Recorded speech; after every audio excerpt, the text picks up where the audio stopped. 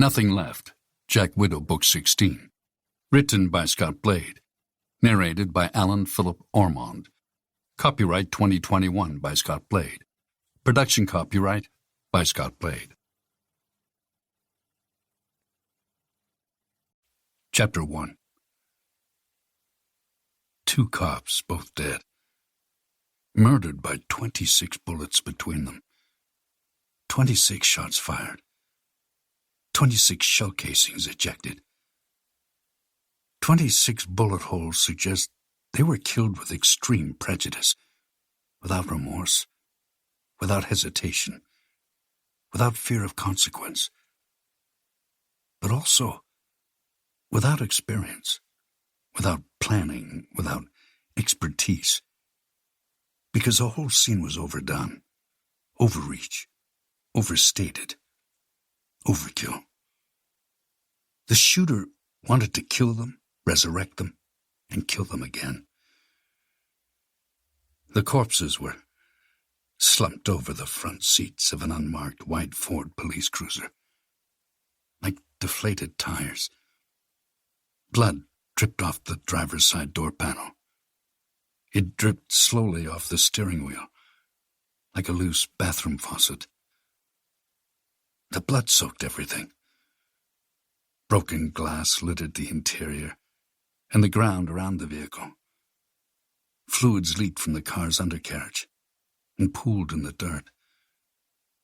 Dust clouds lingered in the air like a car had just sped off and I missed it.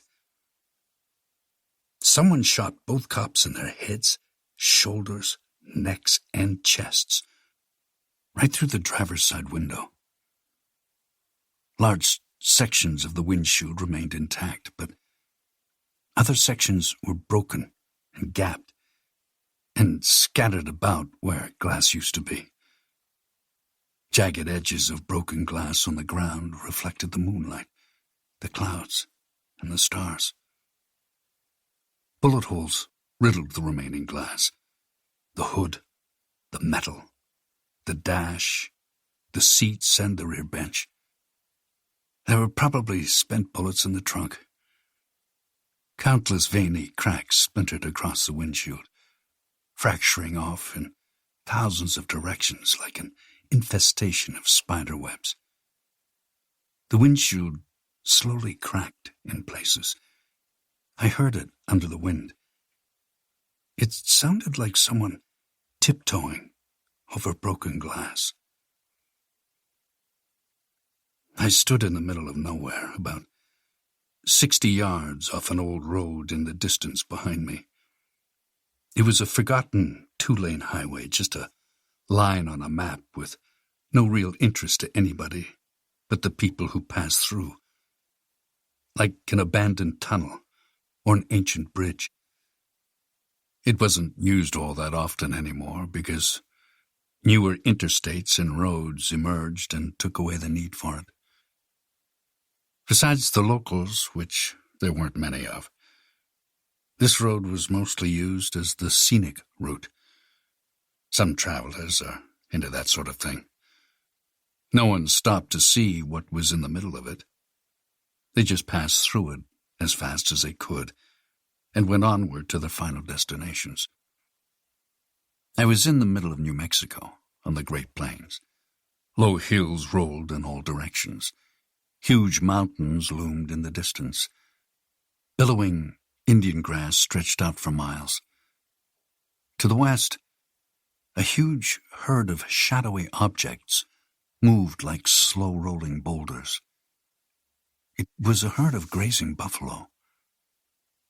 The highway and the police cruiser were the only signs of human existence for a few miles, with one exception.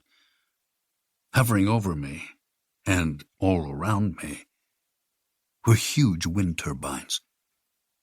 They spread out for 100,000 acres. They towered over everything, at around 500 feet high. The long blades whooshed and spun like enormous helicopter rotors. They looked pretty new. My guess was less than 5 years old. Some were only months old, maybe. They were all well maintained. I must have been surrounded by a giant wind farm. Some kind of multi-million-dollar project to cheapen power for the state, as well as help the environment. I was headed to Roswell, hunting for aliens. The little green men, not the migrants. It was a simple curiosity, one of those things where the stars aligned. This morning, I stopped at the Four Corners Monument, a quadrupoint where 4 states merge at a crossing with 4 perfect right angles. You can stand in 2 states at once, 1 foot in each. You can step from 1 state to the next and twice more, a total of 4 states, crossing the borders of Arizona, Colorado, Utah, and New Mexico in a single second. I saw younger people trying to time each other to see who could traverse the 4 states the fastest. It was like a kid's game. It was one I'd seen before. Only that game is drawn on a street with chalk. There are squares, and each player hops on 1 foot to the next square. The young people seem to enjoy it. I think it's called hopscotch. I'd never been to the Four Corners before. That's where I met a young couple who were on their way back to wherever they came from. They drove an old Bronco covered in alien and UFO bumper stickers. One sticker was of a UFO beaming a man up. It read, "Get in, loser." There was a mural painted all over the Bronco. It was like a collage of alien stuff. There were little green men, UFOs, and drawings of space. The couple smelled of marijuana. I was looking for a ride, which they offered me. But they were headed north, and I was headed southeast. Although I could have changed my direction. I was headed down toward Texas for no particular reason, like the wind hitting sails on a boat. I could change course, no problem. We got to talking, and they told me all about how much fun they had doing an alien tourist thing down in Roswell, New Mexico. I asked if they had tried Area 51 in Nevada. There's a small town there, not even sure if it's a town, more like a settlement. The whole thing is built around the allure of Area 51. There's an alien diner, alien museum, and a mysterious black mailbox where visitors can leave mail for the aliens. It's not marked on any map. It's a big black mailbox stuck on the side of the road. It's easy to miss. They told me they had been to Las Vegas many times and visited all that stuff before. But this was their first time in Roswell. I'm not a believer in aliens or past visits, but I also can't rule it out. This couple got me curious.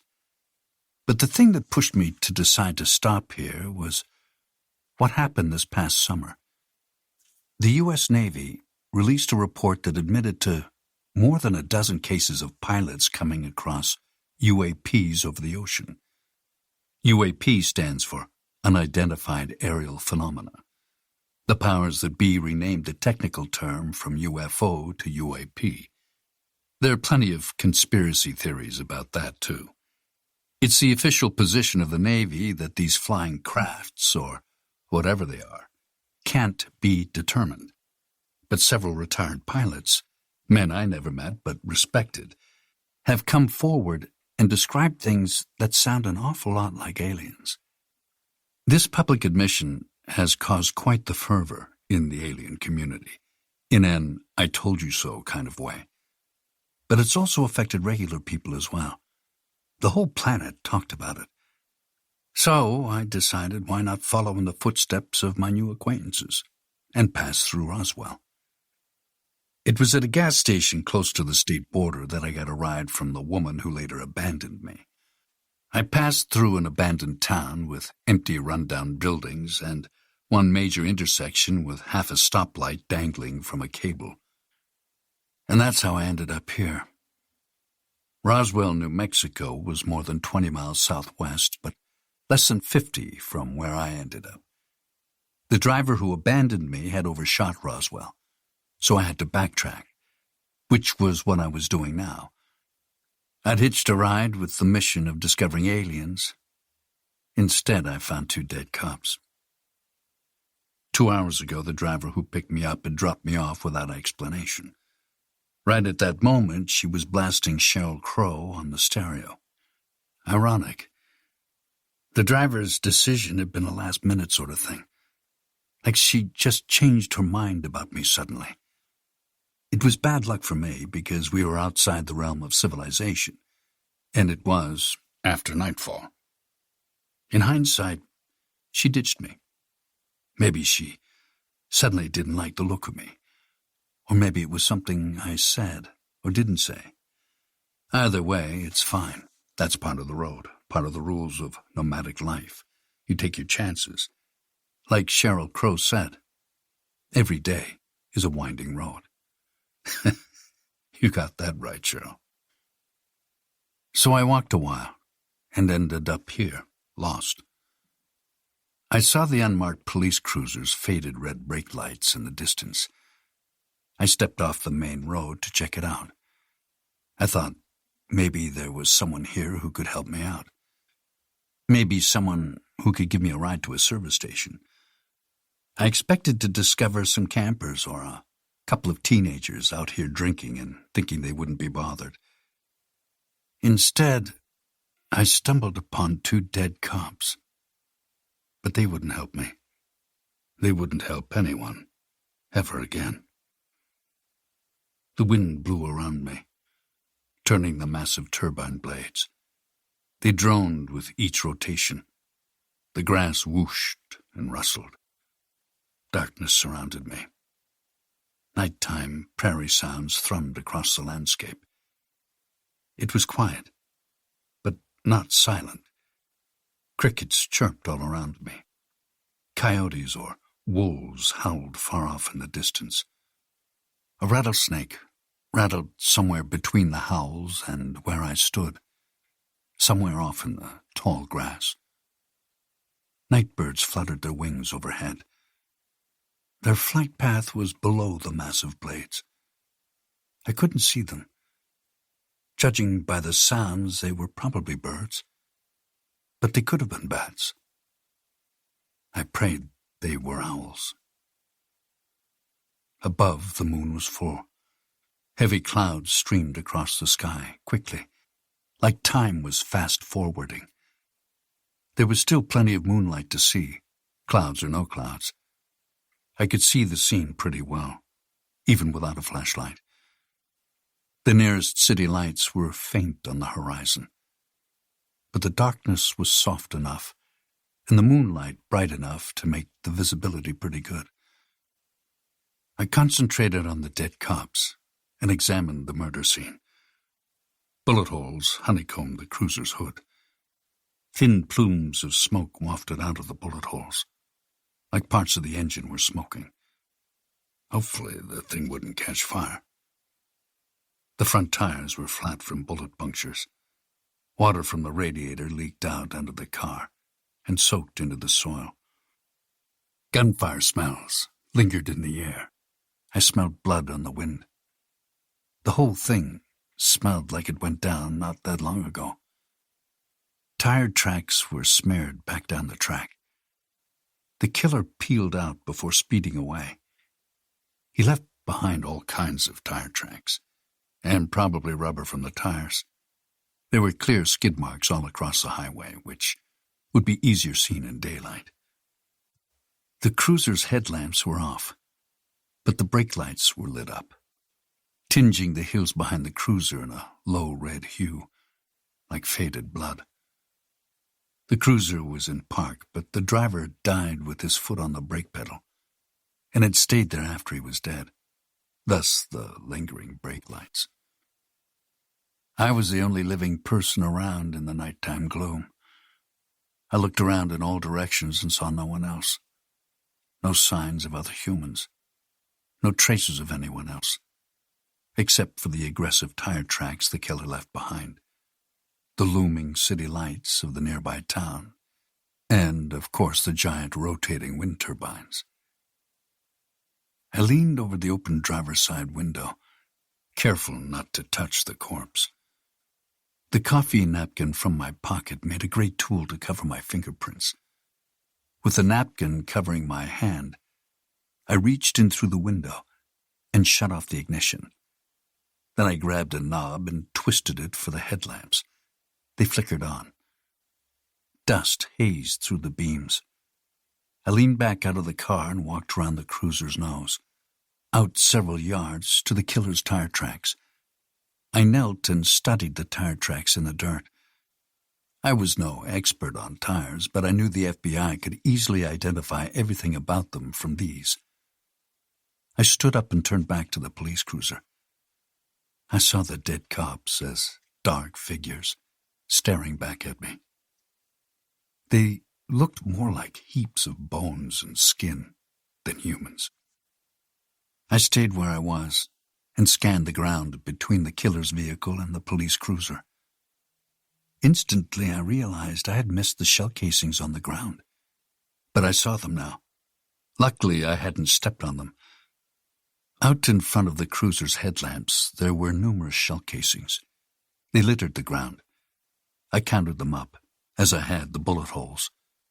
I accounted for 26, matching the number of bullet holes. I crept closer to them, squatted, and looked, being careful not to step on them. The killer's footprints were right there with them, several feet away from me. His gun had spat out the bullet casings in the same direction, indicating one firearm used. I inched closer again and looked at them. The bullet casings were all the same.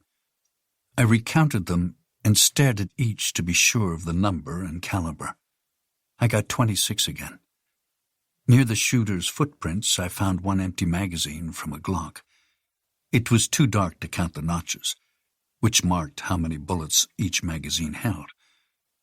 The killer was sloppy, leaving the magazine behind. Criminals forget to pick up their casings all the time. But a magazine? That was dumb. The same gun fired them. There was one shooter. I dared not get any closer. I didn't want my footprints mixing in with the shooters. So I stood up and retreated to the cruiser. I got close to the dead cops, but touched nothing.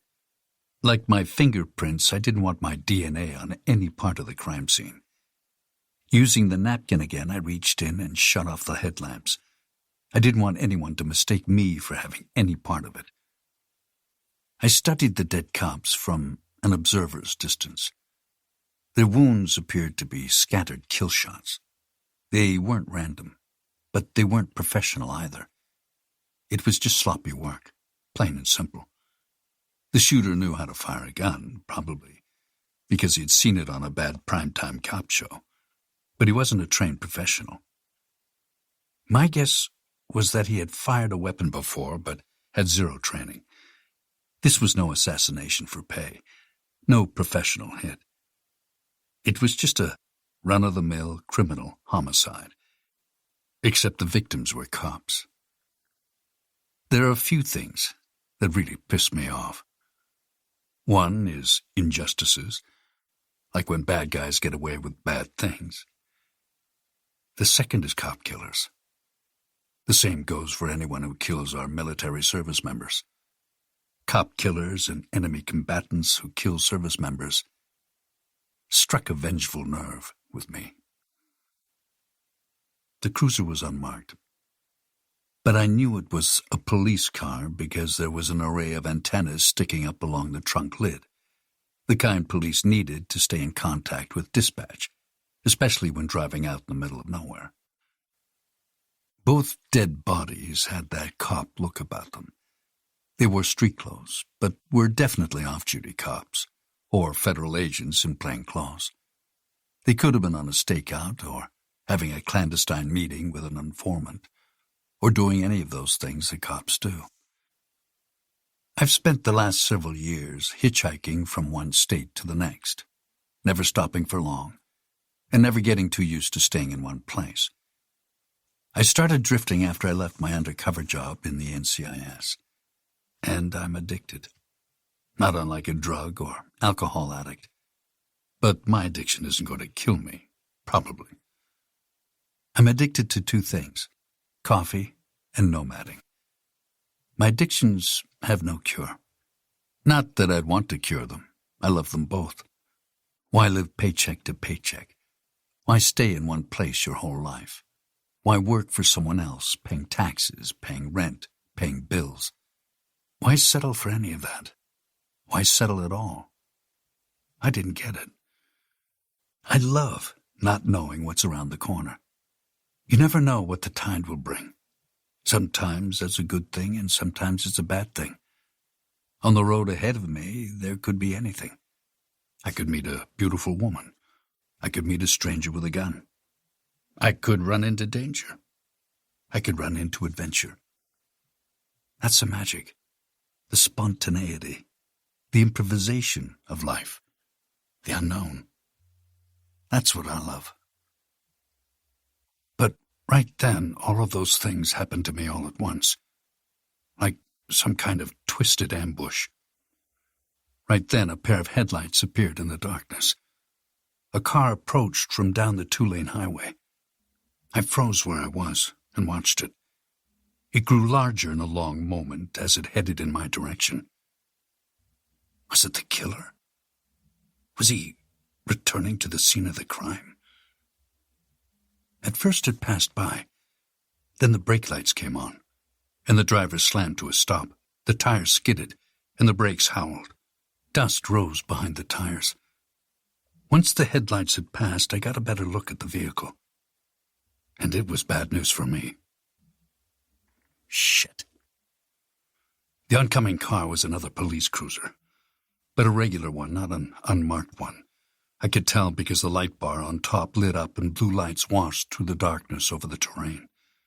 The blue light bounced off the nearest wind turbine's white base, illuminating a wide stretch of ground beneath it. The driver left the siren off.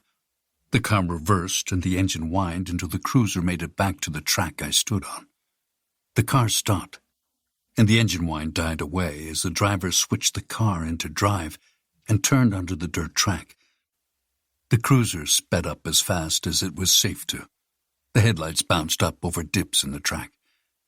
The cop must have seen the lights from the dead cop's car. Not knowing what to do, I froze. Technically, I didn't kill them. There was nothing for me to fear. But in my experience, I'd been arrested more often than your average drifter for crimes I did not commit. It was mostly because of how I looked, and partially out of convenience. I was 6'4", 220 pounds of concrete muscle mass, and I stood over two dead cops in the middle of nowhere. What would this new cop think when he saw me? He'd arrest me, no doubt about it. I'd do the same thing if I were in his shoes. I could run. So far he hadn't seen me. Not from the highway, but where would I go? There was nothingness in every direction. Plus, running would get me more than arrested. It would probably get me beaten with nightsticks in a room with no cameras and no witnesses. It'd get me charged and probably stuffed into a jail cell. In some rural areas, in some states, it'd get me killed.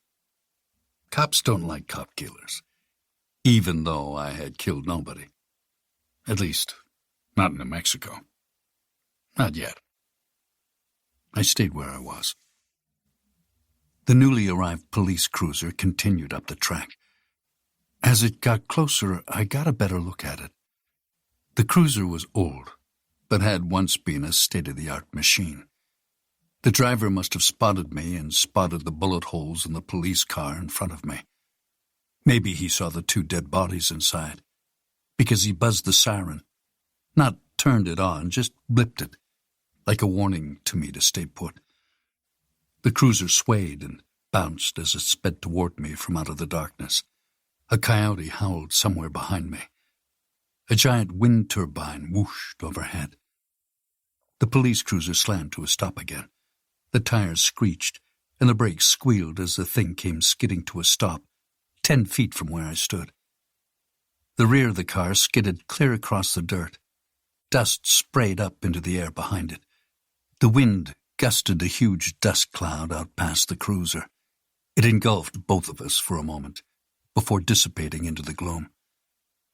The siren blipped again, and the blue lights lit up the low, hilly grassland around me, like little blue lighthouses on the sea. The night sky brightened, and the beams from the light faded into hazy clouds.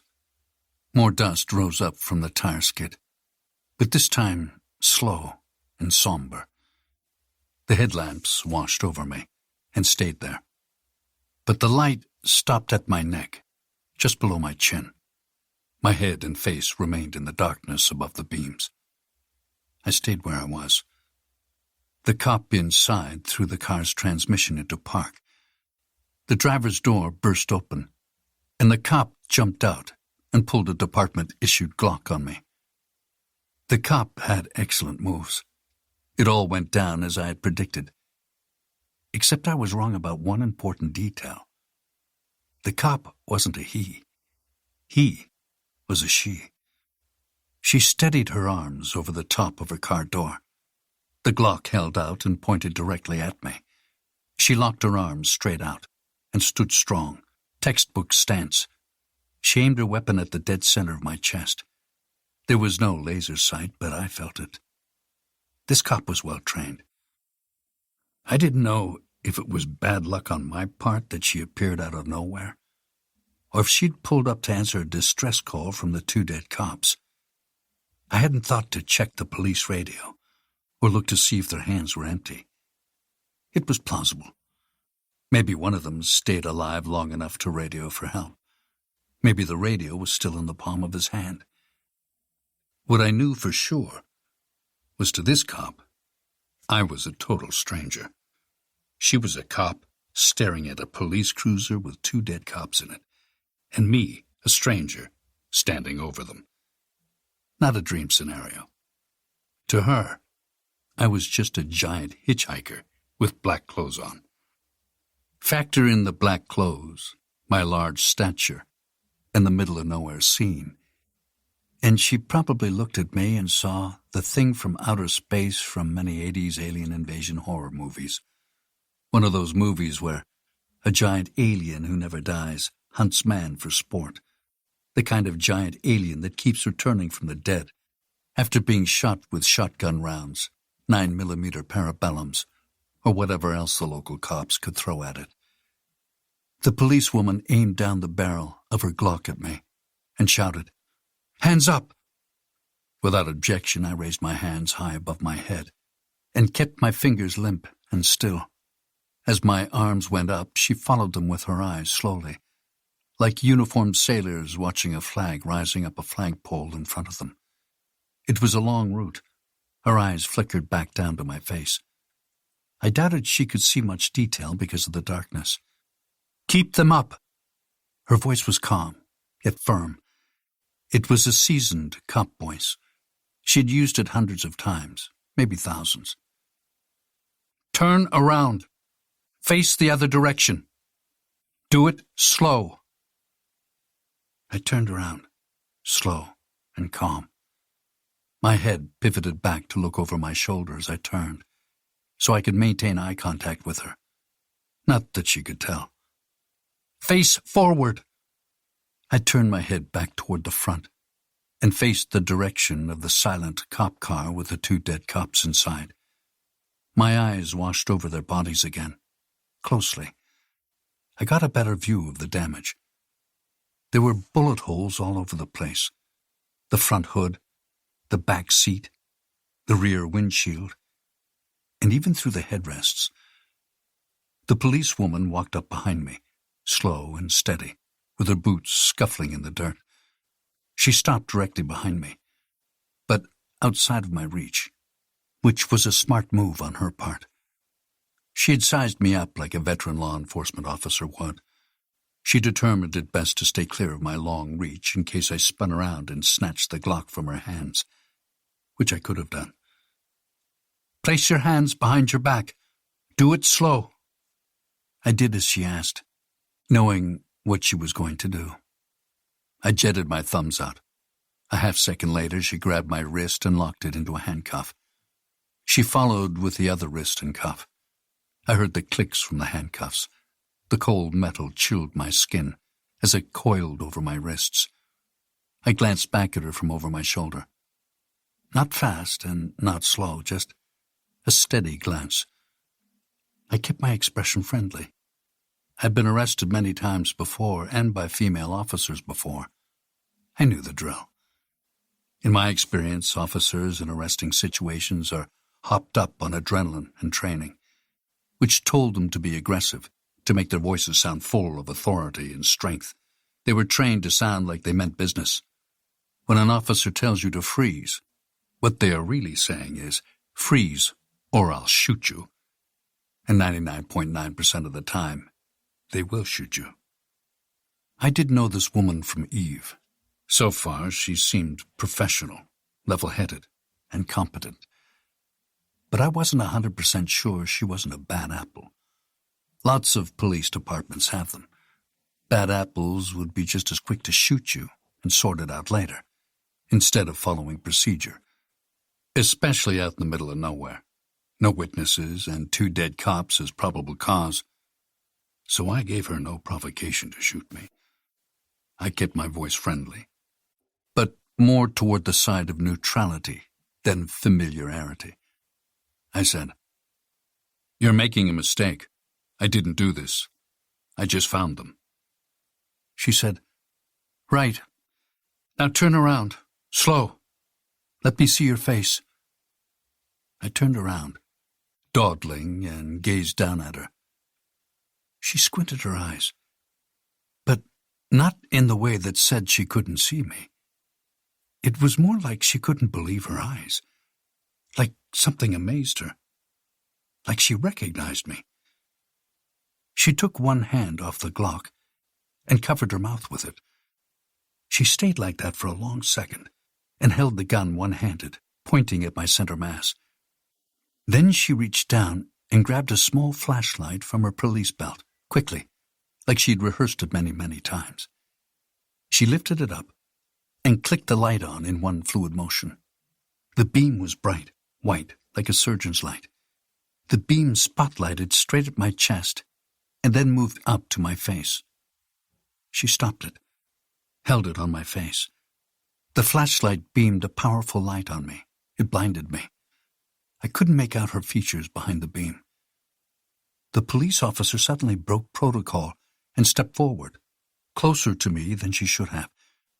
She stared at me for another long second. Suddenly she did something completely unexpected. She lowered the Glock, a fraction of the way down, but she kept it pointed at me and kept her finger inside the trigger guard, in case she had to draw it up fast and put a bullet in me. I could make out her face, but not enough to pick her out of a lineup. I saw just enough to know she was probably about 40, not much older than I was. She looked at me strangely. Strange for this situation. Strange for any situation where an officer is pointing a Glock at you one second, and the next, she's greeting you with the eyes of someone from the past. The officer lowered the flashlight enough for me to see better. I saw her face. She had pale blue eyes and fair skin. I believe the tone was called porcelain. I imagined it wasn't a natural look in New Mexico, where there's plenty of sunlight. Maybe she only worked the night shift, and she'd been doing so for a long time, judging by how pale her skin was. She was about 5'4", not short for an average woman, but an entire foot shorter than I was. She wore a bulletproof vest over her uniform.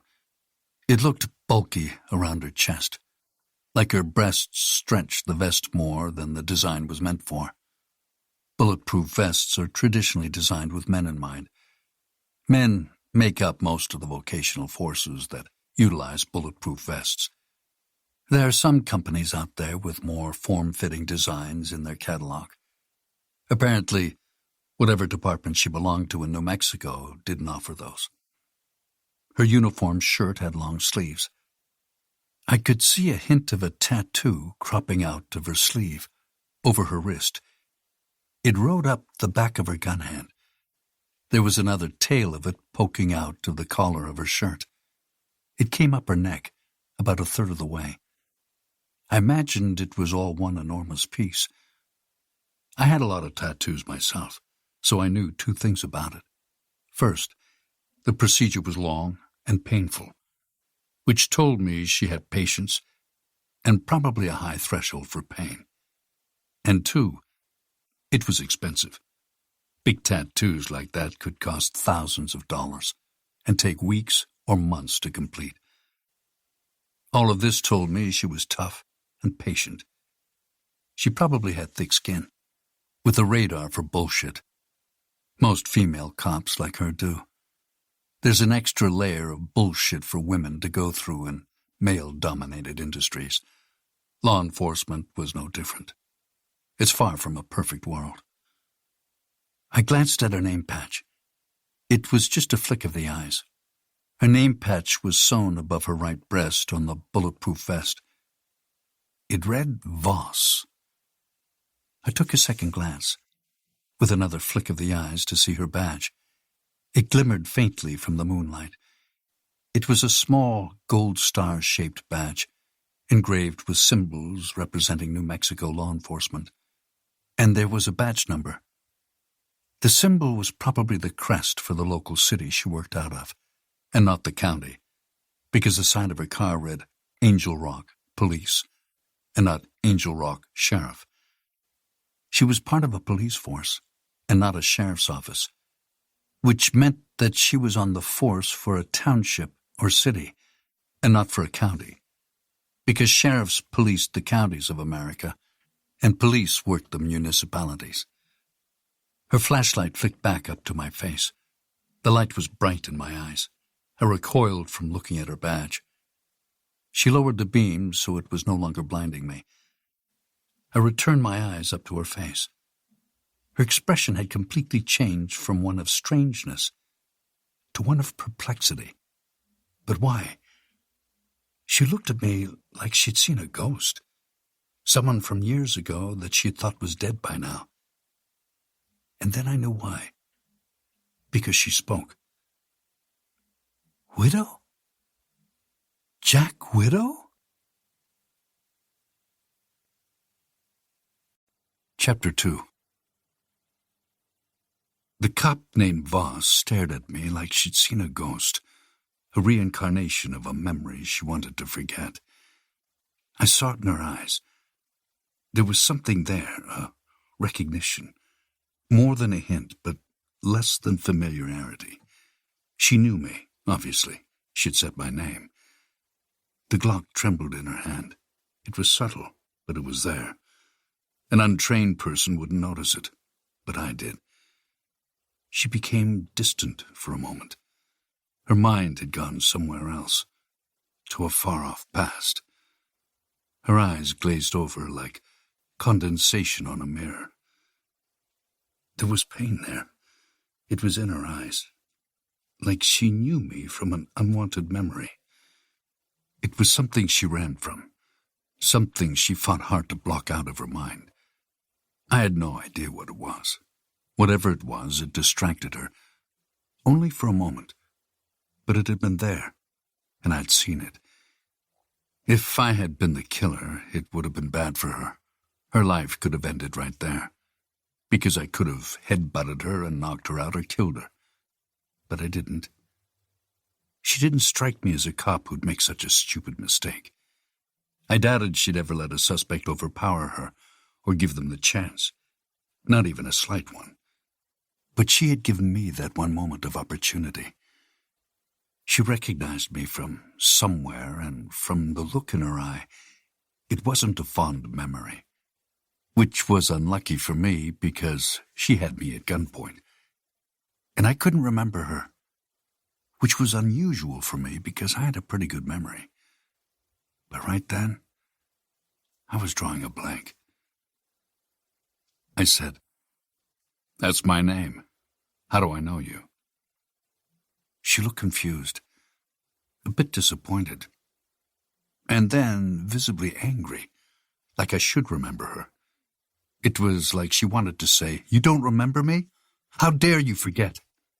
I saw it in her eyes. But the anger quickly subsided, and she came back to reality. A glimmer of mistrust appeared back in her eyes, like she realized she'd made a mistake and let her guard down, in front of a murder suspect, and a cop killer at that. The Glock went back up all the way, and she stepped back enough to keep out of my reach. My opportunity to swipe the gun out of her hand and turn it against her was gone. I repeated, "Do I know you?" She didn't answer, just repeated my name, like now she was unsure it was me, like her eyes deceived her, like her brain was playing tricks on her. She repeated my name. "Widow?" Voss let the flashlight beam wash over my features, up and down like a prison yard spotlight. She broke the same protocol once again, gave me a second chance to overpower her. She stepped closer again, closer than before, keeping the gun tight in her hand and her arm loose so she could quickly flick the Glock upward and shoot me, if she needed to. Voss said, "You look the same, only more scruffy, older, like you're a man now." I've always been a man, I thought. Voss paused a beat and said, "Lieutenant Widow." I stared back at her, trying to find her face in my memory. It was strange because she was unforgettable as she was now. But I could not find her, not anywhere in my memory. I said, "I used to be a lieutenant. That was a long, long time ago." Voss said nothing. Somewhat cretinous, I asked, "Do I know you?" She didn't answer that. She just nodded in complete recognition, like she had known me my whole life, like I was someone she'd never forget. She said, "Amazing. You look just as I remember you, like out of a dream." Silence. Voss asked, "You don't remember me?" "Sorry, I don't. But I can hardly see you. Can you lower the flashlight?" She paused a beat and breathed in heavily, like it was an act that was a complete betrayal of years of cop training. She said, "Sorry," and she lowered her hand. The flashlight beam fell off my face, but she held it so that it stayed on my torso. I glanced back down at her name patch to make sure I read her name right the first time. Once again it read Voss, and nothing else. No first name, no first or middle initial, no indication of married or single. Nothing. It meant nothing to me. Just in case, I searched my memories again. Still, I couldn't locate the name. I couldn't remember her name or her face. Physically, I saw her height. I saw she was possibly less than 120 pounds, without the heavy police vest and equipment. She was less than 40 years in age. Maybe she was younger than me, but not much. We were close in age. Her hair was cut short, a couple of inches long and not a fraction more. There was no product in it. At least, none of that stiff-hold nonsense. Her hair blew on top of her head like short grass in an open breeze. She had no wedding ring, but had a look about her that said she was married or once married. It was that kind of mature, I've seen a thing or two look married people had registered in their faces. I had seen it before, and I would see it again, no doubt. Disappointedly, Voss said, "I guess I'm not surprised you forgot me." I shrugged and stayed quiet. She paused a beat. The air was crisp, and continued to be a little windy, carrying with it a sense that it was only going to blow harder as the night progressed. It blew between us. Smells of the hilly terrain entered my nose. Grassy plains smelled like far-off grazing animals, and the night predators who hunted them. Coyotes howled far away somewhere at the sky. At first, it was only from the north, but soon we could hear them from the south and the east. They sounded quite distant, but still the howls stirred the proper emotions in us, the kinds of emotions they were supposed to stir up in people. My alertness rose, and so did Voss's, but neither of us acknowledged it. I didn't because it didn't scare me. Hardly anything ever did. Voss didn't acknowledge it because she was used to it, or she was fearless, or both.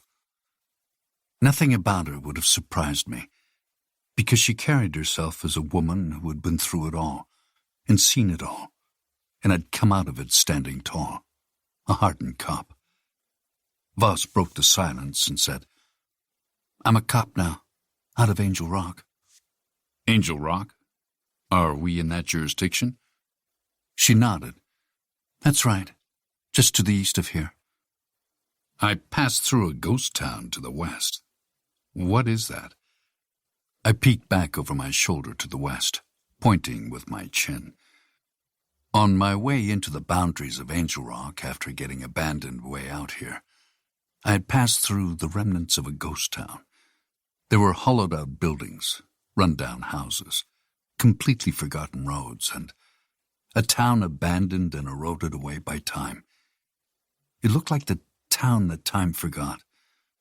I remembered seeing an old 2-story police station with an old police car parked out front. The tires had rotted away decades ago. Someone had probably stripped the engine out for parts years ago, because there was nothing left but a shell. Rust had eaten away the paint. We heard the howls again, fainter this time. The sound of coyotes in the distance seemed to quiet down, like the end of a nightly chorus. The blades on the wind turbine still whooshed above.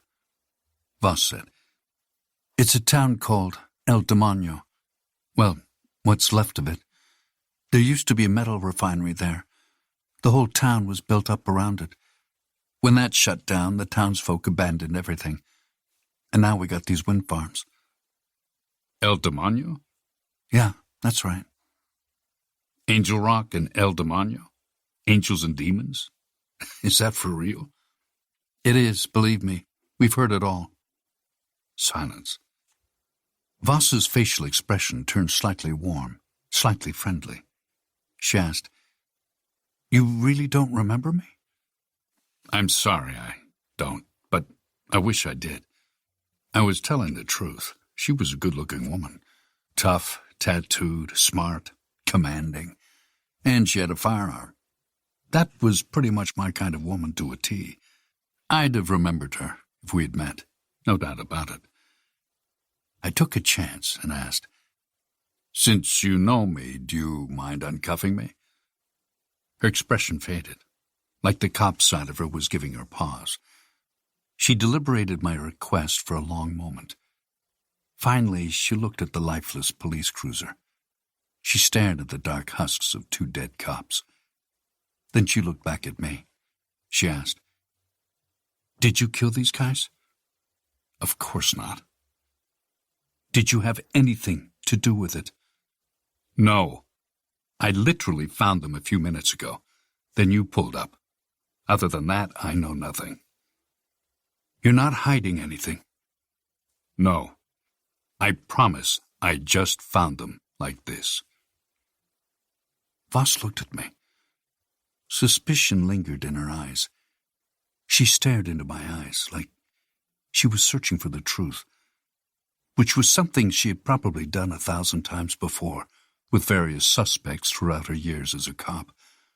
Cop senses are an occupational hazard, but one that could save your life. Hers were as good as anyone's. She'd survived this long. She trusted her instincts. "Okay, I believe you. But, widow, if you're lying to me, you try anything stupid, I'll shoot you. No questions asked. Got it?" I nodded. At first I couldn't believe it. She believed me. If she hadn't known me, she probably wouldn't have taken the cuffs off me. I had to remember how she knew me. I tried again to summon a memory of her. But I couldn't. It just wasn't there. Voss holstered her gun, but she left the strap unsnapped. She approached me, put a hand on my bicep and spun me around and unlocked my cuffs, just like that. She must have known me enough to trust me, I thought. But that was my only clue, other than she wasn't a past lover. I knew that. I was a man, and we can be pretty dumb. But I wasn't a Neanderthal. I would remember her. No way would I forget a woman like her if we had been intimate. She knew me from something else. All I knew for sure was it was from my Navy days, because she'd called me lieutenant, which also told me something. She knew me a long time ago. 20 years ago was my guess, because that's about when I was a lieutenant, both junior and an 03. It was somewhere in that range. I turned back around, slowly, and rubbed my wrists. Really out of habit, not pain. Habit because I'd gotten arrested a lot since I left the NCIS, more often than I preferred. I was getting used to being in handcuffs. I'd been arrested so many times over the last 6 years, it was becoming a regular ritual. These days, it seemed like whenever I walked into a new town, immediately the local law enforcement arrested me and locked me up in jail. Suddenly I thought of Rambo.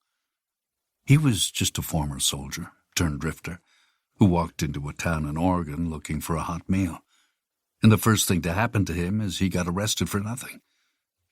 That was the first movie. The sequels I couldn't speak of. I never saw them. They looked like cartoon action movies. I remember I saw the cover of one of the DVDs once, probably in the commissary on some foreign Navy base. John Rambo was on the cover, shirtless, sweaty, and firing a chain gun. The old 80s Hollywood male fantasy of a soldier's life. Ridiculous.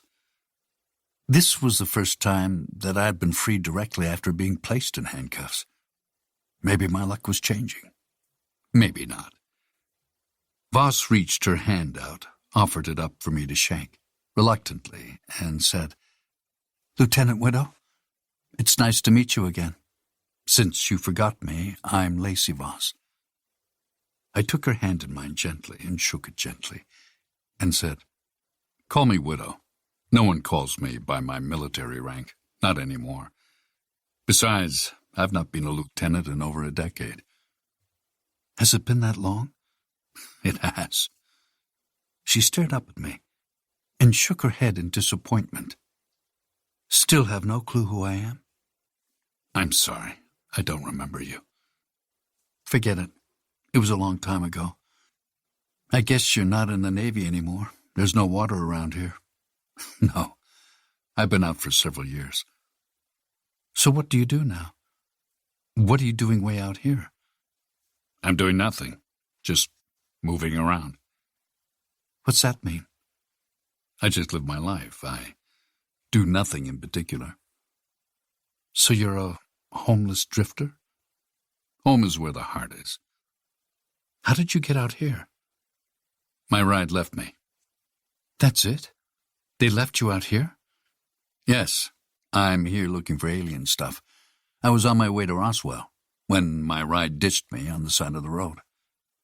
I could see her hand inching toward her gun as her mind comprehended my story. It seemed like her hand and the lizard part of her brain were in tune. She was a good cop. She didn't grab her gun. She simply nodded and looked past me and back at the dead cops. "What happened to them?" I looked back at the 2 dead cops, the unmarked police car, and the holes left by the bullets that had shredded through the entire car. "They got shot." She glanced at me. "I see that." "It was by an amateur." "You looked it over?" "I did, briefly." "Widow!" "Don't worry, I touched nothing. I stepped around the casings and the killer's footprints. I used to be a cop, you know." "Really? I didn't know that. I thought you were a SEAL." "That too." "At the same time?" I didn't answer that. Most people didn't know about Unit 10, the secret undercover operation in the basement of an NCIS building in Quantico. Voss said, "I didn't know you from the Navy anyway. I was a civilian when we met." I paused briefly, and then I asked, "In what capacity did I meet you?" "No, you're not getting any more from me. You'll remember on your own, I'm sure." Silence. I paused like I was thinking it over, and then I asked, Were we lovers? She glanced at me sideways. If we were lovers, you'd remember it, no question. You'd never forget.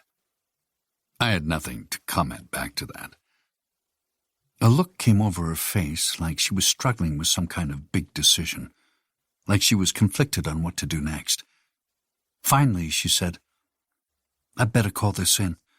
I think it best if you take off. Better not even be involved. How am I supposed to explain that I found you here and didn't arrest you? 2 dead cops and a drifter looking around them. You know? It doesn't look good. You're low-hanging fruit. They'll throw you in a cell till this is sorted out. And that could take days or weeks or months, which means the real killer might get completely overlooked." I looked at her surprised. "You're letting me go?" "I can't explain why you aren't under arrest now, can I? What am I going to say?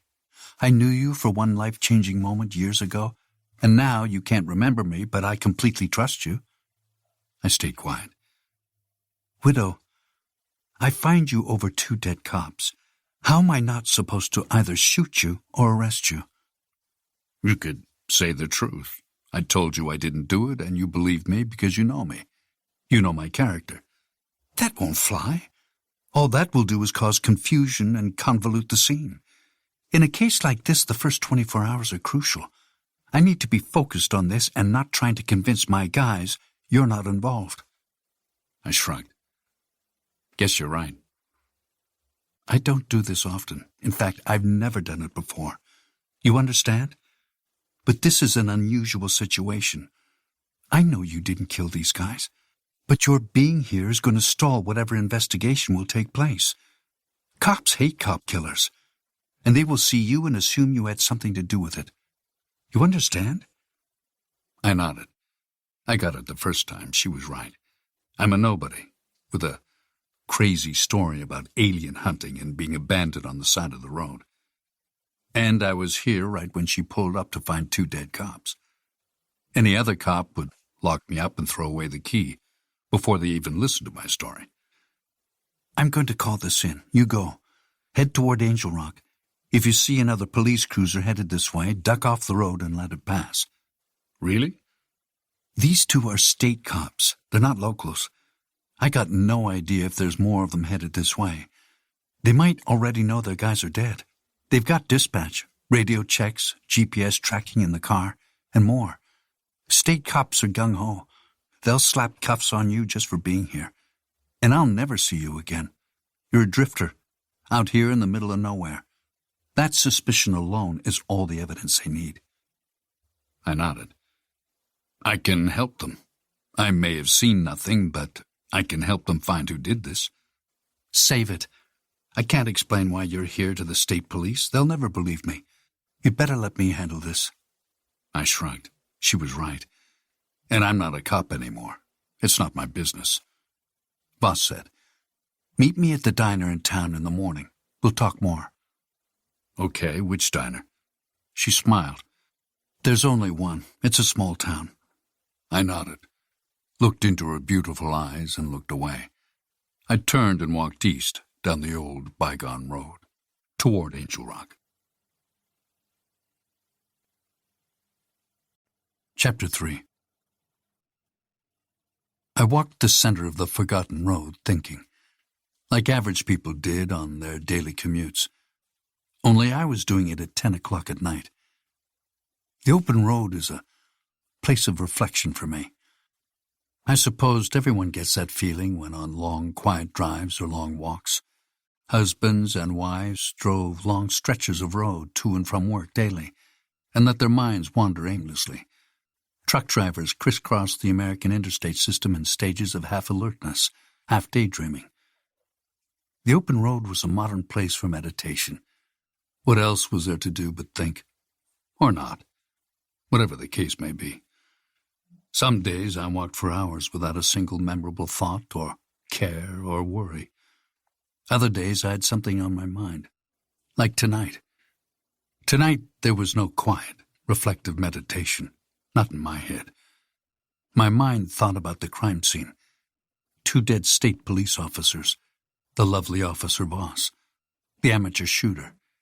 The bullet holes riddled through the dead cops, and the ones that missed and passed through the seats, the headrests, and into the back seat, possibly crashing into the trunk. The primitive part of my brain waited for the oncoming headlights and the flashing light bars of 1 or 2 or 3 of Angel Rock's finest to back up Officer Voss. I expected cruisers to flood the night and the darkness and the empty road with their blue lights. No way was she going to stay alone back there. But so far, no other police car drove by. Not a sign of blue flashing lights.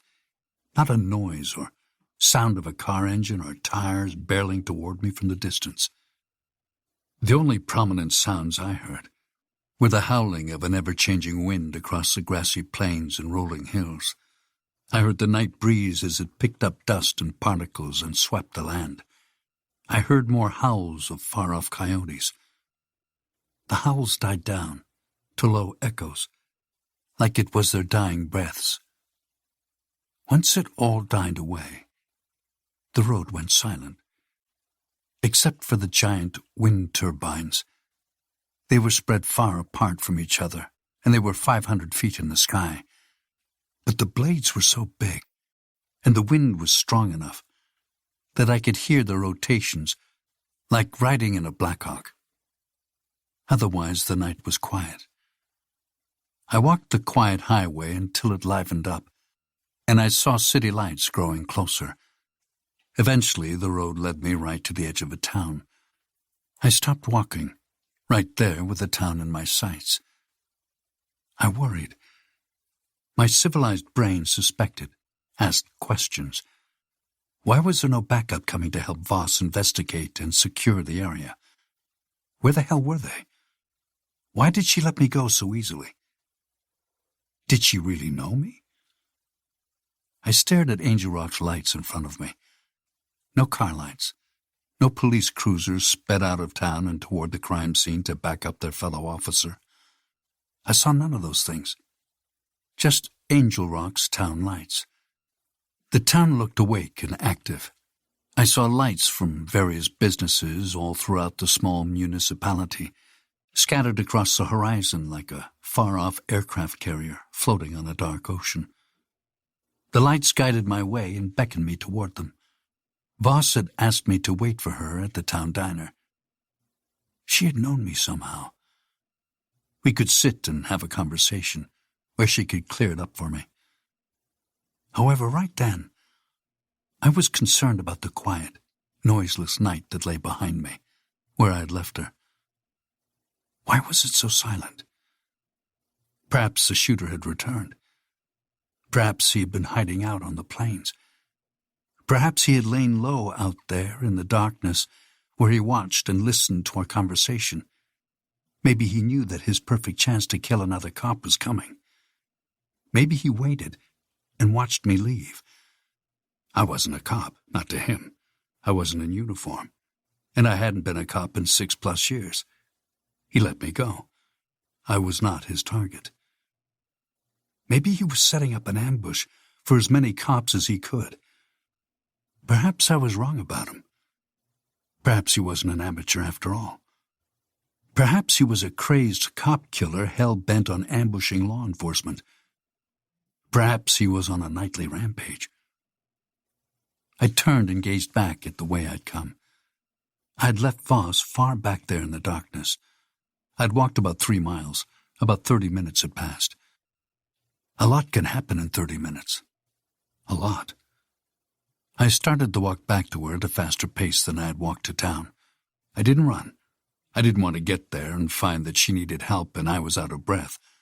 So I fast-walked back to the scene of the crime. Chapter 4. The 2-lane road was mostly straight, but not completely. I crossed over a point where the old blacktop became bumpier, worn-out pavement, like I had traversed a border between 2 townships, one with a good budget for roads and one without.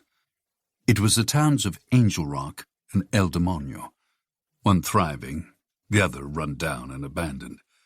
I walked, stretched my legs out as far as I could, taking huge strides, Not elegant, but efficient.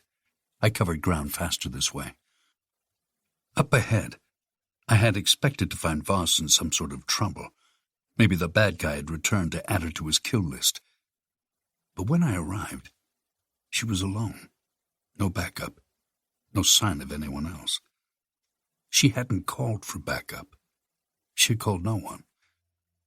Voss stood over the dead cop, same as I had before. She didn't know I was behind her, walking up the track. That wasn't because she had no situational awareness. It wasn't because she was bad at her job. It was because I was better. My situational awareness was better than most people's. I was stealthier than most people. I had better be. The U.S. Navy spent $500,000 training me to be better, to be stealthier. Voss stared at the state police cruiser, like she was studying the whole scene, trying to figure it out. She moved this way and that, tilting right, bending left, until she stopped and gazed at the bullet holes in the windshield. She investigated without backup, without a detective present. She was going it alone. It was unusual for a patrol woman to be investigating a crime scene. I asked myself why. A thought struck me. The same thought that would strike anyone. Maybe she was more involved than just a patrol woman who was passing by. Then I looked at her car and knew exactly why. She was more involved, but not in a devious way. My ability to sneak up on someone might have been top-notch, but my ability to see obvious details was out of practice, which made me feel a little dumb. Her black-and-white patrol car didn't read Angel Rock Police, as I'd originally thought. I misread it. It read Angel Rock Chief of Police. Her title wasn't Patrolwoman Voss. She was the chief of the Angel Rock Police Department. Why was she not calling for backup? I thought. Being chief of police meant she didn't have to, although she should. It was the right thing to do. She could take her time at a crime scene if she wanted to. Still, nearly an hour without calling for backup seemed excessive, out of place. It made little sense to me. It was time to ask her. I didn't want to startle her, so I started making noise. I stomped my feet on the beaten dirt and walked up behind Chief Voss's police cruiser. At the trunk, I stopped and called out, "Voss, I'm back." She did a 180-degree turn while in a crouch and drew her Glock, fast, as if it had been done in practice countless times. She pointed it right at me. The weapon was ready to go before she made the full turn. A slow slipstream of dust and dirt drifted up behind her and whirled in the other direction like a tiny cyclone. I watched it circle and twist and die away into the night behind her. I froze. My hands went up to the surrender position, as they had 50 minutes ago to the same woman, the same gun. I honestly wasn't sure that she wouldn't shoot first. The look in her eyes said that she was pre-programmed to fire, which no one would question. 2 dead cops in the middle of nowhere at night was enough of a reason for any startled cop to shoot any stranger that snuck up from behind. No jury, judge, courtroom, or police officer would have even questioned the logic in her shooting me dead where I stood. And dead I would be. I knew it too. She wasn't the kind of cop to miss. She was not the kind of cop to wound. Luckily, Voss didn't shoot me. Not yet. "It's me, Widow." She kept her Glock aimed at me. "Why are you back? I told you to meet me at Angel Rock in the morning." "I worried about you." "How so?" "You said that you'd call backup. I walked away to town, like you said, but I saw no one. No flashing lights or speeding reinforcements. I worried that maybe the bat guy had returned after I left you. Maybe he had done to you what he did to them." "So what? You came back to rescue me? You think this guy could get the drop on me?" "I guess not. You're pretty fast with that piece. Guess I was wrong to worry. I should have worried about the killer more. I can be wrong, you know. Wrong as the next guy. I'm only human." She said nothing to that. She stood from her crouch and holstered her firearm. I approached her slowly. I kept my hands up, but at shoulder height. I didn't want to see her Glock pointed at me again. Twice in one night was enough for me. "Put your hands down." I put them down. "You should have kept going. Should have gotten a room for the night and then met me at the diner like I asked you. Now is not a good time to talk." "Why did you stay out here alone? Why did you send me away?" She didn't answer. "Why all this time? Where's backup?" Silence. "I saw Angel Rock. It's pretty small. Are there no other cops available right now?" I waited for her to answer, but she just looked away, off into the distance. A long moment passed between us, and finally she said, "They didn't come because I didn't call them." "Why?" "I'm the chief of police. I don't need their help." She looked around again, like she was searching for the answers. "I don't have to tell you anything. You're lucky I let you go." "Okay, do it alone. I get that. I like that. But these are 2 dead cops. Don't you think that all your guys should be out here? Probably call the FBI as well. You need forensic teams and manpower out here scouring for evidence." "It wouldn't matter. This guy is long gone, believe me." "Then call the U.S. Marshals. If he fled, he could be across state lines by now.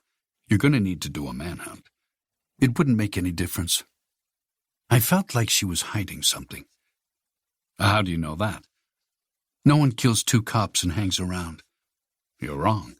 Maybe he headed toward Angel Rock." "No way. The tracks head off in the other direction, plus I would have seen him." "Maybe he turned around down the road. Maybe he ran that direction because he was scared, and then turned around somewhere. You can't track tire tracks on blacktop. Too many other tracks to account for, even on that empty road." Voss nodded. "It's not your concern, anyway. I think you should turn around and wait for me at the diner like I asked."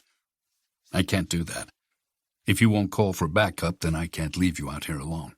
It wouldn't be right." "Why not? Because I'm a woman?" "No. It's just not my style to leave a man behind, or a woman. Besides, my mother wouldn't approve of that." "Are you close to your mother?" "She's dead. Killed in the line of duty. She was a small-town sheriff, not a police chief like you. But everyone called her chief. If she knew I left you out here alone, she'd curse me from the grave." Voss dropped her shoulders a bit and cracked a smile. "Besides, you weren't telling me something. So what is it? What are you not telling me? Did you know these guys? They weren't your cops, I know that, because they're state police, so what's going on?" Voss said nothing. "You didn't just let me walk away because you knew me, did you?" "No. That wasn't the only reason, but I know you, obviously." I stepped closer to her and stopped. "Who are these guys? They aren't ordinary state cops, are they?" "What makes you say that?" Voss said, and looked at me with her pale blue eyes. They mesmerized me in the moonlit night. She seemed too well lit to not be on a movie set. But sometimes nature was like that. "These 2 guys are definitely some kind of detectives or higher-ranking cops, more so than just the kind that I'd find in your department. Yet they're sitting out here, alone, no backup, and they're parked pretty far off-road. They're not parked right on the shoulder. They were out here for something, some reason, and it wasn't a stakeout. Not out here, there's nothing to stake out, not unless they were investigating the grazing buffalo or the wind turbines. No, they were here waiting to meet someone, or they already met someone who didn't like what they had to say, someone who killed them for it." Voss said nothing. "That's it. They were here meeting someone, and that someone shot the hell out of them. And you know something, don't you?" "What? You think I met them and shot them?" I stayed quiet. "You think I lured them out here and murdered them in cold blood?" "No, I don't. This was an act of passion, heat of the moment sort of thing. The shooter is amateur, no question. He probably never even fired a gun before in his life. You are a professional, a trained police officer, and a chief. I bet you're quite the marksman, too. No, This wasn't premeditated at all. This is completely sloppy. Because of the bullet patterns? Not patterns, but lack of. There is no pattern to it. The bullet holes are everywhere. The hood, the seats, their torsos, the rear bench. This guy didn't do any aiming at all. Probably even had his eyes closed and jerked the trigger like a novice, the way he'd seen in the movies. Hell, I wouldn't be surprised if he screamed while firing, like he stole it right out of a damn Rambo movie. Got John Rambo on the brain, I thought. Boss asked. What's the other part? What other part? That look on your face, there's a second part nagging at you. What is it? The big thing is motive. You know the motive? How? I nodded. In a second. First, let's talk about the other reason I know you had nothing to do with this. What reason? Cleanup. She said nothing. Right now, you're calm and collected. You're professional. That makes you smart. You'd have killed them in a place where they could have been disposed of with little fuss, out in the desert somewhere. New Mexico has got desert land, right? Or you'd dump them in El Demonio, abandoned town. No one would find them. But you wouldn't have killed them here, in the open, like this, near a road. This is a desolate road, but any car could have come cruising along, or a nighttime pedestrian. A couple out on the road trying to get some privacy. A group of teenagers out here looking to drink a case of beer and not get caught, hoping to escape the sheer day-to-day boredom of small-town life. Hell, even one of your deputies could have come out here trying to take a nap for an hour. You couldn't have predicted that.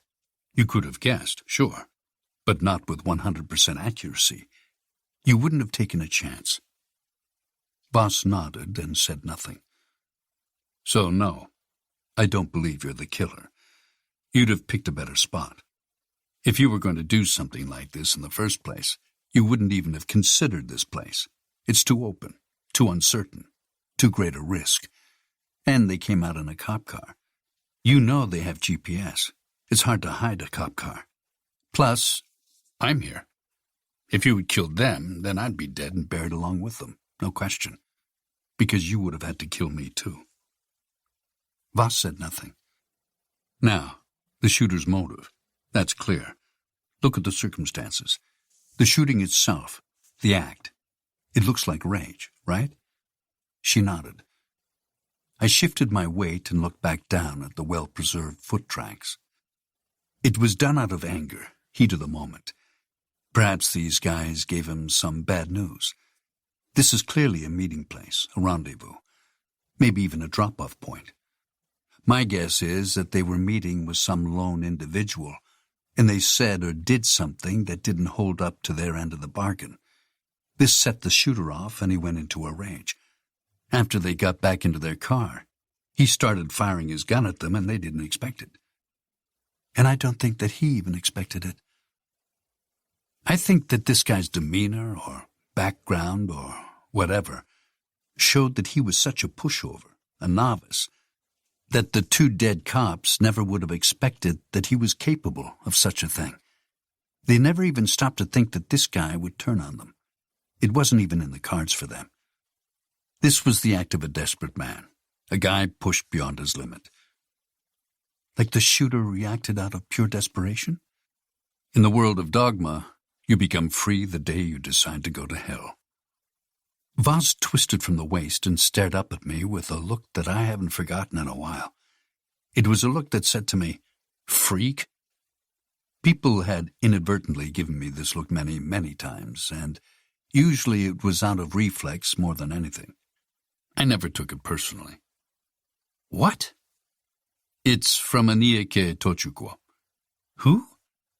He's a psychologist. Wrote a book I read once. You can read? I smirked.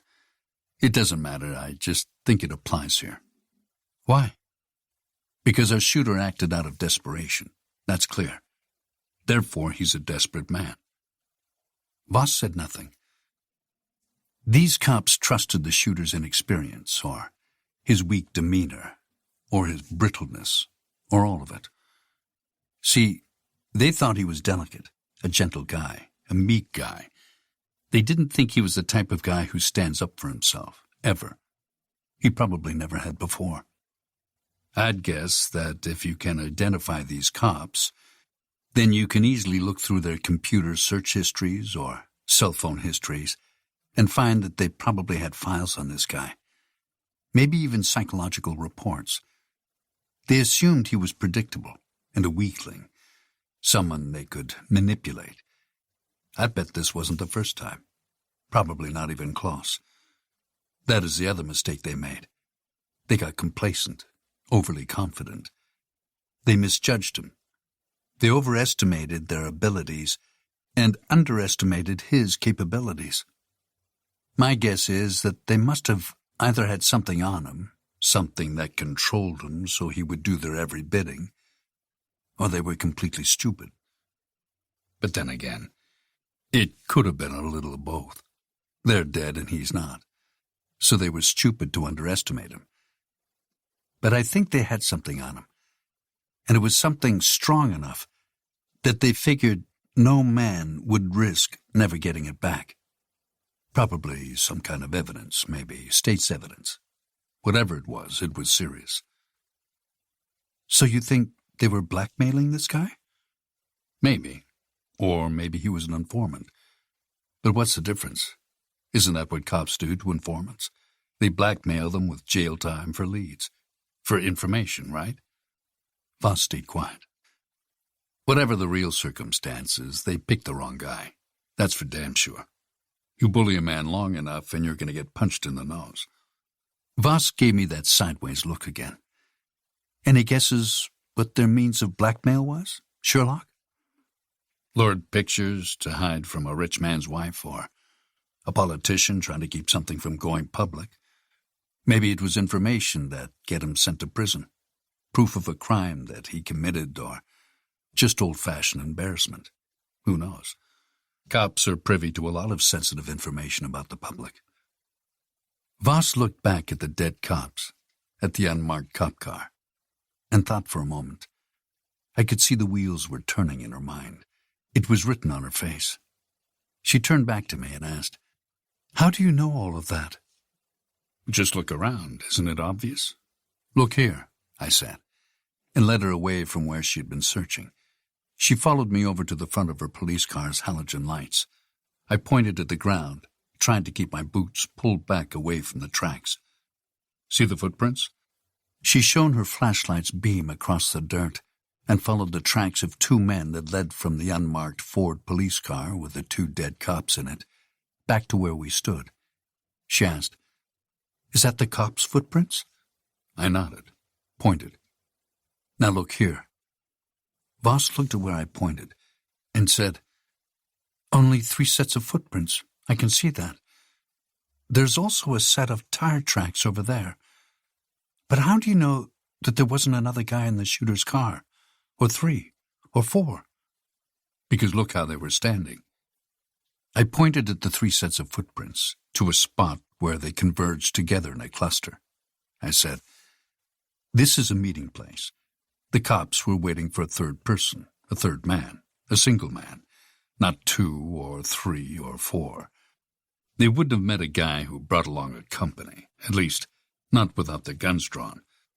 They would have been suspicious if the guy had come with someone else in his car. Look here.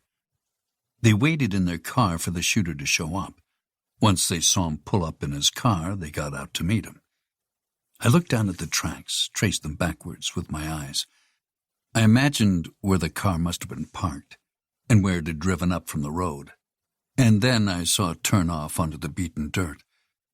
I pointed at the place where the shooter's car had been parked and said, "He parked his car there and got out.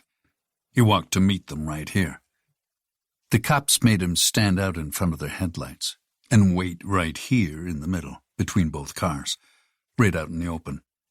Only then, after they could get a good look at him, did they get out and walk over to him. They visibly checked him to make sure he wasn't carrying a firearm too large to conceal. I nodded and said, "Maybe that's part of it. But this was an act of intimidation, too. I suppose they wanted him to stand there and feel humiliated, useless, powerless. They wanted him to feel at their mercy. They put him on display to show him they had the power. That's a little sadistic.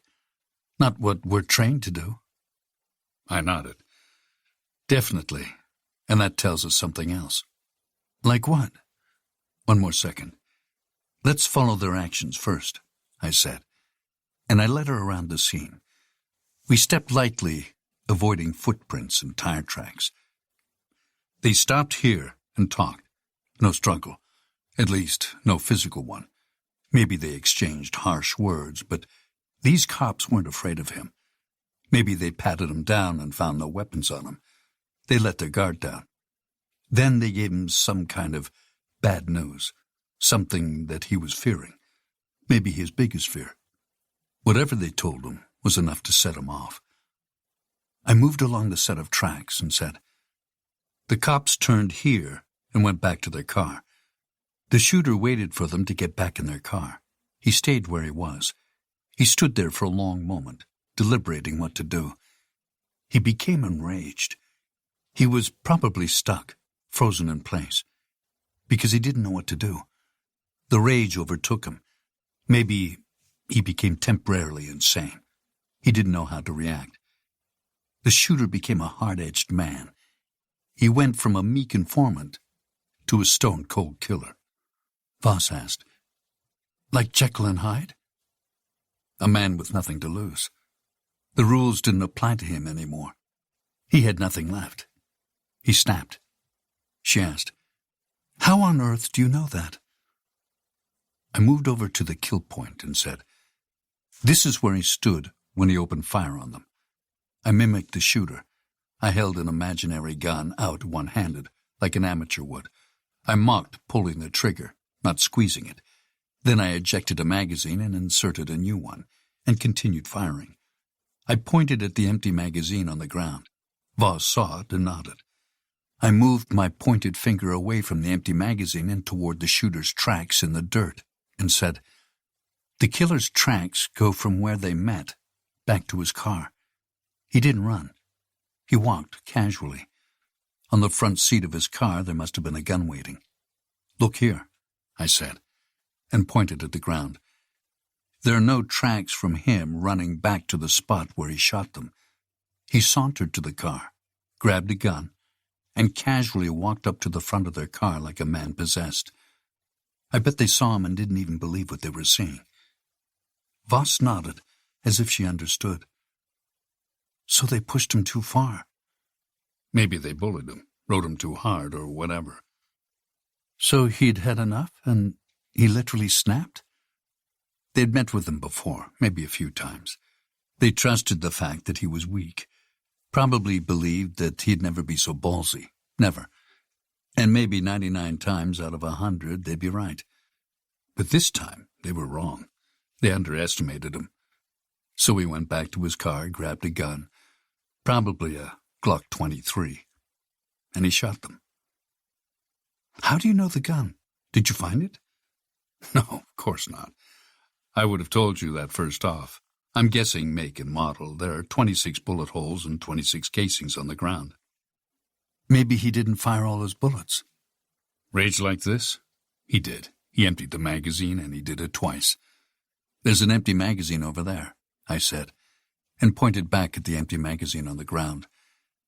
"And the second one would still be in the gun. I didn't touch it, and I couldn't make out the markings in the dark, but I bet they both held 13 bullets each, pairing them with the gun from a short list." Voss studied the magazine on the ground and said, "And the Glock 23 is on that list. But it isn't the only gun that has a 13-round magazine. What about a Heckler & Koch USP? It holds that many." "Right, but it's a Glock magazine. Glock is a gun they both have in their holsters, and it's the one that you're carrying." "What's that mean? You're back at thinking I killed them? You just got finished telling me you didn't believe that." "I don't. But you aren't the only cop who has issued a Glock. These guys could have been killed by another cop." "Maybe. Is that why you're not calling back up? Were you already investigating someone?" Voss didn't answer that question directly. she said. "You just convinced me this guy is an amateur. How would a cop be an amateur? And a cop who has never fired a gun before? That's unbelievable. He'd at least have fired it in training and practice. Firearm practice is required, you know. At least, in my department it is. I can't speak for the SEAL team you were a part of." "True. But I like to have an alternate theory. You never know when you might be wrong. And I'm wrong just as much as the next guy." She frowned at me and said, "Guess now you're going to give me another lesson. Show me up." "I'm not trying to do that. It's not my intention. I'm just trying to help." "I'm sorry. Of course. I'm glad for your help. I guess you weren't lying about being in the NCIS. What else do you see?" I said, "In our second theory, this guy might be a cop." "Explain?" "The meeting itself. Sure, it could have been an informant meeting them out here. That's the most plausible theory. But it signals that these two cops were corrupt. I mean, meeting an informant way the hell out here, in the dark, seems shady all the way around. So it could be they squabbled over money or blackmail or whatever." Boss asked, "But your second theory, the cop one?" "It makes more sense that it was a cop or someone in law enforcement who met them out here. Look around. This is a good meeting place for cops who want to talk about something sensitive, or something they want to talk about with some discretion. Or could have been something off the books or illegal, like the exchange of money for a bribe or something," Boss added. "But what about the amateur angle? You said the shooter was an amateur." "Amateur doesn't mean inexperienced. Amateur means slapdash, unskilled, substandard, or unprofessional, which in my experience some cops are. No offense." "None taken." 4 cops fit this category, and they're found in every police department in every corner of the world. They aren't as common as most, but they're out there. "And who's that?" "Rookies, or retirees, or desk guys, or volunteer deputies. How many states employ volunteer deputies who ride along with real cops?" She nodded. She understood. It was a possibility. "Does New Mexico have volunteer deputies?" She nodded again and said, "Some counties do. They're called reserve police, but this county doesn't. The reserve police are mostly used in urban areas like Albuquerque. But these two are state cops, not volunteer deputies." "The dead cops were, but that doesn't mean the shooter wasn't." Voss said, "True. Maybe he could be a rookie volunteer. They're novice by definition, inexperienced. Sure, they practice and practice, but field work differs from training. All the training in the world can never truly prepare a person for real-world experiences. It can be helpful, but sometimes a guy who is not prepared will fall through the cracks. A guy who isn't ready for this line of work and may never be. Do you have any rookies in your department?" Voss shook her head. "No." "Retirees?" Her eyes opened, and she nodded. "We got some old flunkies from El Demonio. They used to be cops before the town went belly up. I know of one guy who lives in Angel Rock. We get complaints about him from time to time. He's a real bastard. Keeps to himself mostly, though. I couldn't imagine him having business with state cops." "Sounds like he could be worth looking at." "Yeah, maybe. We'll have to keep them on the list." Chapter 5. Voss stepped around the front of her police cruiser. The lights from the halogen bulbs washed across her uniform pants, like floodlights over an ocean at night. She turned and faced south, and leaned back against the cruiser's wheel well, like she needed a moment to think. She stared at the black, far-flung horizon and sighed. The night moon watched over us like a hulking mass of reflecting light and darkness. The stars were out and bright. Sparse clouds hovered aimlessly in the sky. Coyotes howled again in the distance, like passing trains. The wind whooshed and gusted across the hills and plains, causing the massive turbines to spin and crank. Voss breathed slowly and deeply, like she was lost in thought. I said, "You still haven't answered my question." "What question?" "Where's the backup? Why didn't you call any of your people out here?" Voss ignored me and closed her eyes. She breathed in and out, like seeing me had stirred up something bigger than the two dead cops, something monumental, pivotal to the woman she was now. She pushed off the back of the cruiser and stepped away, and paced back to the road. Her mind went off somewhere, deep in thought, like she couldn't help it. She was in a trance of thought. Some of it was thinking about the crime scene. Some of it was a memory that invaded her mind, a memory she just couldn't shake. Was it a memory of me? I turned and followed her, keeping some distance to give her space. I hopped and skipped over tire tracks and footprints and shell casings. We walked back down the track and down the 2-lane highway. Voss stopped and stood dead center of the lonely old road. I stopped walking and stood with her, in front of her and to the side, not blocking her view. First she turned her head and stared off toward Angel Rock, looking at the faint lights from the small town. They were faint and narrowly visible. Not sure if it was the distance or because the town was so small it emitted little light. But you could see the lights. Voss stopped and turned her head back straight. She craned it up to look at me. "I was following them. That's why I'm here." "You were following them? The dead cops? Why?" She paused a beat, like she was weighing the choice of trusting me or not. "Because I didn't like them. The sight of them, the look of them. There's something off about them. Was something off about them." "What was off about them?" "Something was wrong with them. Something odd, something dark, like a bad aura. They gave me a bad feeling. You know what I mean?" she asked and paused. "I've seen them before, several times. They came through my town every couple of weeks, like clockwork. They did it for months. At first I assumed it was part of their route, even though I never saw state cops patrolling my town before, and not state detectives. At first they came every couple of weeks, but this last month, they've been coming every week. Last week, the week before. This week they came every day." I shifted my weight to one side and leaned on my left foot, faced north for a moment, opposite her. I looked down at her. "Sounds like they were interested in something going on here." "There's nothing going on here. Angel Rock is a quiet town. Always has been." "Something must be going on here. They're dead." "These guys were up to something, Widow. I know it. I don't think it was handed down to them like orders. I get the feeling it was something else. Something they shouldn't be doing. Truthfully, I knew it the first time I saw them." I stayed quiet as she laid it out for me. "They rarely stopped in Angel Rock, at first, except to catch lunch at the diner, which isn't suspicious in itself, but it's the way they did it, the way they carried themselves. My officer saw them. We've all made note of them. No one complained.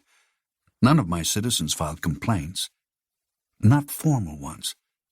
But there have been rumors. Whispers." "Whispers? Like what?" "The local females, especially the young ones. They've said things.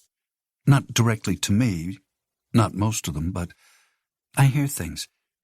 They didn't like the way these two cops spoke to them, or looked at them, or behaved with them. This one girl, she works at the diner, she said these two guys came in, sat in her section, and looked her up and down. They would lock their eyes on her chest. They stared at her. She said one of them would lick his lips every time he got the check. He made it real obvious to her." "That makes them sound like creeps, but staring isn't a crime. We had guys like that in the Navy and the Marine Corps. Of course, they're usually young guys, not quite corrected yet. We cut them slack at first. Most of them were just boys a month before going off to boot camp. The military knocks that sort of behavior out of a boy real fast. Turns us into gentlemen. Well, most of us, I thought. Widow, this isn't a couple of over-hormoned boy men. These were cops, grown men. And that waitress was only 16 years old. They knew it, too. Had to have known it. It's so obvious. I paused a beat. That's worth calling their commander over, did you? Voss didn't answer. She said, I put them on my radar. That's not the only thing. The other is they kept passing through my town, but they never checked in with us. Are they required to? No, but have you ever heard of that before? You mentioned your mother was a sheriff of a town. The FBI, the marshals, the ATF, even the state police. Did they ever come through her town without telling her they were there? I shook my head. I couldn't think of that ever happening to me or my mom or any other cop I knew. Not in my experience. Never. I said, in the NCIS, we always informed the ranking officers, base or platoon or unit commanders, that we were paying their region a visit, unless it was covert. Even then, someone high up in the chain of command was notified. Standard operating procedure. I guess if they were just passing through, why would they? Sounds like that's not the case. It's a simple professional courtesy. At least stop by my station. Make your presence known. Not these guys. They just ran through acting like they were invisible. Like they were some kind of VIPs. They behaved like they were above reproach. So I got interested. I got curious back when they first showed up. And even more when they started coming every week. Did you call their CO? I asked again. Voss nodded. I called their switchboard and got the runaround. I called them over and over. Finally, I got a desk sergeant. He told me they were on official business and referred me to an obscure statute and department policy which said I wasn't in their chain of command. In other words, he brushed you off. He was telling me to butt out without telling me to butt out. But you didn't. No, I followed them. 5 more times after that. It was always in the dead of night. I tried to stay out of sight, but the last 2 times they lost me. I had to pull off the road. What road, this one? Voss nodded. This stretch of highway is pretty straight and flat. They'd see my headlights coming up on them easily. It makes it hard to keep up and stay out of sight at the same time.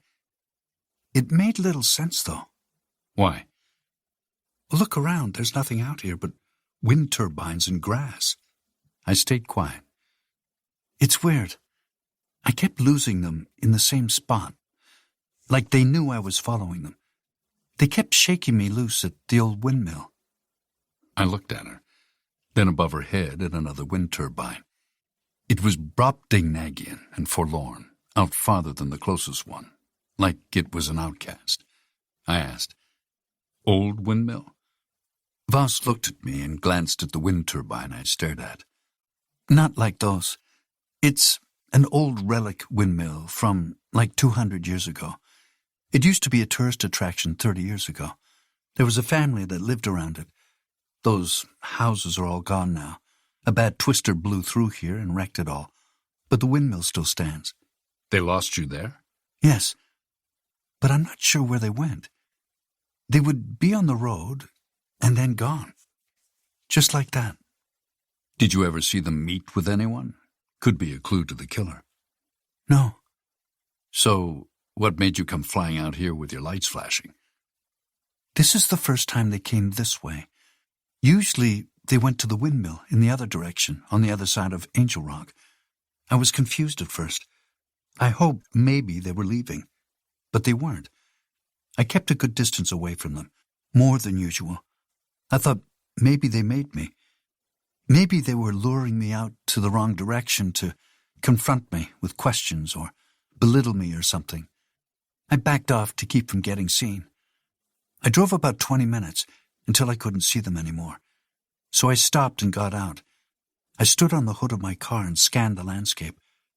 I didn't see them. They gave me the shake. I wasn't sure if it was on purpose or not. I stayed quiet. When I doubled back, I knew I lost them. At first, I figured they were having fun with me, They saw me and led me out here as a gag, maybe to show me they were smarter than me, like they were better than some local cop from the sticks. So I returned to Angel Rock and went to the station. I didn't tell my guys. I was embarrassed and pissed off. I felt like they were mocking me. I sent my guys out in other directions and told them not to return without hitting their nightly quotas and traffic tickets. I just wanted them out of my hair. They know my tone. They know not to question me. I even told the night desk guy to go out for a long dinner break. I told him I wanted to be alone.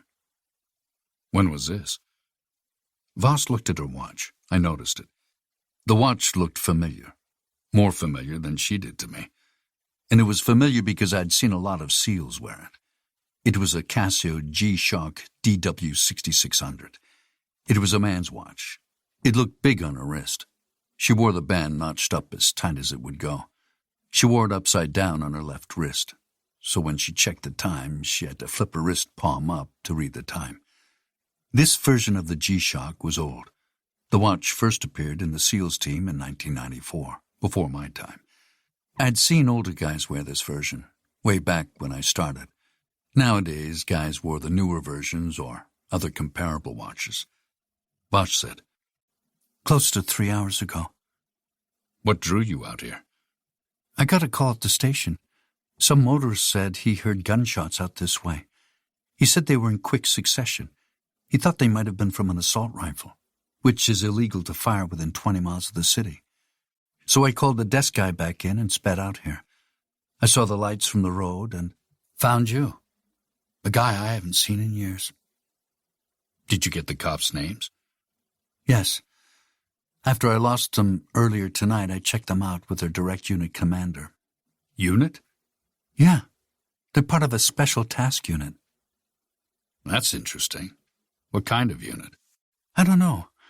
It could be drugs or smuggling or something. I went online. That's how I got the unit commander's name. His name is Crockett. I called him up. He's working tonight. Know what he told me?" I asked. "Crockett? Like Davy?" Voss cracked a half smile. "I didn't ask, but I'm sure he gets that one a lot." I stayed quiet. "And Sonny, too." I shrugged. She asked, "You know, Sonny Crockett?" I shrugged again, looked at her blankly. "From Miami Vice?" Nothing from me. No response. "Anyway, he told me that one of them was on suspension and under investigation. He recently shot a suspect. Crockett told me it was all routine. It was a justified shooting, according to him. And the other one was nowhere near my town. He said the other one was out on patrol and was supposed to be way off in the northern part of the state somewhere." "That's curious." "I know. Then he said he'd check on him for me. He kept me on the line, put me on speaker so that I could hear. He radioed the guy. I listened, and the guy answered. Sure enough, Crockett asked him where he was. He replied he was up near Farmington, which is far north from here." She paused a beat and stared at me. I stared back. Her pale blue eyes peered into me like she could see my soul. At that moment, there was a glimpse of her in my memories. But it was just a glimpse. It faded away like a single echo in the night. I couldn't put my finger on how she knew me. Voss said, "I listened. I didn't dispute his claim, but he was definitely not where he said he was. I saw him here with his partner all day." "They're both here now?" Voss glanced back at the corpses. "The one in the passenger seat is a guy who was supposed to be on suspension. I got their photos off their file jackets. I pulled that too. His name is Colin Aragon." "For real?" "Yep." "Like from The Lord of the Rings?" I asked. I expected Voss to have no idea what I was talking about, other than recognizing the title of the movie. But I was wrong. "No, that's Aragorn, not Aragon. It's spelled different and pronounced different." "You know Tolkien?" Voss paused a quick beat. A partial smile cracked over her lips, which might surprise the uninitiated. The public who've never served in law enforcement. But not me. I was initiated. A dark sense of humor and dark perspective was a vital tool in any good cop's arsenal. Voss said, Aragorn, Elfstone, Strider, Eagle of the Star. I smiled and said, one ring to rule them all. Voss's half-smile faded away. She said, the driver's name isn't much better. It's Bobby Broom. Bobby Broom? That's his name. So I looked them up, learned about them, and followed them every time they were here. I still have no idea what they were doing. Sounds like these guys were dirty. That's what I think. Why else would they be out here? Makes no sense. She looked at me one more time and turned her head slowly toward the dead cops. She said, I need to find out why they were here. I know you said this already, but the killer could still be in town. And the reason these two were here could be his motive. Are you going to call in your guys now? Soon. Not just yet. If these guys are crooked and out here doing something illegal, then maybe I got a bent cop in my department. I need to know. Can you keep this quiet? I'm not a lawyer, but eventually this will be in front of a courtroom. The shooter's defense might pick apart the time it took you to report this to the FBI. Voss said, I can't keep it quiet forever, but I'm the chief. It's officially under investigation now. Nobody's going to fire me for not informing the FBI or my own guys right off the bat. Only the mayor can fire me anyway. But even he needs a lot of cause for it. And the DA won't object as long as it's in a timely manner. But timely can be stretched. I won't sit on it for 2 days or anything, but until I know more, it's okay. Voss paused like a thought occurred to her. She said, what if they were meeting an FBI agent here? With that terrible shooting, I doubt it. They got support agents who aren't required to keep up with their shooting. Support agents aren't in the field very much. Could be something like that. It could have been the local ice cream man. We got no idea who it is. You can't do this alone. You need help. I need to know who it is before I involve my guys, Voss said. Then she paused a beat and looked at me. I'm not alone. I've got you. You can help me. I stayed quiet, like I was pondering it. But I already knew I would help. She said, you owe me, in a way. I owe you? For what? First, I could arrest you for just being here. No one around, 2 dead cops. It could be you. And 2, you owe me from before. What before? And 3, you owe me for forgetting me. Remember me, and you'll think of the reason you owe me. I stayed quiet. I could have gotten out of getting involved in this if I'd just kept going when she let me go 2 hours ago. But I was involved now. Voss seemed like a good cop. But she could be in over her head. It could be dangerous for her to go it alone. I could help her for now. I could always walk away first chance I got. So I agreed. Okay. We need to find the shooter and do it before the sun comes up. This road is barely used anymore. Drivers tend not to take this route at night because it's dimly lit. There's no need for improved light since most people don't use it as a thoroughfare. It's more like the scenic route. The daylight can be a different story. Drivers will cut through this way sometimes. If someone drives this way after sunup, there'll be no hiding an unmarked police car with 2 dead cops in it. Someone's bound to get curious. Plus that guy, I said, and pointed at the driver. Bobby Broom only has a few hours left on his shift. His CEO will wonder why he's not calling in. I'd guess that after they don't hear from him, they'll radio him.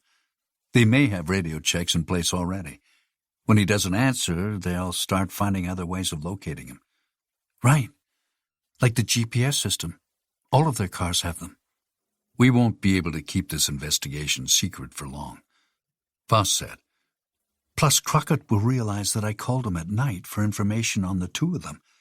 And when he can't locate them, he'll start calling me here. I shouldn't be lying to him. That's why I say we've got till sunup. We'd better get to it. What now? Let's take a closer look at the crime scene. Chapter 6.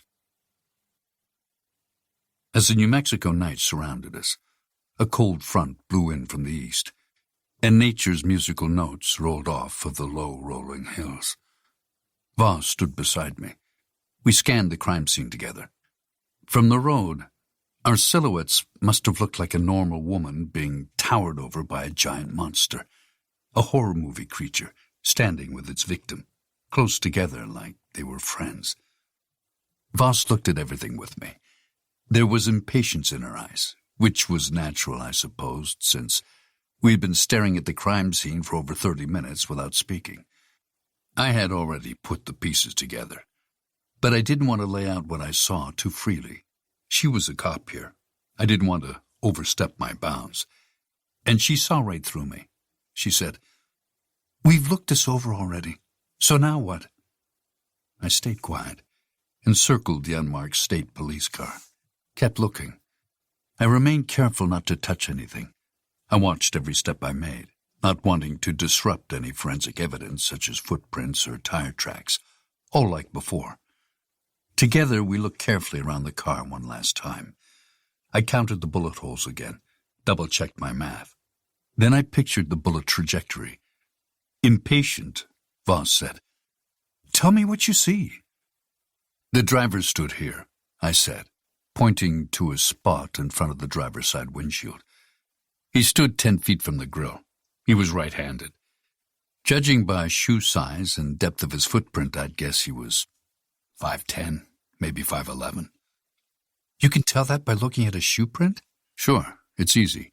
Any average deer hunter can tell the same. They go for big bucks. When tracking animals, that's what they look for, not fawn or doe." Voss half rolled her eyes but said nothing. She already knew that. I asked, "Is there a dash cam? Maybe it recorded something." "No, this vehicle isn't equipped with it. These two weren't doing traffic stops. It's supposed to be more invisible on the street. We couldn't access it anyway, not right now. It'd be back at their HQ. Crockett would have access to it, if there was one." "Okay," I said. I imagined the sequence of events in my head. Here's how I picture it. The shooter met with Aragon and Broom out here in front of the car, probably in the headlights. They stopped and talked in a trinity circle at a distance of about 20 feet. The headlights were off on the police car when I arrived, but on during the meeting. So either the killer shut them off or the cops did when they got back into the car. The evidence suggests the shooter was an amateur, and that meant he wouldn't have thought to turn off the lights. Most likely, I figured the lights were already off. The cops got back into their car and switched them off. Why would they do that? They'd lose visibility of him. Maybe they shut them off as another intimidation tactic. Intimidation? Yeah. Like they argued with the guy here, I said, pointing at the circle of footprints in the dirt. Then, to tell the guy it was over, to tell him he missed the deadline and the deal was off, they returned to their cruiser and shut off the lights. It was like the final word. Voss looked at me sideways. She had her flashlight on and arced it up towards the sky so I could see her facial expression. "What?" "Intimidation?" "Sure, that could fit." "That is the dumbest explanation I've ever heard. I met these guys. They were not rocket scientists, but they were state detectives. They weren't that childish." I admit it's dumb, but could be true. It's no dumber than alpha wolves peeing at each other's feet to mark dominance. Voss snarked. "I don't know. Maybe you shouldn't think so hard." She twisted the flashlight beam back down. We were about 15 feet apart. I put my hand out in the light beam and beckoned her closer. She saw it and closed the gap between us. I pointed at the ground. She traversed the light and studied the footprints again. I said, "Look for a flashlight then." "I got one." "Look for their flashlight." "You think they used one?" "The headlights were off. If they hadn't switched them on, then they must have used a flashlight. It's got to be here somewhere. Maybe it's in their car, I said, and turned to the car with the dead cops in it. It's not. I searched it already. I didn't see a flashlight, although they should have had one. Maybe the shooter took it. Maybe, but we should look anyway. There could be prints on it.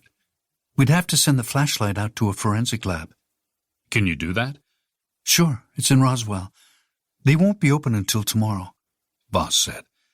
Then she stopped and turned, walked back to her own cruiser. Where are you going? She muttered something I didn't hear. She went back to her own car and popped the trunk. She dipped down inside it and came back out with something in her hand. She closed the trunk and walked back over to me. There was a small stack of evidence bags stuffed under her arm. They were zip-locked and marked property of Angel Rock Police on the sides. She held out a pair of blue surgical gloves. Put these on so we contaminate nothing. I took the gloves and started to pull them over my hands. They were snug, but they would fit. They're pretty tight. She put hers on with ease. There was still plenty of room in hers. She could have squeezed in another hand, equal to her own size in each glove. They're extra large. I shrugged and struggled to get the gloves on both hands. The left one tore from my knuckles down to the band, but they held as they were meant to. Voss pointed her flashlight beam back to the ground, and we searched for a dropped flashlight. We searched for 15 minutes. We combed over the terrain. We searched a nearby ditch. We searched all around where it was clear the killer's vehicle had been parked. Voss scoured her flashlight beam over the low hills and into the dips and through the scattered bushes and rocks. But she found nothing. I said, "Okay, I know you searched the police car once, but let's look again." She stopped her search for the flashlight and joined me by the dead cop's police car. She stayed there and watched as I walked away carefully and followed the foot tracks again. I stopped at the meeting place and looked back at the car. Then I traced the footprints again with my eyes, slowly. I came to the same conclusions all over again. The same scene was reenacted in my head. The two cops met with someone. The motive was probably money, blackmail, or some variation of the two. They told him something that he didn't want to hear. The two cops returned to their car, probably laughing at him, mocking him. The shooter stood here for a moment. Then he went back to his car. He grabbed a gun off the front seat, came back at them, and shot them both dead.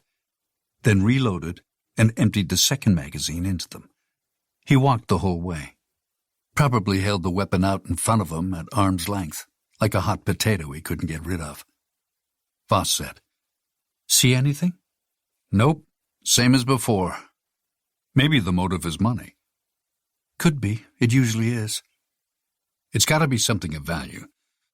The shooter met with them here, and they told him something that angered him, something that made him snap. He went back to his car, slow.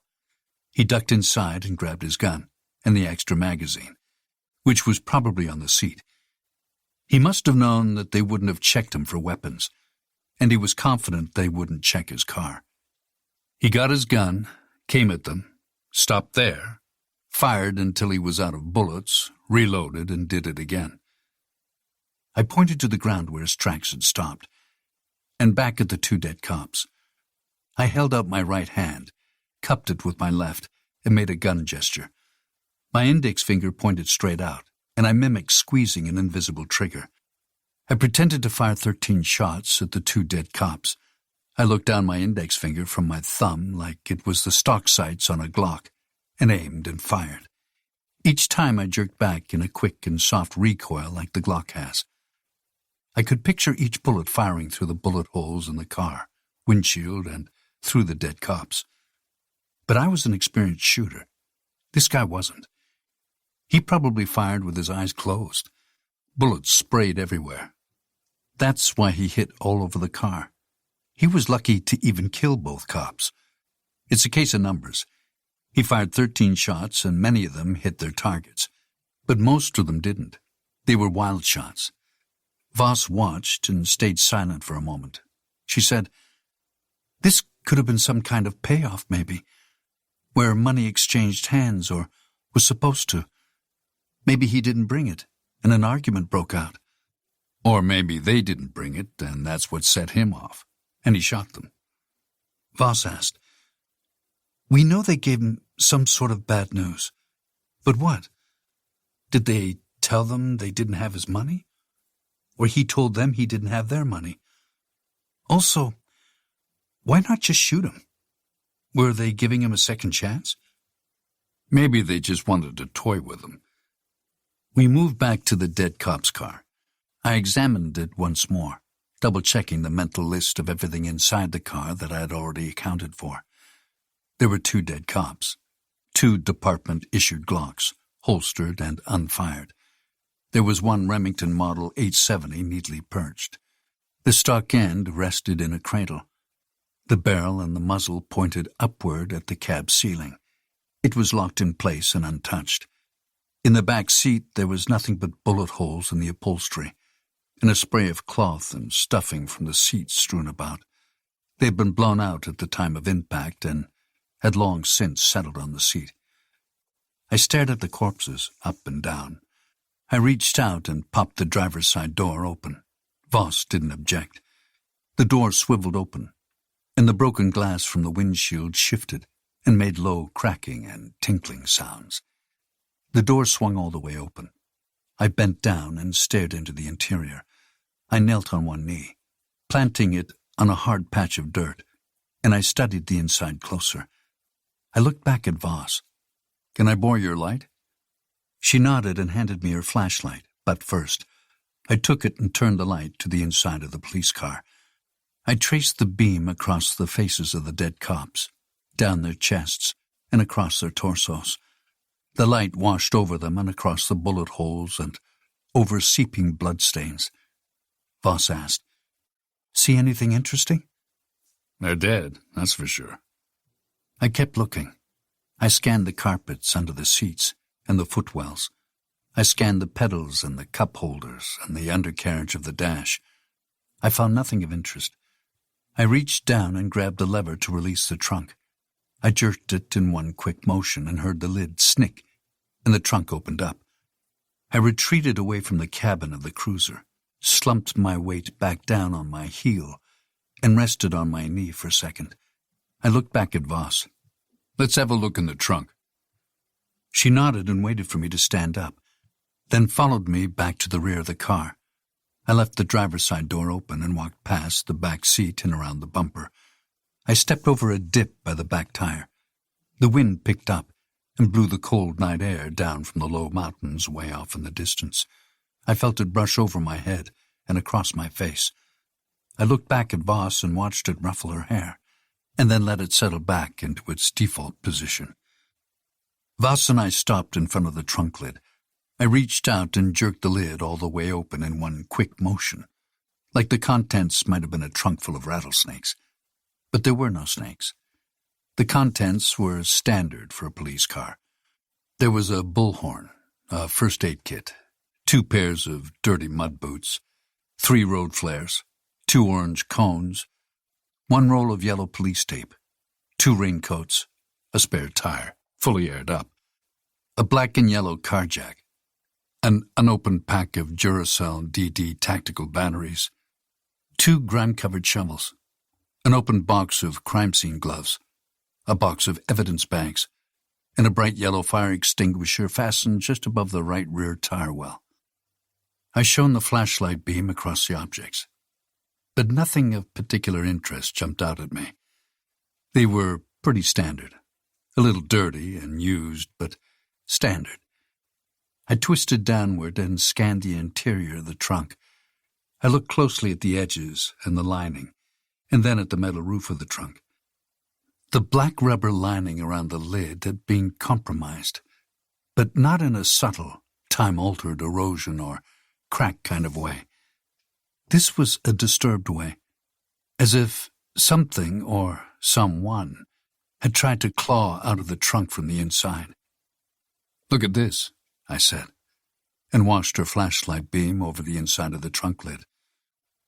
Voss came closer to me, put her left hand on my back, and leaned in next to me, over the bottom trunk lip, her body pressed up against mine, her scent wafted into my nose. I smelled her. I couldn't help it. She smelled nice, like orange blossom and tangerine and magnolia, and orchids and osmanthus. It was a delight of wildflowers. It wasn't perfume. It smelled more like some kind of body wash. I tried to ignore her body as it pressed up against my back, which was no easy task. I pointed the flashlight beam at the rubber seal. Voss tilted her head and stared at it. She made a sound indicating she saw exactly what I saw. What did that? An animal? Maybe they had a dog in here. It's against regulation to lock a dog or any other living animal in the trunk of our cars. Same rules apply to the state police, not to mention it's horrible. These guys are far off the regulation game already. Nothing about them tells me they gave a shit about the rules and regulations. Like you said, they were up to something. Maybe they locked a person in here. Why would they do that? They can lock a person in the back of the car, she said. And then she fell silent, like she was considering the possibility, imagining it. She stayed still for a moment. I couldn't move because she was leaning against me. I waited for her to either say something or to stand back upright. She spoke first. She asked, "What if they did lock a person in here?" We fell silent again, while we both contemplated this scenario. The wind slowed for a moment, like it was deep in thought with us, and then picked up again. A cold, violent wind gusted across the land, through the scattered rocks, the grass, the low hills, and over the roof of the car. I felt it brush through my hair like a raging river. I stared at Voss, which was not hard to do. She was easy to look at. Abruptly, the radio from her police cruiser crackled and broke the silence. We heard the kind of chatter noise that transmitter radios make when someone on the other end held the talk button down. The radio crackled again, followed by a pause of nothingness. And then a male voice came over the waves. "Chief, come in." Voss pulled away from me and stepped off from the crime scene, avoiding the footprints and the tire tracks in the dirt. She walked back to her own car in a curved arc. She walked a radius that kept her far out and away from the two dead cops, like she was walking around invisible police tape. She made her way to the police cruiser, leaned in against the door and reached in through the open window and grabbed a radio off the dash. She pulled it out through the window and stood up, stretching the curled cord out. She pulled the radio up to her mouth and clicked the talk button and spoke into it. "Sean, I'm here. What's up?" The wind carried the conversation far and out, like it was being transmitted over loudspeakers. Sean must have been the desk guy she mentioned, I figured. "What's your 20? What do you need?" "There's a 1056A at the motel on Baker Street." I stepped back and away from the trunk in the dead cop's car. I walked over to Voss, following the same curved trajectory she had in order to avoid contaminating evidence. I reached her and saw her eyes widen, and she buried her head into her forearm, like in an "oh, great" kind of way. Then she lifted her head back up and squeezed the talk button on the radio. 1056? With an A? I searched my memory for police radio codes and recalled that a 1056 stood for suicide, but a 1056A? I wasn't sure what the A stood for. Sean said, "Yes, some guy tried to off himself." Momentary static emitted over the radio and another crackle sounded. Sean came back on and said, "In the motel?" Voss asked, 1072? Silence. Sean said, not sure what that is." Voss sighed like she was used to underwhelming performances from the desk guy named Sean. She asked, "Is there a gun involved?" Silence fell across the radio again, and I imagined Sean as an average cop in uniform. I saw the guy sitting back at the station in a metal chair, hovering over the radio. His eyes double-checked his notes, so he got the information right before he blurted it out to Voss. Sean said, "Affirmative." Voss said, "Get Howard over there ASAP and call the paramedics." "Howard's already there. He was nearby. He called the ambulance, too. That's why I asked your 20, 'cause they might beat you there." "Okay, good. What's the guy's condition?" "Bad. I'm not sure to what extent. That's all I got." "Have the ambulance take him to the hospital. Make sure that they restrain him, just in case. Tell Howard to stay with him, and I'll meet him at the hospital." Voss clicked off the radio. She looked at me. "I gotta go to this. You should come." I could stay here and look around some more. Make sure no one stumbles across it, messes with anything. "No, I'm taking you. I've trusted you more than I should already. I can't leave you behind." "You don't trust me?" "I trust you enough, but I'm not leaving you here. No matter whether I knew you from before. No arguing.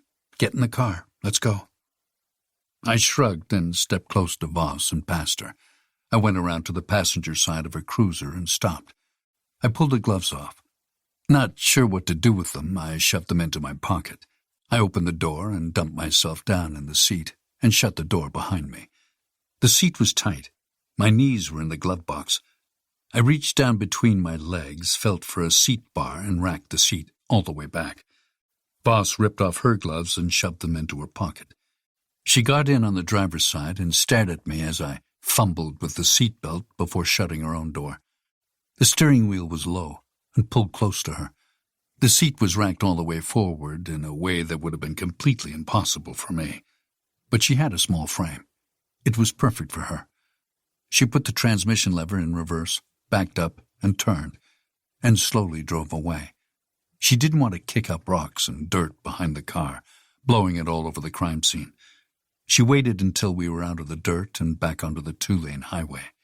Then she stopped on the gas. The police light bar stayed on. Once we were 50 yards away from the 2 dead cops, Voss switched on the sirens. They blasted to life, echoing over the landscape. The echo died away as the sound carried farther away from us. Chapter 7. Voss's police cruiser roared through the small town of Angel Rock. She turned left and then right, running a stop sign, ignoring 2 red lights. She turned the wheel and maneuvered us through one street and onto the next. She only slowed to hug tight corners. We dodged potholes and slowed just before a huge bump with no clearly marked sign warning us of an approaching bump in the road. She clearly knew it was there. She had all the streets memorized and could probably have driven with the headlights off and blindfolded. Angel Rock was on the smaller side of being a small town. It might have been smaller than the one I grew up in, but it was bigger than others I had seen over the years. Angel Rock fit neatly in the American small-town category. We drove on, weaving in and out of lanes and hugging corners and running traffic lights and stop signs, until we rounded one last corner. Voss pumped the brakes, but didn't slam them like in the movies with howling tires and furious smoke. She slid to a stop in front of a medical campus with a hospital and medical office park. There was a neat grassy lawn out front. It was cut short. Green hedges lined the front of the building. Tiny black sprinklers jetted up from the ground, spraying water at the hedges and over the grass. The sprinklers circled and sprayed and cycled back to their starting positions to start the process all over again.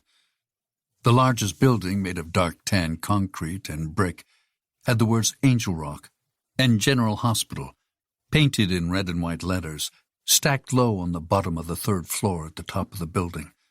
Bright exterior light shone down on the lawn and parking lot, like spotlights on an empty stage. Voss put the car in park, switched off the ignition, and pulled out the keys. She didn't look at me. She just popped open her door and used one hand on the steering wheel to heave herself out of the seat. I asked, "Is this a hospital?" She leaned back down and peered into the cab at me. "They don't do heart transplants or anything. It's part of a larger chain of medical centers. They bought the old hospital. They're all over the country." "Better than no hospital," I said, taking off my seatbelt. I grabbed the outside of the door pillar and hauled myself up and out of the car. Voss shut her door, and I shut mine. I followed her up a thin cement walkway over the grass and to the side of the dark tan building. She led the way through an emergency room entrance and glanced at a security guard behind a desk like they knew each other, which they did. I ducked under the rim of a pair of automatic doors and followed her. The doors sucked shut behind us. I glanced over at the security guard. He wore an official hospital badge and black nameplate. The nameplate read Gene. Gene jumped to his feet when he saw Voss, as if he was in the military and she was a superior officer. I half expected him to salute, like an army private seeing the base commander. But he didn't. He didn't say hello or hi or any other normal official greeting. He simply nodded at her and said, "Chief." He reached down to the top corner of his desk, pressed a button, and buzzed us through a pair of closed glass security doors. Gene looked me up and down, from my boots up to my face. He made no indication of an impression. I returned in kind, only I didn't look him up and down. Voss moved through the security doors the second they opened up a wide enough gap for her to squeeze through. I had to wait 2 seconds longer than she did, until they were nearly all the way open, so I could follow through. Voss led me into a short corridor, to a pair of double brown doors with 3-foot square windows in the center of each. Through the glass, I could see 3 or 4 nurses shuffling around, frantic, and one doctor. Voss pushed through the doors, and I followed her. The room was big. It was oval-shaped, with dozens of offshoots. They weren't really private rooms, more like nooks. Some were covered by closed curtains, others were exposed and empty. We were in the emergency room. No one stopped to look at us or even acknowledge that we were in the room. The staff were all preoccupied. One of the nurses was in blue scrubs, while the others wore green.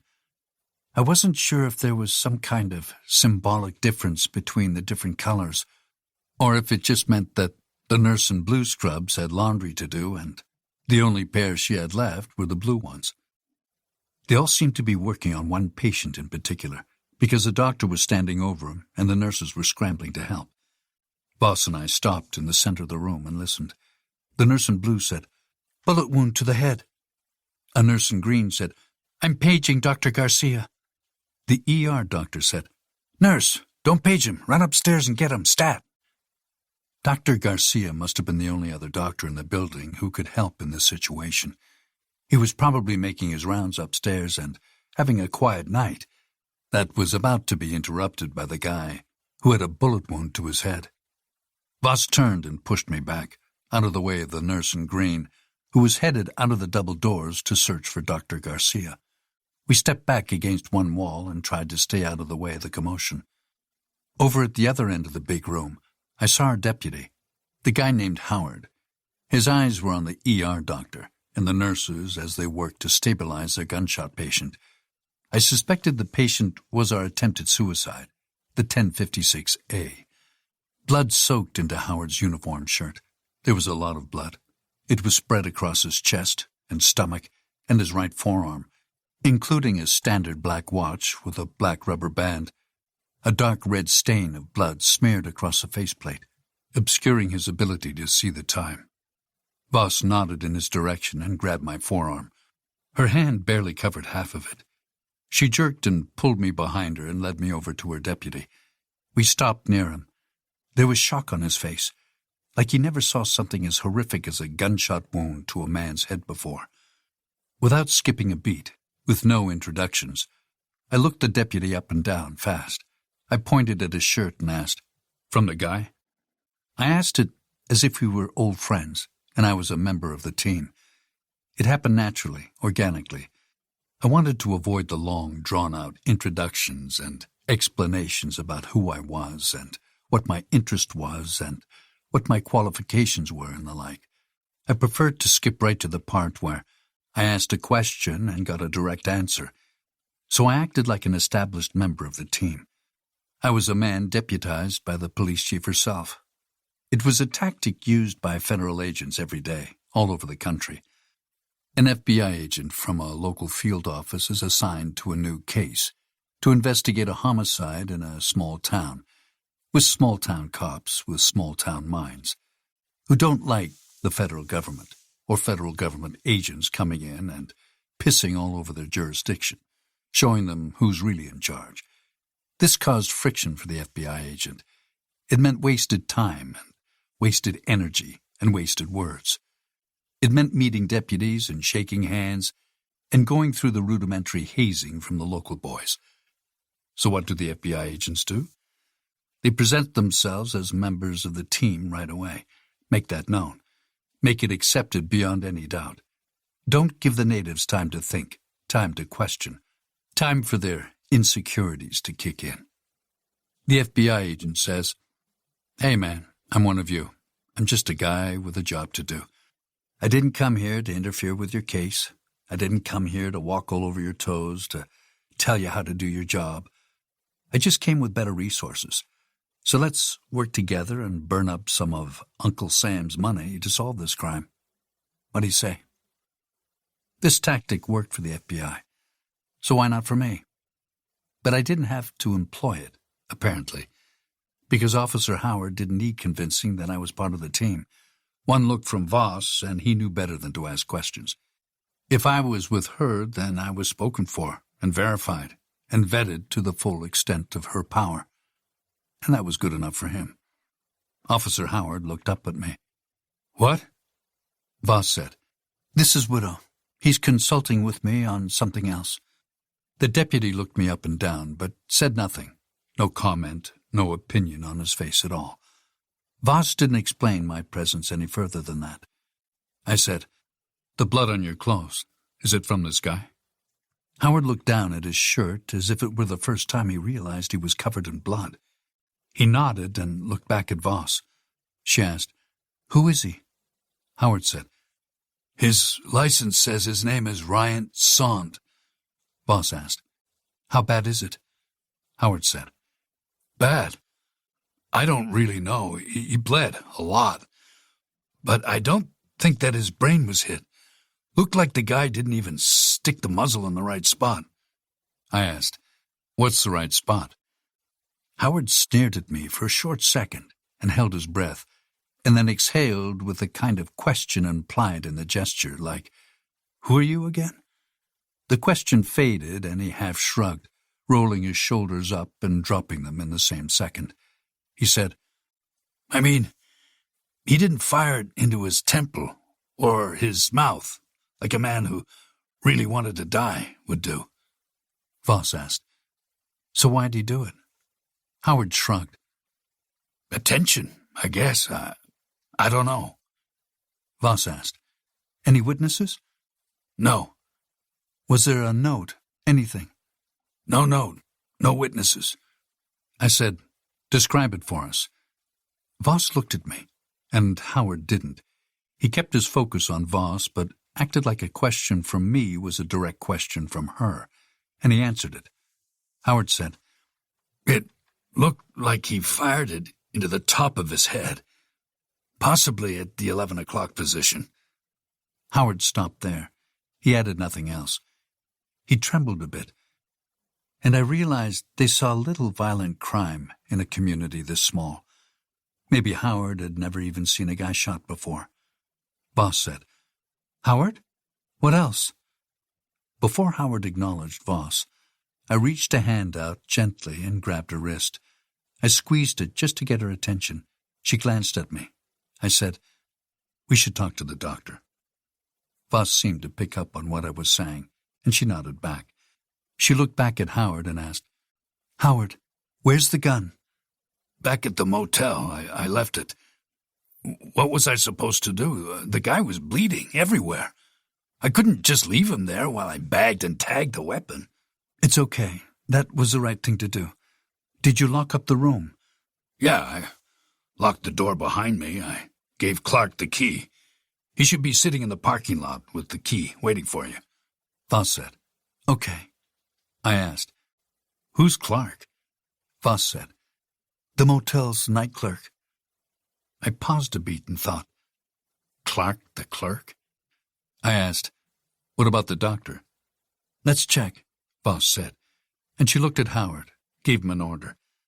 "You stand outside Sant's cubicle. Keep watch." Howard didn't question. He didn't argue. He stumbled over to Sant's cubicle and stood out front, but stayed out of the path of the nurses and doctor who scrambled to save Sant's life. Voss and I passed Howard and stepped to one side of the chaos around Sant. Two nurses, one of the ones in green and one in blue, stood near the ER doctor as two male orderlies walked back and forth, gathering different supplies. I stayed close to Voss, smelled her scent again, which was just as subtle as earlier, but got to me. She stopped at the curtain. We didn't go in. She grabbed one of the orderlies by the arm. She said, "I need to speak to the doctor." The orderly was a short and stocky black guy, not much older than me. He looked like he knew how to handle himself. He looked like he had been a boxer in a past life. His ears had proliferated, like a fighter who neglected ear protection, a common side effect on a boxer's face. His ears were puffed up into themselves, like small bloated mushrooms glued to the sides of his head. He didn't seem embarrassed about it, like he was used to everyone staring at them. He kept his head shaved like he was proud of them. The orderly said, "That could be a while, ma'am." Voss asked, "How bad is the guy?" The orderly turned and glanced back into the cubicle at Sant and at the doctor, and then he looked back at us. He said, "The guy shot himself in the head. Looks bad. Excuse me." The orderly pulled away from us and went back into the room to help the doctor and the nurses. Voss turned to me and said, "I've got to handle this. Let's go take a quick look and grab the gun from the motel room. Then we can get back to our main problem." I nodded and waited for her. Voss took one last look at the doctor and nurses and the orderlies. She turned to lead the way back outside to the parking lot and her cruiser. Before we exited back through the ER doors, she stopped in front of Howard. She said, "As soon as the doctor is free, call me and give him your phone. I want to talk to him." Howard said, "Okay, Chief." Voss turned and walked out, and I followed. Chapter 8. We drove to the motel so we could grab the weapon, stick it into an evidence bag, and get back to the two dead cops. Voss drove the same way as when she went to the hospital. She weaved in and out of passing cars and ran stop signs and traffic lights. She was a good driver, faster than a school bus driver, but slower than a Formula One racer. The light bar on the roof flashed blue lights, which bounced off closed storefront windows and vacant spaces, enclosed for the day office buildings. Before we left the hospital parking lot, she keyed the attempted suicide guy's name into a police computer mounted on the dashboard over the center console. The computer clicked and hummed. It pulled up the guy's driver's license on the screen. I could barely see the screen from my angle, but I figured the guy's license was issued in New Mexico, or one of the neighbor states, because it came up on her screen fast, like it was in the first database searched. Voss paused and stared at the screen. She read a bunch of common pedigree information off it. I imagined there were things like home ownership, medical records, and other public and non-public information. She browsed over everything and listed off the highlights to me as we drove. The guy who shot himself was named Ryan Miles Sant. Voss admitted she never heard of him before. According to her, Sant was new in town, probably a tourist, and definitely not a local. From his photo ID on his license, she remembered seeing him for the first and only time in the diner one day the week before. She said she paid him no attention. He was just a guy eating in a diner, something she had seen many times every day for years. There was nothing special about him, and no reason to think twice about him. People came and people went. Angel Rock wasn't a sit-around-and-see-the-sights kind of town.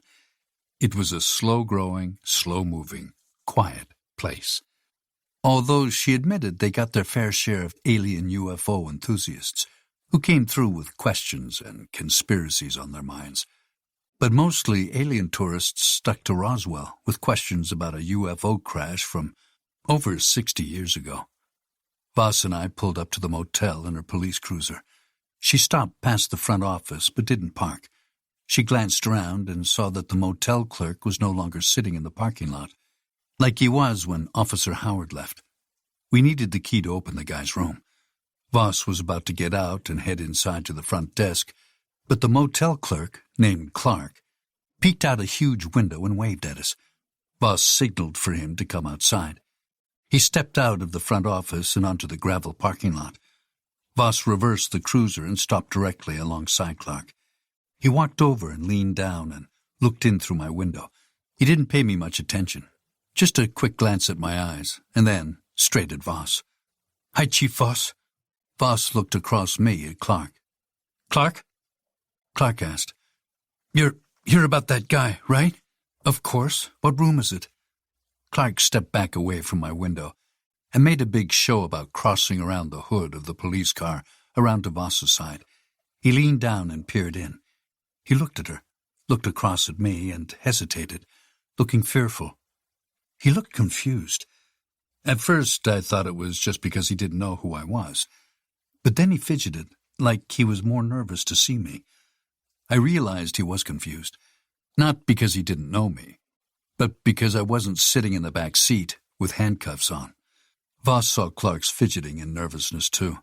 She said, "He's with me, a consultant. Which room?" Clark stuck his hands in his pockets and shuffled around for the key. After a serious fishing expedition, he pulled out a key and held it up for us to see. "Room 21, down the left side." He didn't point the way. He just said it. Voss didn't wait for anything more from him. She grabbed the key out of his hand and tapped the gas with her foot on the brake. The car revved up, and Clark got the hint and backed away. Voss accelerated, and we were off down the gravel lot. She drove the length of the parking lot. People were scattered everywhere. Apparently, the sound of a gunshot, the sirens from Howard's car and the ambulance had mustered them out of their rooms, and they never went back inside. After seeing Voss's car, many of them moved closer to the edges of the parked cars, staying just behind the rear bumpers. The crowd was mostly women and children. The adults seemed to all be over 50. I said, "A lot of people in this motel tonight. Does Angel Rock usually have such a big occupancy?" "The motels are full off and on. There's no real rhythm or reason for any of it. People veer off the freeway, drive a little, get lost, or stop for gas, and they stay the night." "Is this the only motel?" "No, there are 2 others. Here we are," she said, and stopped the car in a space in front of room 21. She threw the gear into park. She left the light bar flashing. No sirens, just the blue lights spinning and flooding across the faces of people standing around the parking lot. Before she got out, Voss popped the trunk. Then she stepped out and left the engine running. She closed the door behind her. I stayed in my seat and waited. First, Voss stopped at the trunk, opened it, and ducked down inside. She came out with more gloves and a couple of evidence bags. She shut the trunk lid, stepped around the passenger side of the car, and gestured for me to follow. I got out of the car and slammed my door. I felt a crick in my neck that hadn't been there before. I cracked my neck to one side and then to the other, left and right. It cracked. The sound was audible. Voss glanced at me with curiosity in her eyes. I asked, "What?" Voss said nothing and turned and walked up to the door to room 21. I followed, glancing back once at the sea of faces of the motel's other occupants. The other officers hadn't arrived yet. There were no cops holding the crowd back.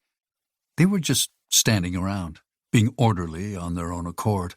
No hassle, no fuss. They all seemed to know what had happened and what was going on. There was no police tape in front of the door. Voss stopped in front of the door for a long second and frowned, like she was disappointed. Howard had put no tape up. Then again, what was he supposed to do? Dump the dying Mr. Sant down in the dirt and then put up police tape? Voss made no comment about it. Instead, she handed me another pair of gloves to put on. I put them on, and she did the same. She used the key that Clark had handed her and tried it in the door's lock. I stayed back and scanned the crowd of people behind us again.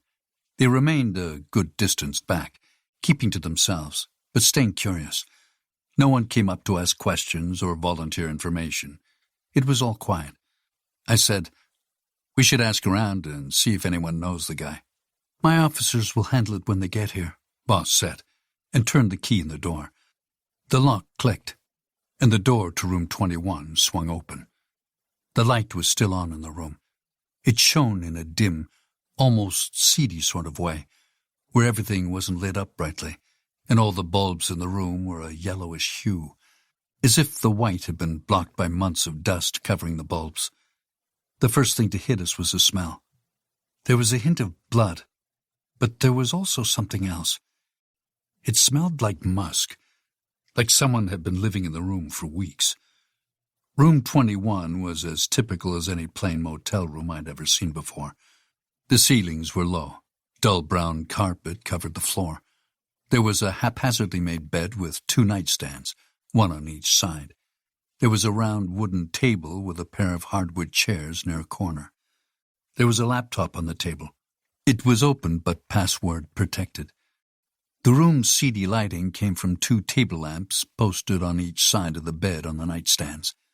The walls were wood paneling, trapped in time from 3 decades previous. There was a bathroom. The door was wide open and the light was on. Ugly green tiles covered the floor and continued up the shower wall. The curtain was 3/4 drawn. There was a toilet and a sink and a mirror. Everything was generic and old and unremarkable. We entered and looked around the room. We started to the right and moved left, corner to corner. The first thing to jump out at both of us was the gun that the guy used in his attempt to blow out his own brains. Voss immediately went for it. It rested on the bed in a pool of blood. The blood was still wet. There was more blood splattered on the back wall above the headboard. It was more than expected, because the guy was still alive. The blood loss alone was incredible. It looked like more than the human head could spare. I scanned the room as Voss moved to the weapon. On the table by the bathroom door, there was an open suitcase. The guy's clothes were scattered everywhere. They looked clean, but most of them were unfolded and slapdashed about, like the guy grabbed them and tossed them out of the case, one after the other, like he was desperately searching for something. It was chaotic and frantic, not at all like a man casually unpacking. Voss said, "Here's the gun. I got what we need. Let's go." But I didn't react. I didn't move because I saw something peeking out from under a half-folded brown shirt. I knelt on one knee and reached into the suitcase and picked it up. It was a Sony digital camera. It was black and metallic-looking, but had a hard plastic case. There was a small screen on the back of the camera for viewing the pictures. Underneath the camera, there was a white envelope. It had creases and folds, like it had traveled through a lot of hands to get here. It was open and had never been sealed. There was a blood stain on it. I picked it up and looked at it. The blood stain was a single fingerprint. I pulled back the flap with one finger and peeked inside. There was a small plastic object inside. I put the envelope down and inspected the camera first. It looked new, not as if it had come right out of the box, but like it hadn't been used much, like a recent Father's Day gift or something. It was appreciated, but not used as an everyday item. The screen was on. A low battery light blinked across a paused image. I got a better grip on the camera's shell and scooped it up out of the suitcase. I stared at the screen and the image. Slowly, I rose to my feet, camera in hand, eyes locked on the screen. I kept my back turned to Voss. I stayed quiet for a long moment, frozen by what I saw on the camera screen. Voss said, "Widow, guess what kind of gun he shot himself with?" I stayed facing away from her and said, "A Glock 23? Voss asked, "How did you guess that? You recognize the gun from the doorway?" I shook my head involuntarily and rose to my feet. I turned around to face her. She looked up at me and saw the horror on my face. She said, "What?" Silence. "Widow, what is it?" I showed her the digital camera. I held it out to her, like an offering to a guest, my arm fully extended. The camera lay in the palm of my open hand. The screen faced her. Voss stopped and stared. Her face instantly mirrored the horror on my face. She froze and said nothing. I said. Because it's the same gun Sant used to murder Broom and Aragon. On the screen of the camera was a still image of two cops in the distance, alive, and standing in front of their police cruiser. It was the same patch of dirt where I found them dead in their car. The timestamp on the corner said it was from hours ago. Chapter 9. I crossed the room and moved closer to Voss. She stood there, underwhelmed and unimpressed by the image on the camera. But she couldn't take her eyes off it. She reached up and took the camera in the palm of her gloved hand. I didn't tell her about the envelope. Not yet. You look disappointed. I guess I am. I can't believe we caught the guy this easy. He just fell into our laps. That happens sometimes. I thought there would be more to it.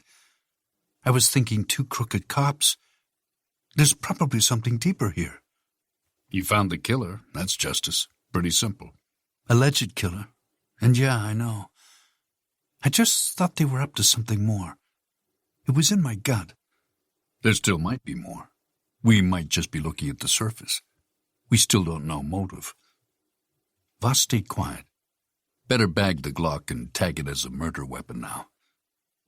Voss dug one of the evidence bags out of her pocket and handed it to me. Do it for me, please.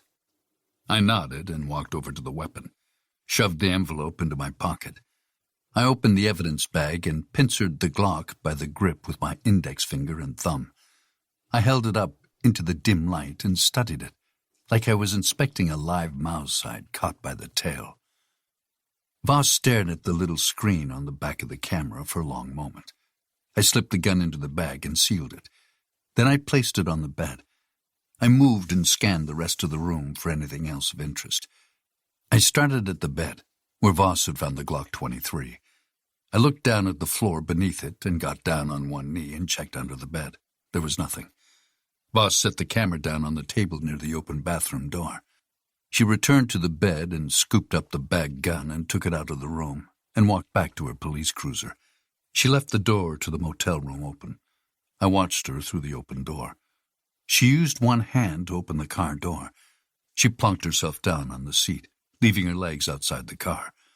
Voss leaned over and across the middle console, past the computer terminal.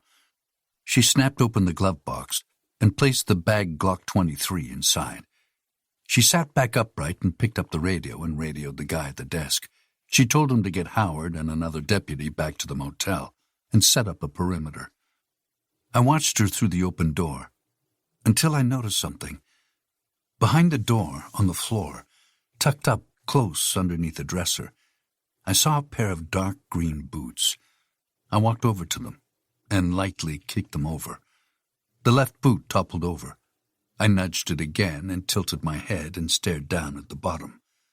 I could see under a tremendous amount of dried dirt the number 0. I nudged the heel of the shoe and a lump of dirt crumbled off. I could see the size clearly printed on the sole. It was a pair of size 10 boots. More dried dirt was stuck up in the cracks between the treads. I turned and walked back across the room to the bathroom and looked inside. I glanced over the sink and saw nothing out of the ordinary. There was a small closet behind the wall with a shelf inside for towels and toiletries. Everything in the bathroom was pretty standard and seemed normal. But the shower curtain was closed. I entered the bathroom and pulled back the curtain. The tub was full of dirty water. Like the guy had drawn the water, taken a bath, and left the water in the tub before getting the Glock to his head and pulling the trigger. Then I noticed a broken disposable razor on the edge of the tub. The blade had been torn out. It rested on the edge of the tub. There were traces of blood on the blade, like a wrist-cutting starter kit. The guy had thought about more than one way to kill himself, changed his mind, and went for the gun. Probably because it was faster. No chance of changing his mind once the trigger was pulled. I closed my eyes and pictured Sant contemplating it. He shot Aragon and Broom in their cruiser. He emptied 2 of the Glock's magazines back at the crime scene, ejected the first one, and left it. Maybe he had seen a spare magazine here in the hotel. Maybe he forgot about it and was going to try the razor to the wrist first. I pivoted on my foot and craned back to see the open suitcase. I saw nothing but clothes, nothing else of interest. So I turned back to the tub. After Sant killed the cops, he probably drove straight back to his motel room. Nothing in the room was knocked over or disturbed by a man in a rush, except for the suitcase. Therefore, he wasn't in a rush, which told me he didn't come back and start planning his escape, like a guy who just brazenly shot and killed 2 cops would do. He wasn't scared. He wasn't panicked. He didn't rush back here and frantically pack up his belongings and plan his escape from police. He came back to his room with a different plan of escape. He returned to his room, intending to kill himself. He made a makeshift plan. First, he ran a bath, got in, and thought about doing it with the razor. But then he did it with the murder weapon. Maybe he remembered he had an extra magazine in the suitcase, and that's why it was the only thing in the room in disarray. He sifted through it for his extra magazine. I opened my eyes and walked out of the bathroom. I stopped and looked back into the motel room from a different perspective than before. Before, I had scanned the room from the front doorway in. Now it was from the bathroom out. But there was nothing new to see. Almost nothing. On the floor, right against the wall above the bed, snug, so tight to the lip of the carpet that I almost missed it, was a black rectangular object, like a remote control to a TV, only the room had no television set. At first, I thought it must have been the guy's cell phone or a missing camera attachment, but it wasn't. I bent down and looked at it. I didn't pick it up. It wasn't a remote control or a piece of the camera or the guy's cell phone. It wasn't any of those things. It was an empty magazine from the Glock 23. After he dug through the suitcase looking for the one in the gun, he ejected this one and left it on the floor. Voss slammed her car door and re-entered the room. She asked, "Got anything else?" "The second empty magazine." "From the Glock?" I looked at the bullet count and confirmed it. "It holds 13 bullets. "Have any idea what went down here?" I recounted to Voss everything Sant did the way I saw it. The attempted suicide, the boots, the empty magazine, the new magazine, the bathtub, the razor blades, all of it. It was all desperation and remorse. In the end, Voss said, "Okay, the Glock, the empty magazine, plus the camera, with the picture. That's enough evidence to satisfy me. Sant is our cop killer. If we can figure out which car is his, tire tracks will put him at the murder scene. Anyone could have taken the photo of Broom and Aragon with the camera. We can get that from Clark. Motel patrons are supposed to register their license plates, make and model of their vehicles. It's probably parked out in the lot," Voss said, and walked over behind me. I stood back up straight. I hadn't touched the empty magazine. Voss said, "Can you hand me the magazine?" I nodded and knelt again and scooped up the empty magazine for her. She whipped out a new evidence bag from her left pocket and held it open for me. I dropped the magazine into it. She sealed the bag, making sure each side was evenly sealed, and then she held it in one hand, down by her side. I said, "Let's have a look at the camera. We should check out the rest of the pictures. There could be one of him at the scene." Voss nodded and rotated counterclockwise and walked back toward the bathroom. She stopped in front of the table and picked up the camera. She waited for me to circle around her, which I did. I stopped behind her and looked over her shoulder at the camera's view screen. Voss began looking through the other images. She swiped the pictures to the left, starting with the one we'd already seen. There were pictures of the state police from a distance, at night and still alive. The quality was low, like amateur private investigator stuff. There were pictures of Aragon and Broom in the daytime. I glanced down at the buttons on the camera.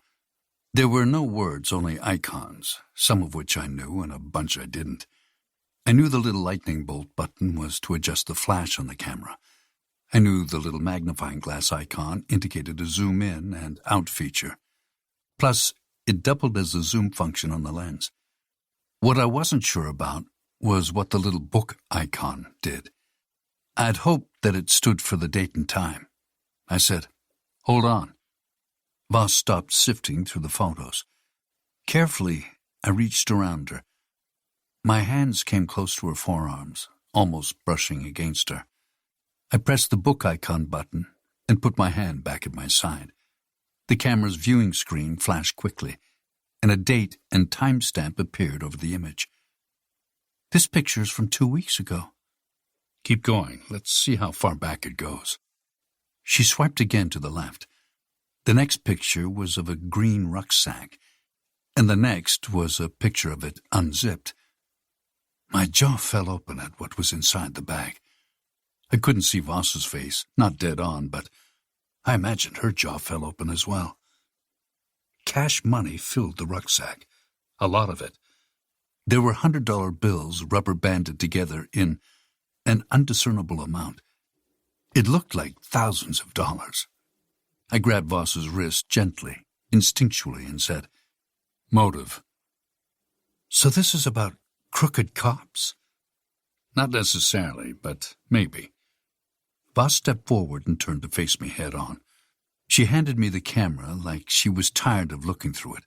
She said, "You look through the rest. I need a second to think." I nodded and took the camera from her. She was right. It was a lot for any chief to deal with. Small department or not, Voss felt a little out of her depth. In one night, she had found 2 dead, potentially corrupt cops, and the killer, who had shot himself in the head, and a camera with pictures of a bag filled with money. And me, an unknown quantity from her past. And I couldn't remember her. Voss stepped away. She faced away from me and scanned the room for new evidence. I continued to sift through the camera's digital memory. It was just more of the same. I pulled the envelope out of my pocket and stared at it. The bloody fingerprint. What does it mean? I pulled the flap back again and stared inside. I reached in with 2 fingers and pinched the plastic object and pulled it out. It was a small memory card, which was for digital cameras. I knew that much. I ejected the old memory card out of the camera and inserted the new one from the envelope. The camera accepted the card. The screen showed an hourglass icon like it was updating. Finally, the new card's contents came on the screen. There was one folder. It was labeled Sant. I clicked on it and opened the pictures inside. The first came up on screen like a camera roll. This picture differed from the previous ones on the other memory card. This photo made the hair on my arms stand up. It sent chills down my spine. There must have been an expression on my face to register it, because Voss stopped in the middle of the room. She stared right at me. "What?" "There was this envelope under the camera," I said, and held up the envelope so she could see it. "There's a blood stain on it. It's a fingerprint." Voss approached slowly. There was a second memory card inside the envelope. I just swapped it out for the one in Sant's camera. And what? It gets worse. Voss came back over to me, grabbed the camera from me, and looked at the view screen. She locked in on it, with a dead stare at the photo on the display. The glow from the backlight display was bright in the dim light of the motel room. It sprayed across her face and highlighted her features. Her jaw dropped. "Oh, Jesus," Voss said, and her hands went up and covered her mouth in both horror and shock. She might have been overwhelmed seconds ago, but now she wasn't just out of her depth. She was in shark-infested waters, without a life jacket. I stayed quiet. The picture on the screen was of a teenage girl. She was probably 15 or 16 or 17. Her clothing was torn and ripped and destroyed. Dirt and grime covered her face. She looked terrified and disheveled. Her face was shrink-wrapped in dried tears, but only on the right side, because her left eye was swollen shut from a black eye. Purple blood vessels wept over her eyelid. The skin was black as night. It puffed out like a tiny black volcano about to erupt at any moment. It looked so bad. It would surprise me if she ever saw out of it again. The skin around the black volcano looked rotten. At some point it had been covered in blood and pus. The fist of my free hand clenched tight out of anger at seeing it. My fist was so tight I could have hammered a nail with it. Voss winced. Her face turned a deep shade of red. She whispered, "Widow, is this real?" I stayed quiet and reached over her and flicked the screen to the next picture. It was worse than the first one. Voss gasped. She clutched my arm and looked away. Her eyes stared down at the floor.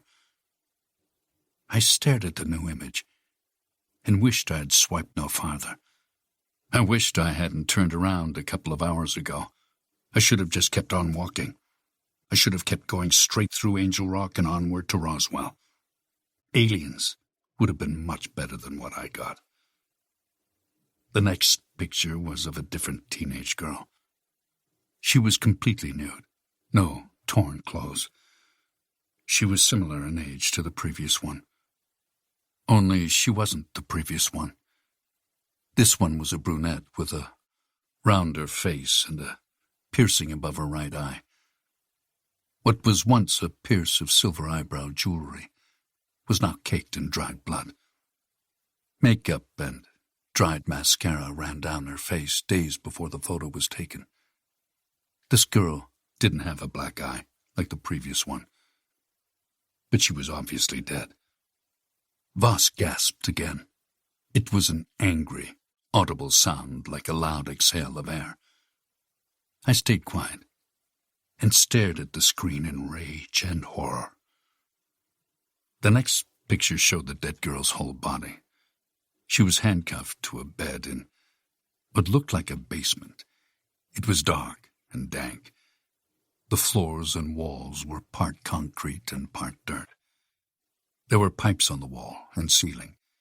There was a huge dirt-covered farm sink off to one side of the bed. There were dim lights with extension cords dangling from them. There were disheveled, blood-stained sheets on the bed. She had died in agony. It was all right there, big and obvious, like a message. The girl's breasts had been cut off. Not sliced off halfway, but completely removed, as if they were scooped out with a shovel. I could see them. They were gory and slopped onto the concrete part of the floor. Two bloody mounds of meat and veins and fat and tissue. Blood was everywhere. They covered her chest and midsection. Huge, dark pools of blood soaked the sheets beneath her.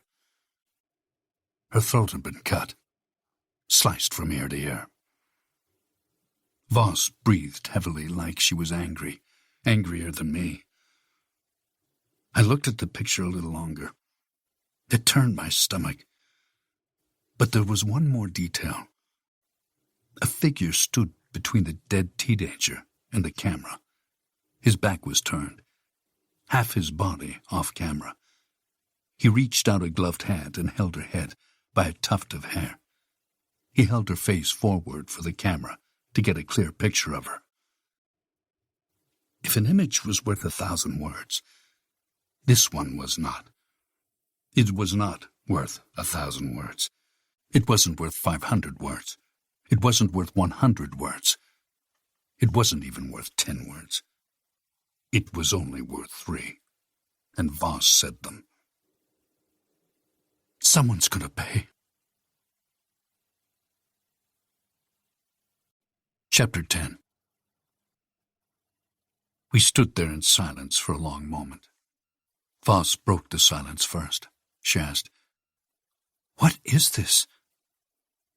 I stepped back, took my eyes off the camera screen, and pulled out one of the hardwood chairs from the table. I sat in it and stared at the wall across from us. I moved my eyes across the wood paneling, and then I peered through the open doorway out at Voss's police cruiser. I looked at the light bar and watched the blue lights spin around and around. I stayed quiet for a second. Then I looked down the side of the police car and at the emblem on the side again. It read, "To protect," across the top, and "To serve," across the bottom of the Angel Rock Police ensign etched on the door. I thought, "To protect." Voss said, "Widow? What is this?" It looks real. "I know, but what is it?" I pinched the envelope between my two fingers, reached it out and showed it to her. I said, "The envelope has a bloody fingerprint on it." "What's it mean?" "It's proof of life." "Why?" I stood up from the chair and stepped back over to her. She repeated, "Why?" I put my hands on her arms and stared down into her pale blue eyes. "It could be for a ransom. The first girl, the one who's still alive, she must mean something to Sant." "We've got to ask Sant about this." "We can't, not yet. He's probably in surgery. Not to mention, he might not even wake up again, at all." Voss paused a long, solemn beat, like she was reevaluating her entire life. She said, "This is the worst thing I've ever seen." I removed my hands from her arms and reached one out and clamped it over hers and the camera. I squeezed it gently. "I know. Me too." "It's horrible." I pulled the camera away from her, like that could take it all back. She didn't fight me. I looked at the viewer screen again and the dead teenager. I swiped my finger across the screen and scanned back to the picture of the first girl. I stared at it. Nothing in the shot gave away clues where she was, except that it was someplace dark, probably a basement, but nothing definitive. She might have even been in the same spot as the dead girl. The background was slightly different and yet similar. Plus, the first girl wasn't dead. There was a bed and similar piping and lighting, but the sheets were clean. There was no blood. The photo was pointed at a different angle, which didn't allow me to see if the farmer's sink was in the other corner or not. It could have been the same basement, but there was no way to tell for sure. Voss pulled closer to me and looked as well. She wiped a single tear off her cheek and asked, "Do you think the first one is still alive?" I didn't answer. "If this is the only picture of her on here, and she's still alive in it, then she might still be alive now."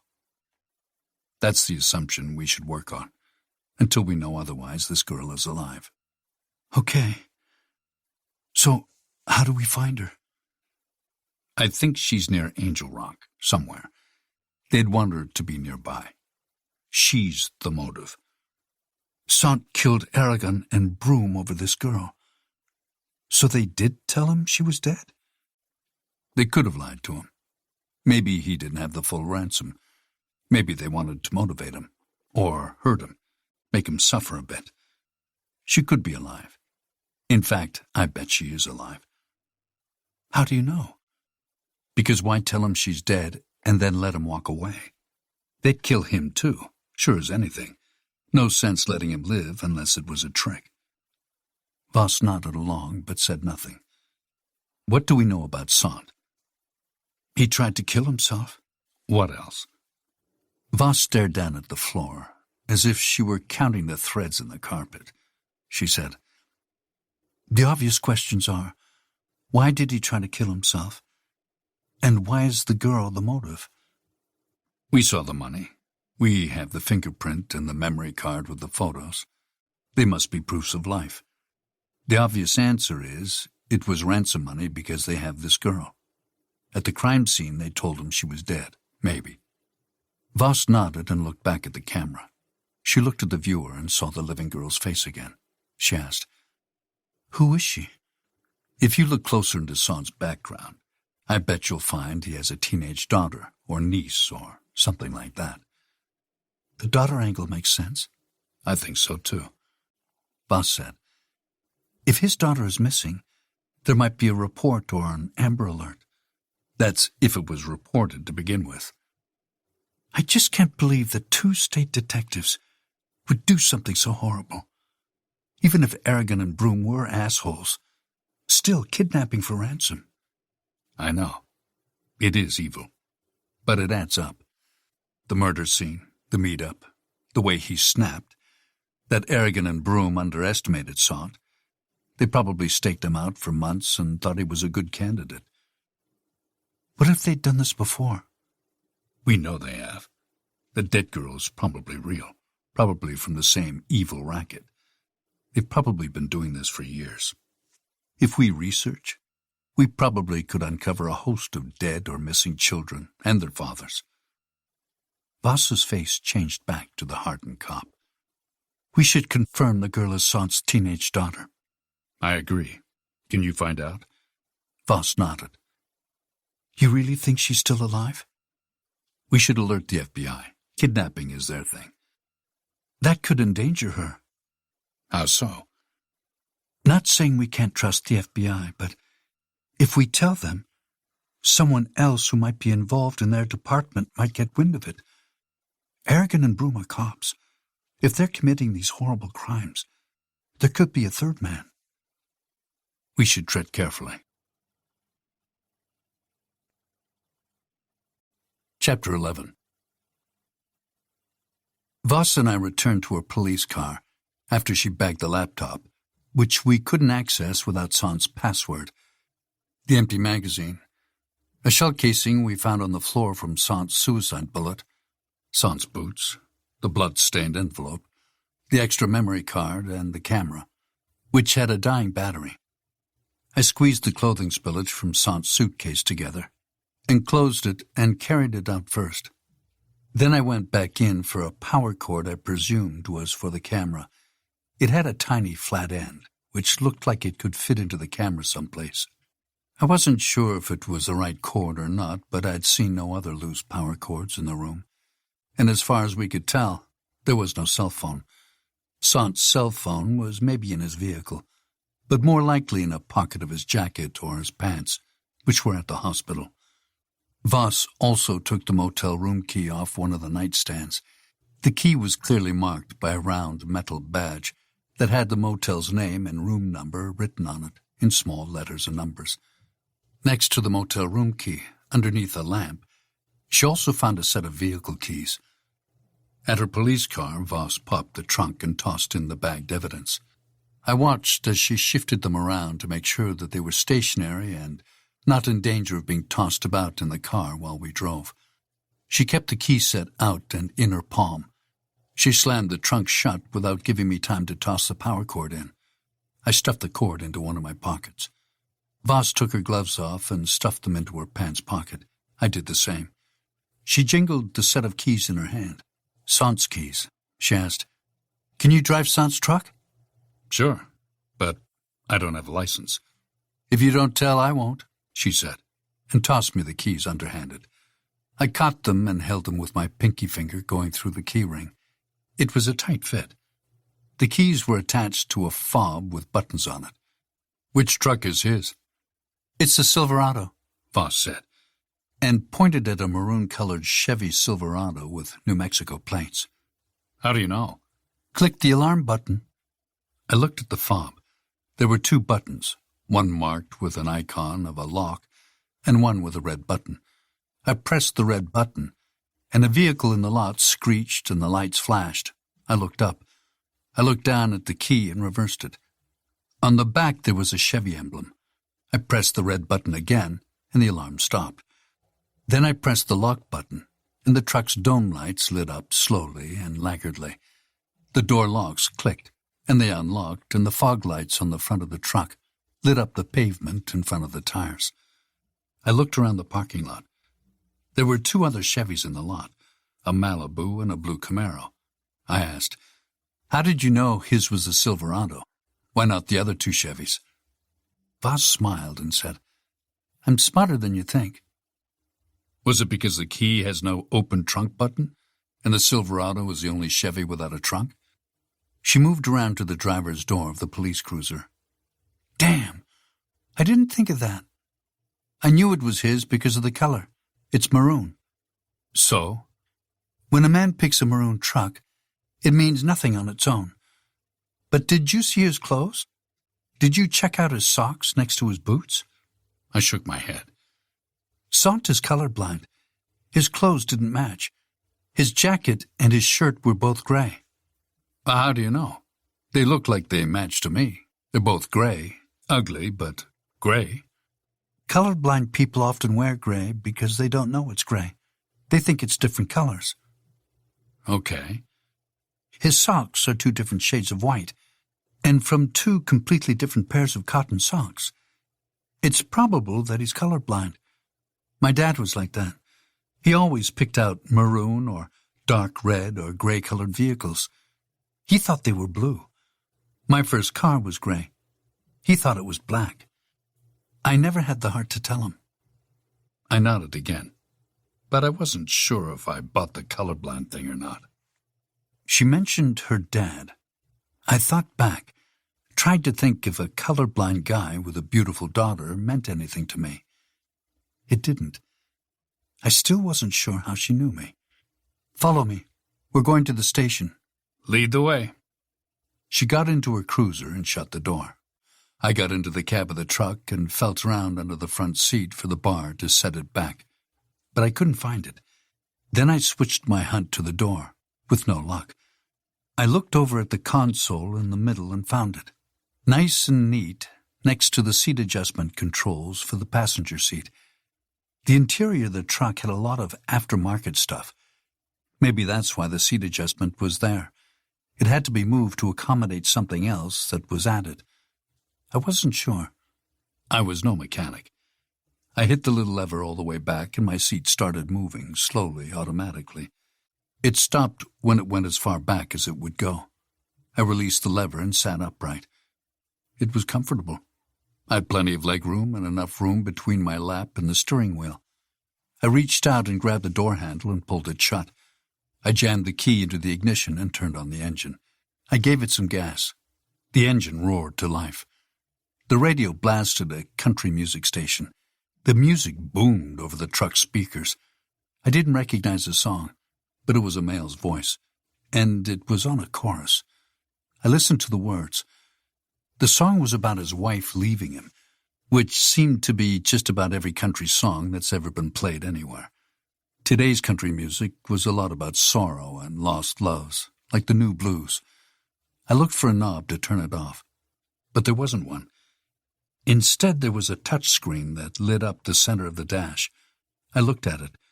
There was a menu which led me along a string of choices, such as map, connect Bluetooth to phone, radio, and status. I ignored all the choices except radio and pressed it with my index finger. The screen flashed and changed quickly over to a choice of preset stations and scanning and volume controls.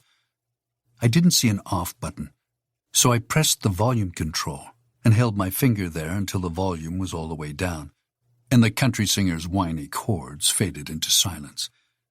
Voss reversed her cruiser and straightened it out and got in front of me. I pulled out of the space and stopped behind her. She led me to the end of the lot, where she stopped and exchanged a couple of words with Clark through the open window of her car. Then she headed out to the road, turned right, and slowed to allow me to stay close. I followed about a car length away. Heavy clouds overtook the sky overhead, and the moon vanished behind them. We drove, staying at a speed comparable to the speed limits in small towns all over America, although I never saw a speed limit sign posted. I followed her through another turn to the right. At a stoplight with no other cars, she shrieked her sirens to warn oncoming drivers that we were passing through and not stopping. We barreled through the light as it changed to red. We drove on for another 3 blocks, and then she flipped on her right turn signal and pulled into a parking lot. The parking lot was shared among 4 different apartments, all shared in one government building. One was the Angel Rock Police, which was clearly marked at the top of a sign near the road. The government building also housed the local district attorney, the city clerk, and a public library. They all shared the same building and the same parking lot. The police department took up the lion's share of the building. It had the entire first 2 floors, and the district attorney's office was on the 3rd. The library shared the top floor with the city clerk's office. Public libraries were one of my favorite places to visit because the books were free. Unfortunately, you needed a library card to check them out. I hadn't had a library card in decades. I pulled into the parking lot behind Voss. She parked her cruiser up front near the entrance to the building, which 10 to 1 was her own designated parking spot. I kept on driving through the lot and parked the truck far away from the line of police cruisers. I didn't want to block parking spaces designated for official vehicles. After killing the Silverado's engine, I hopped out and shut the door and clicked the lock button. The alarm beeped, and the lights went off. Voss waited for me behind the trunk of her cruiser. She popped it open and began taking out the bagged evidence. She handed me the heavy stuff, including the suitcase and the boots, which were too large for her evidence bags. She also handed me the bag with the camera in it. She scooped up the rest and closed the cruiser's trunk. She headed into the police station, and I followed. The first-floor lobby was occupied at the entrance by a night guard seated next to a metal detector. He wore a brown uniform, freshly shined boots, and a polished badge on his left breast pocket. He had a clean shave, a jarhead haircut, and a military look in his demeanor and face. He was even more militarist and steadfast to his station than Jean, the guard from the hospital. The guard stood straight up as Voss entered, like she was his commanding officer in a military unit. He did everything but salute. Voss said, "Franklin, this is Widow." He nodded and gave me a half-smile that said he was required to be polite. It also was a warning that he had his eye on me. This was his domain, and I was the newbie. Any seasoned centurion will tell you that the newest faces are the first ones you automatically suspect as possible threats to the peace. "Hi, Franklin," I said. He said, "Walk on through, please." Voss didn't wait for his permission. She walked through the metal detector, and it sounded. I went through after her, and it sounded again. Franklin gazed at me, but said nothing about it. He didn't know if I was carrying a weapon or not, but I wasn't. The camera in the evidence bag, or the Silverado keys in my pocket, or something in the suitcase had set off the metal detector. There was no loose change in my pockets and no belt buckle or belt. I got lucky with this set of gas station clothes. The pants fit snug on my hips. The only metal on me were the keys and the camera, the prongs on the plug to the camera, and the small button on my pants, which was too small to set off the detector anyway. I ignored Franklin's suspicion and followed Voss down a short hall and past an empty counter, where the daytime secretary probably sat, as well as the night desk guy Voss had sent off to a long dinner. He wasn't there. Must have stepped out for a moment. We walked past the empty counter and through a swinging half-door. The station was a basic bullpen setup with 2 offices at the far back of the wall. The first office had a frost glass window on the door, which read Chief Voss. The other office was empty and had nothing written on the window in the door. Voss opened her door, which wasn't locked, and walked in and set the evidence bags on her desk. "Put the suitcase down over there," she said, and pointed at the corner of the room. I did as instructed. Then she said, "And the camera here." She pointed at the desk. I set the camera, still inside the evidence bag, down on the desk, and reached into my pocket and dug out the charging cable and the plug. I set them down as well. I said, "We should plug the camera in. The battery is low." "Go ahead. There's an outlet behind that chair." Voss pointed at a gray leather lounge chair that looked like it belonged in a man cave and not in a chief's office. I stepped over to it and pulled it away from the wall and saw the outlet. I picked up the evidence bag with the camera in it and unzipped it. Voss said, Use gloves. I won't touch it. I didn't use gloves. I reversed the plastic in the bag and held the camera with it, pinched it tight in one hand, and held the power cord in the other hand. I slid the charger end into the port on the bottom of the camera. Then I shoved the plug into the wall outlet. The screen came to life and showed a glimpse of the last image we had seen. The dead girl, and the gloved hand reached out toward her. The camera screen shifted to a large battery icon. It flashed green, showing that the camera was charging.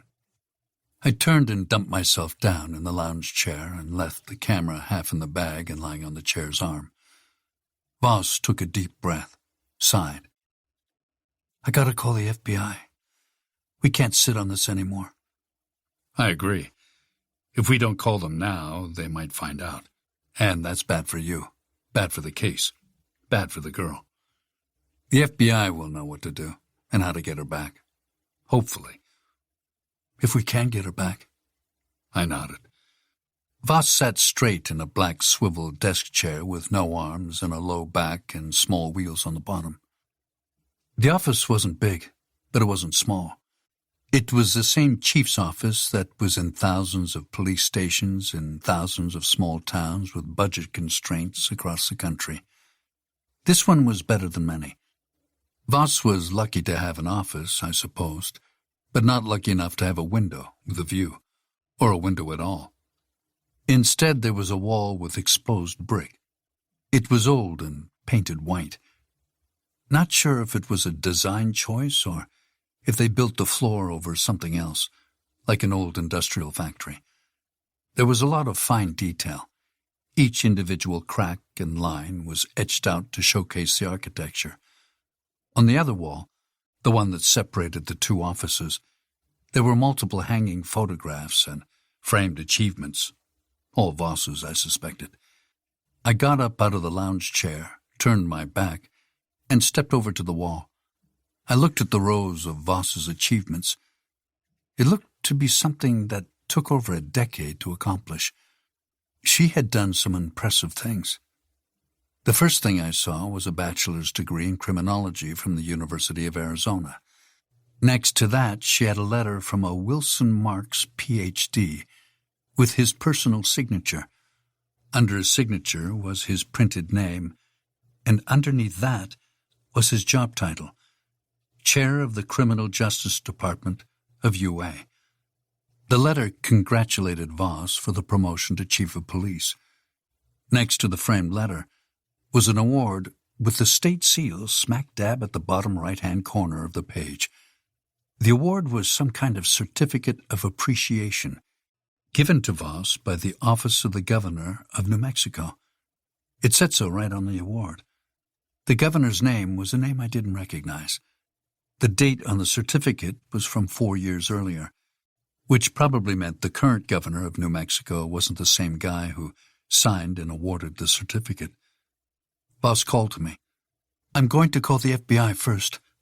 I swiveled from the waist, looked back at her, smiled. Okay. I turned back to the wall of achievements and moved on to the rest of the photographs, which took up the bulk of the wall. The first several photographs were happy times with, I assumed, co-workers. There were photos of barbecues, softball games, snowboarding in the mountains, and one large group of people surrounded by tents at night and a roaring campfire. The photographs were filled with people and smiles and cheers and good times. Good memories. In every picture, I noticed something about Voss. All of her co-workers and friends seemed to be paired next to someone. The pattern continued in most of the photos. Each person posed next to the same person in the next photograph. But not Voss. She always stood alone. The others seemed to pose with their spouses and partners. In every photo, nowhere did she appear to be with anyone. Even though she was surrounded by people, she was alone. I moved farther down the line. Behind me, I heard Voss sigh like she was on hold or going through the local FBI's automated phone menus, until finally she got to a pause after a question. She said, "I need an agent." Nowadays, living, breathing operators are harder and harder to come by. I made few calls to the FBI, but I imagined it's the same as the rest of the government, which moved to using automated menus but kept all the useless bureaucracy. The automation probably made it all the more useless. To become more efficient, they become less so. Reminds me of the term red tape, which originated during the Civil War, when Union soldiers had to travel all the way to Washington, D.C. to repeal certain orders, to collect unpaid wages, to refute wrongful terminations, or to accomplish other things. When the soldiers arrived in D.C., often their papers and documents were bound by red tape. There was an entire row of photographs of a boy. First he was young, then he grew. I followed along them like it was a timeline of a child growing to a man, until finally he reached the age of 18. The second-to-last photo was of him in a cap and gown. It appeared to be his high school graduation. The last photo was him standing in front of the University of New Mexico, which I imagined was in Albuquerque. In all the photos, there was Voss. She aged alongside the boy. In the first photo, she looked very different than she did now. She was youthful, vibrant, and joyful. But there was a naivety to her, like a lot of young people. There was a look of hopefulness on her face, something that you can lose as you get older, more acquainted with the real world. I think it happens to those of us who are unfortunate enough to be touched by tragedy, like crime or war.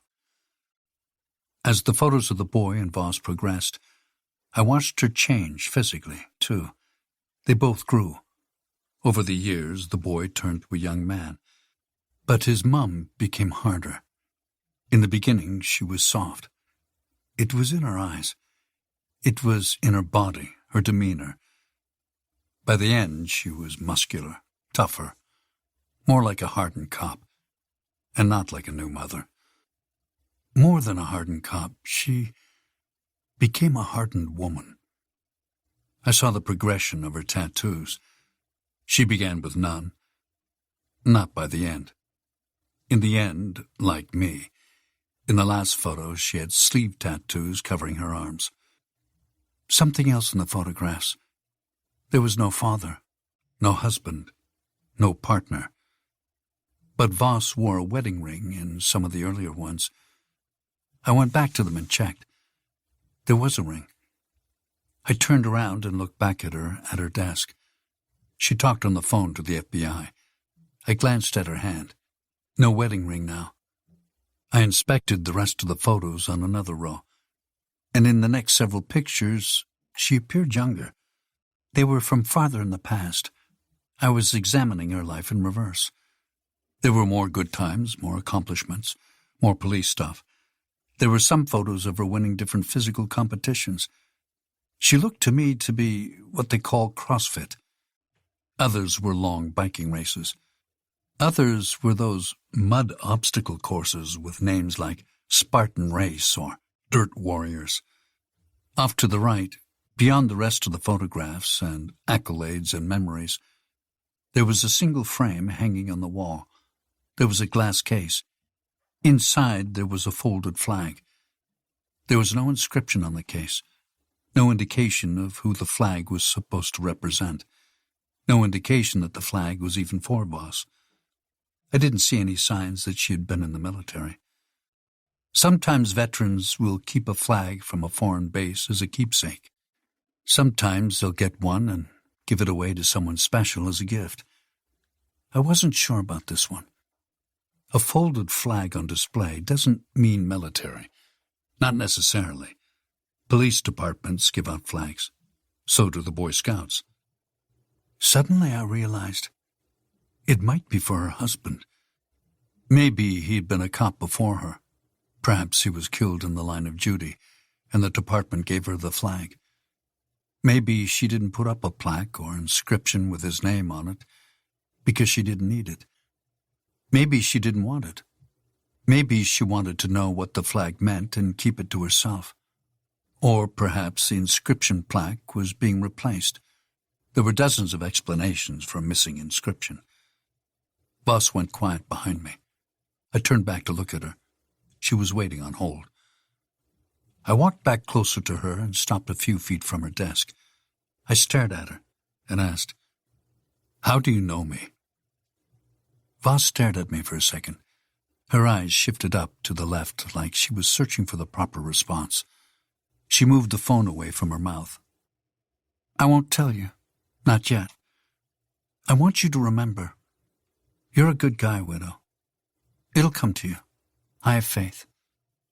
"Give me a hint." "If you don't remember before this is all over, I'll tell you. Maybe." "Can I ask questions?" "You can do whatever you want." "Will you answer my questions?" She shrugged. "Try me." "Okay. Are you married?" Voss paused a beat. "No."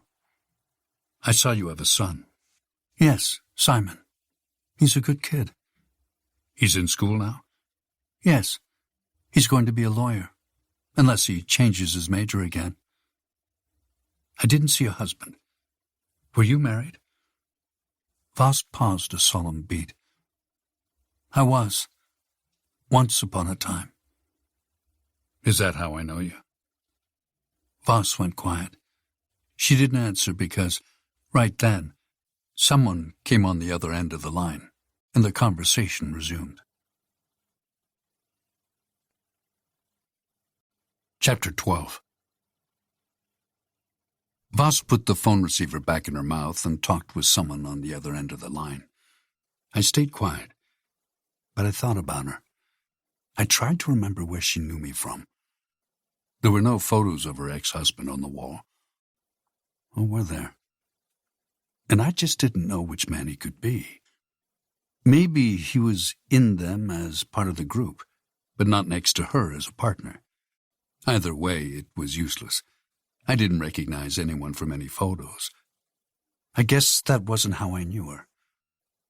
If she knew me from my Navy days, that's a 16-year span of time. Plus, I've been out for 6+ years by this point. That means it's possible I knew her 22 years ago. A thought occurred to me. I went back to the wall and the photos and stared at her son. He was tall, over 6 feet. He looked pretty fit. He had a thick head of fair hair. He needed a haircut, but that's how boys his age wear their hair, messy and unkempt. He was a good-looking kid, but I saw no resemblance to myself. Still, he looked to be younger than 22 in the most recent photo. So far, Voss informed me she was married once. Maybe that was my only clue, for now. "Uh-huh, yes. I need to speak to an agent from New Mexico," Voss said, and went silent like she was waiting. She slumped down in her chair like she was tired of the roller coaster of their phone system. After a long pause, she said, "I'm calling from Angel Rock. We've got 2 dead cops here, and possibly a kidnapped teenager." There was another long pause as Voss listened to someone on the other end. Whoever was on the other end must have said something shocking, because Voss suddenly stood straight up, knocking back her desk chair to the ground. She squeezed the phone and said, "Are you kidding?" I stared at her intently and studied her facial expressions. Her anger emoted on her face like a flashing street sign. She turned a shade of red, as if the person on the other end of the line had just told her some majorly surprising news. Something dramatic, like New Mexico had just been annexed and was no longer under the jurisdiction of the FBI, and now Voss was on her own. She raised her voice and said, "Yes, connect me." Suddenly, Voss ripped the phone away from her ear. I asked, "What?" She looked at me and shook her head, but said nothing. Then she put the phone back to her ear and asked, "Why wasn't I consulted?" She paused and listened, and then she said, "I am the police chief in Angel Rock." The person on the other end must have started talking again, because she went quiet and listened hard. I saw it on her face. After several more minutes of her nodding and saying "right" over and over, she got off the phone. She didn't slam it down like I expected, but she left her hand on top of it while it sat in the cradle for a long minute before she moved on. She turned away from the room and stared at the opposite wall, the brick one. She looked at the brick. I waited. And finally I asked, "What did they say?" Voss spun around to face me. "There's an FBI agent named Oliver." I stayed quiet. "He's already here, in Angel Rock. He's been in and out of here for a week. There's an investigation. I guess they didn't want to include me in it. Is nobody supposed to stop in and include my department?" "They kept you in the dark? Why?" "I don't know." Chapter 13. Voss turned around and picked up her fallen chair and set it back on its wheels. She pushed it under the desk and asked, "What the hell is going on?" I shrugged and asked, "Did they tell you?" "No." I like coincidence as much as the next guy, but 2 dead cops who could be crooked, I said, and paused a beat, who weren't supposed to be here in the first place, a potential missing girl, Sant trying to blow his own brains out, and now an FBI agent secretly in town? That's a lot of coincidence. Too much. He's got to be here because of the 2 cops. Maybe he's here investigating them. Maybe. It makes some kind of sense. Maybe they got wind of them somehow. But there could be more going on. Come on, let's go find him. Don't forget about the girl. Whatever is going on with the FBI might help us, but we can't let her get lost in the shuffle. It's likely this FBI guy's goal differs from our own. She nodded. Let's leave the camera to charge, but what about the Glock? We'll lock my door, don't worry. The stuff in here isn't going anywhere. What about the crime scene? Their shell casings, the magazine, and the dead cops. With Howard at the hospital, I'm too short-staffed to worry about that now. What about the desk guy? He can go sit on it. She half chuckled and said, "No way. He's not doing that. He's best here. Besides, I gotta have someone here. We left the crime scene alone this long. It'll be fine." I nodded and thought about asking her about her former husband. Where was he now? Did he die in the line of duty? What happened to him? But I didn't. I took one last look at Voss's wall of memories and the flag, and turned and stepped out of the office. Voss followed. She stopped behind me and locked her door.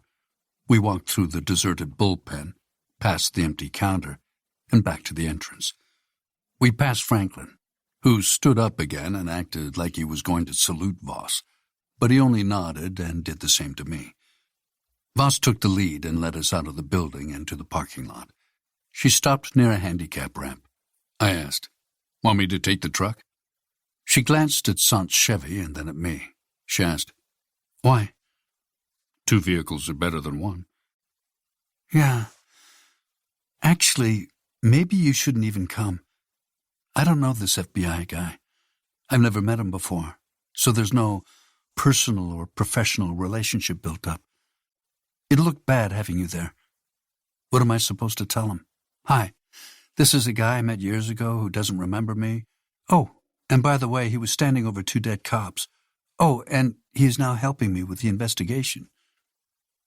You could tell him the truth, if you wanted to. You don't have to tell him all of it.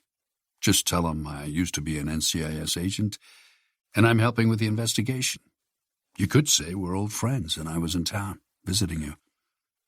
She shook her head and said, "It's weird. If he's here because of Aragon and Broom, he might have been investigating them. He might already have me listed as a potential crooked cop who was in on something with them. He will find it strange that I let you tag along." It's a risk. Yeah, it won't look right. He may not believe it. I don't want to get rid of you. Let me feel him out. Just wait for me. I'll contact you after. I shrugged and stayed quiet. Do you like coffee? A smile crept across my face. Coffee is life. Take the truck and head over to the diner. It's on Heston Street. You'll like it. It's good. They've got good coffee. Tell Jerry I sent you. Is he the owner? Jerry is short for Geraldine. She's a waitress. Usually works all night. Voss said nothing else. She walked away and got in her cruiser and fired up the engine. I waited until she pulled out before I walked over to the Silverado. I pulled Saunt's key out of my pocket and clicked the unlock button. I opened the door and climbed in and slid into the seat. I glanced in the rearview mirror and watched Voss's taillights fade away into the gloom. I started the truck and stared at the touchscreen electronics in the dash, like an ape staring at fire for the first time. I wasn't dumb. Obviously, I knew how to work complicated machines. But I go long stretches without using complex, thinking, man-made machines. That knowledge fades back into brain storage sometimes. It takes me a second to switch from being a primate to being an intelligent person. I knew that getting directions on a built-in map and controlling the radio were the main functions of the instrument. But did these things come with internet browsing? I swiped my hand across the screen and watched as the main menu lit up. I studied the different buttons. Voss wanted me to go to the diner and wait, but what she really wanted was for me to butt out while she did solo work. All that stuff about the FBI agent and how she was going to explain my involvement to him was true. But she could have sent me to do some research or to check something out. I could go sit on the crime scene for her. I could be put to use. I wouldn't sit around and do nothing. I could have listened to her. But I kept thinking about that girl in the photo, the one who was still alive. Waiting was something I was good at. I'm a patient guy by nature. But patience wouldn't save the girl in the photo's life. If she was still alive, that is. Right now, she needed my help. I sifted through the buttons and saw that the last button was a down button, which showed there were more off-screen buttons. I pressed it and found nothing that reminded me of an internet browser button. No search button, no internet browser icon, no Google icon or any other icon for an internet search feature. Except that they were all digital, the buttons performed the same basic features that could be found in any regular Silverado, except for a map function. Everything else was the same standard set of buttons that have been in every other car for years. Air conditioning controls, heating controls, pop hood, and radio controls. Nothing new. I thought about how some things stayed the same. But then I thought, if it ain't broke, then why fix it? The American automobile has undergone a plethora of cosmetic changes since the 60s. There were some models of cars that were so popular from that era that they returned to the market decades later to become popular again, like the Ford Bronco or the Chevy Camaro or the Dodge Challenger. Hollywood wasn't the only industry that liked to regurgitate its past hits. The automobile industry was just as guilty of remakes and reboots. Same old wine, new bottle. I couldn't just go to the diner and sit still and wait around for Voss to get through with her conversation with this FBI guy. I wasn't even sure that she would come back and get me after. What if this FBI guy was a Boy Scout? What if he suspected me? What if he had the Angel Rock mayor recuse her from this whole investigation? What if he got the governor to do it? He wasn't going to just let me tag along. To him, I was a civilian. Even if he looked me up and could access my files, which I doubted because they're classified beyond classified, he'd still figure I was out of cop work. I was a nobody, a has-been. He'd view me as a person of interest. Conceivably, Voss had thought of this too, and that's why she sent me away. I couldn't blame her. It was her career and her job and her reputation. I wasn't about to endanger that. The murder mystery surrounding the two dead cops could be left up to her. It wasn't my job to solve it. It wasn't even my prerogative.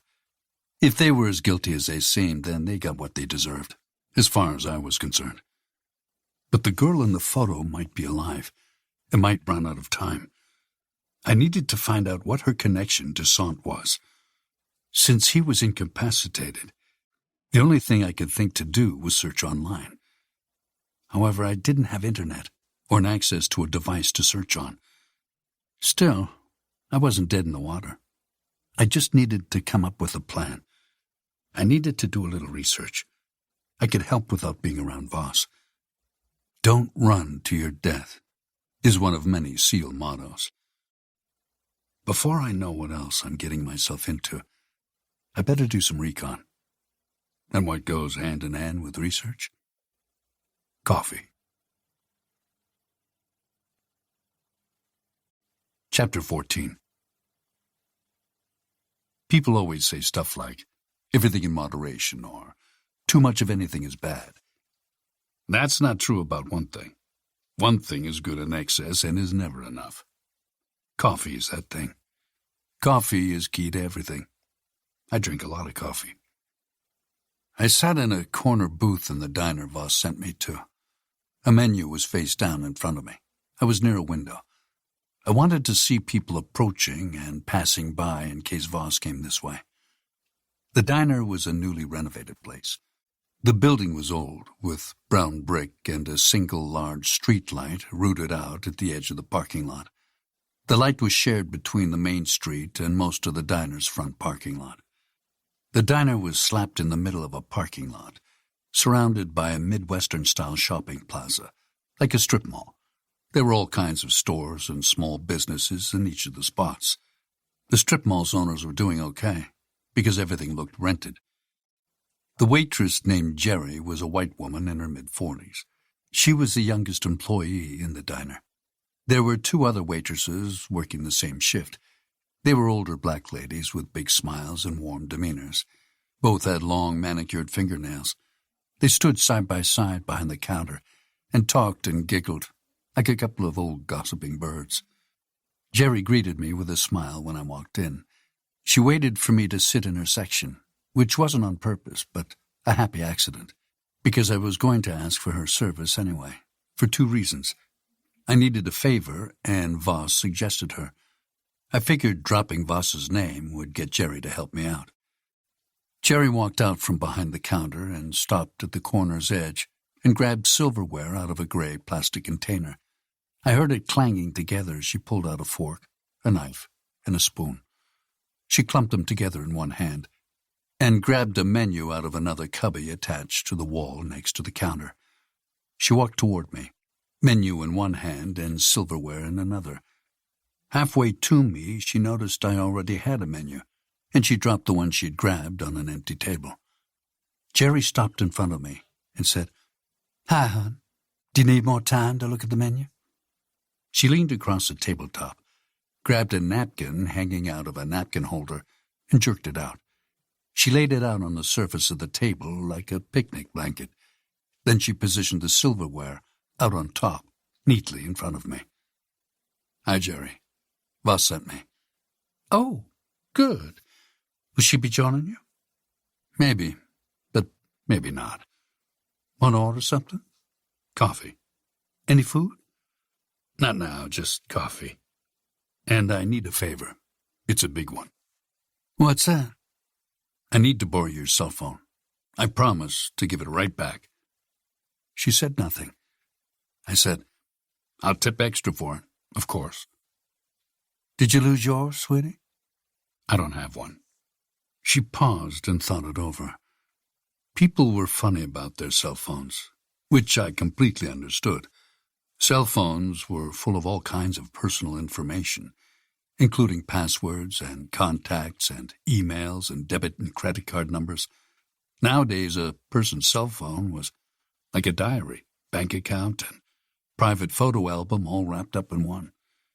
It's a personal vault of information that people voluntarily carry around with them, which I didn't understand, because phones are linked to the internet. These days, a bored 14-year-old can figure out how to hack someone's cell phone. Giving it to a friend to borrow required a certain level of trust established. Giving it to a complete stranger was normally out of the question. You wouldn't give your diary to a stranger, or your bank account information, or your PIN numbers. Some people had other private things to worry about. Some people had naked selfies to worry about. I said, "Don't worry. I'll give it right back, I promise. You can hold my ID if you like." Jerry smiled slowly and said, "No, that won't be necessary. If Chief Voss sent you, then you're vouched for." She reached into her pocket and pulled out an older generation iPhone, which I was sure was the iPhone 4, because it had that steel and glass look, which I remembered from that design and model. I had used them before. I reached out my hand, open-palmed. Jerry dropped the phone into it like a set of car keys from a reluctant drunk passing off her keys to a designated driver. "Thank you. I'll give it right back. Just don't make any international calls. AT&T charges an arm and a leg for it." "I only need the internet. I won't be making any out-of-country calls, I promise." She smiled and turned, and with her eyes peering over her shoulder, she said, "Be right back." And she walked away from the table. I turned to the cell phone and realized I'd forgotten to ask for her passcode. But then I swiped the unlock button and saw it didn't have a passcode, which was a massive security failure on Jerry's part. Then again, we're not talking about a Pentagon staffer's mobile device. The screen unlocked and went to a home screen. Her iPhone was rather empty compared to most I had seen in the past. There were your basic apps and nothing else. No excess and no folders, and only the one page. There was no reason for an extra page because there were no spillover apps. Her wallpaper was a photo of her and a young girl, maybe a daughter or a granddaughter. There was a large age gap between them. The girl was young, maybe 5 or 6. Given this, I presumed it was her granddaughter. I pressed the Safari icon, and the internet browser opened. I clicked on the search box and typed my first question, which was where the FBI field office in New Mexico was. Albuquerque was the location that I assumed, but I was wrong. The nearest was in Denver. In fact, the Denver office served every county in New Mexico and Wyoming. What were the odds that an FBI agent from the field office in Denver would stop in Angel Rock at the same time Voss and I found 2 dead crooked cops?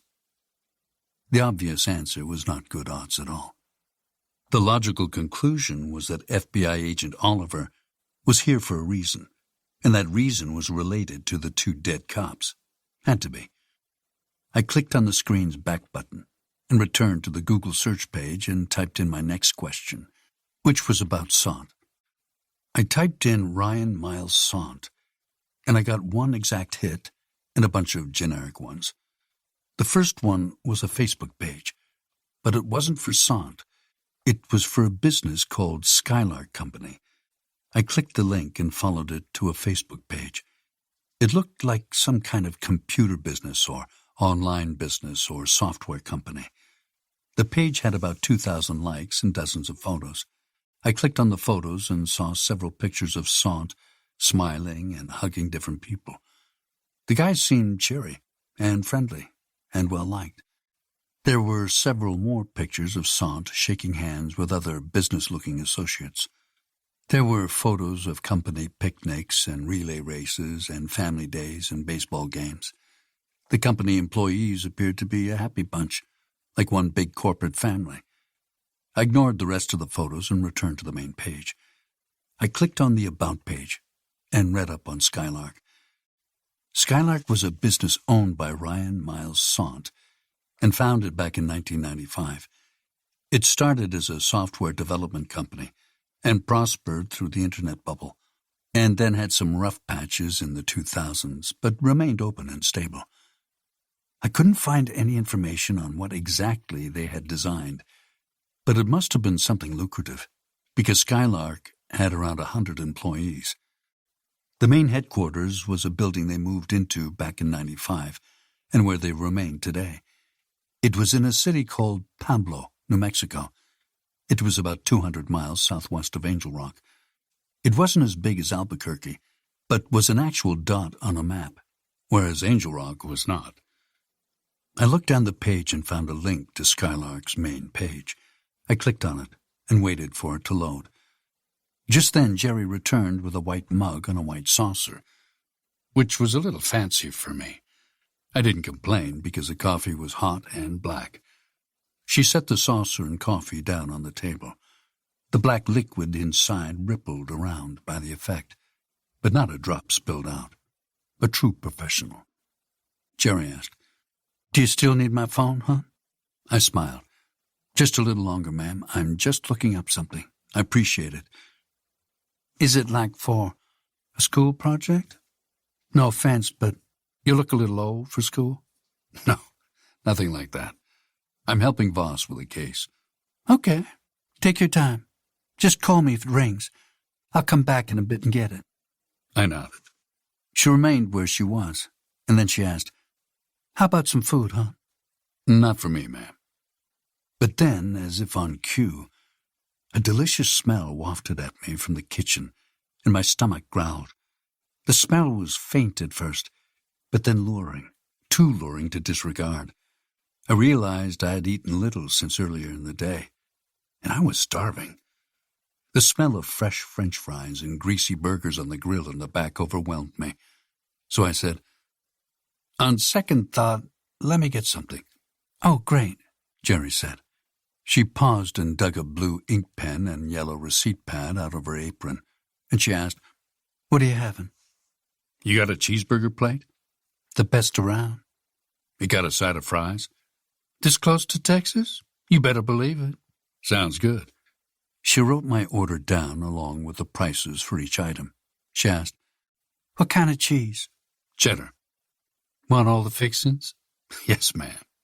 She nodded and scooped the menu up from the table and turned and walked back to the main counter. I looked back down at Jerry's phone screen, expecting to see the website for Skylark, but there was no page. Instead, I stared at one of those broken link page warnings. The page I searched for was closed. I clicked the back button and the screen refreshed back to the Facebook page for the business. I scrolled down the page to view the comments. The recent ones were all negative. Some followers were so mad they used a lot of colorful swear words in their commentary. I read the first couple and skimmed several others. They were all basically the same. Several were addressed to Sant personally, like they were left so angry they took it out on him. The comments ranged from nasty remarks to straight questions, but they all wanted to know why Sant had closed the company. Most of the commenters were disgruntled ex-employees. There was mention of bounced paychecks. I cut and pasted the Skylark name into a new Google search page and clicked Enter on the iPhone's tiny digital keypad. The results came back with some online news articles from a newspaper and from television news, both local to Pablo. I clicked on the newspaper's link and skimmed the page. It was all about the sudden closing of Skylark, which had employed people and contributed to the local economy. The article only speculated about why Skylark's founder and CEO closed the door so abruptly, but the rumor was that he had gone completely broke in the last 2 months. The reason was unknown. Sant stopped coming to work and withdrew all the money out of his accounts and the company's commercial accounts. Then he vanished. The news article said he had broken no laws by doing so, and that there wasn't any known investigation into his disappearance. Still, it was unusual that Sant drained his bank's accounts and left his company and employees high and dry. Plus, he abandoned his house in Pablo. There was no public record of him selling either his business or his home. Currently, he still owned both. I read a little farther and found he had no wife, no son. But there was a daughter. Her name was Janie Sant, age unknown.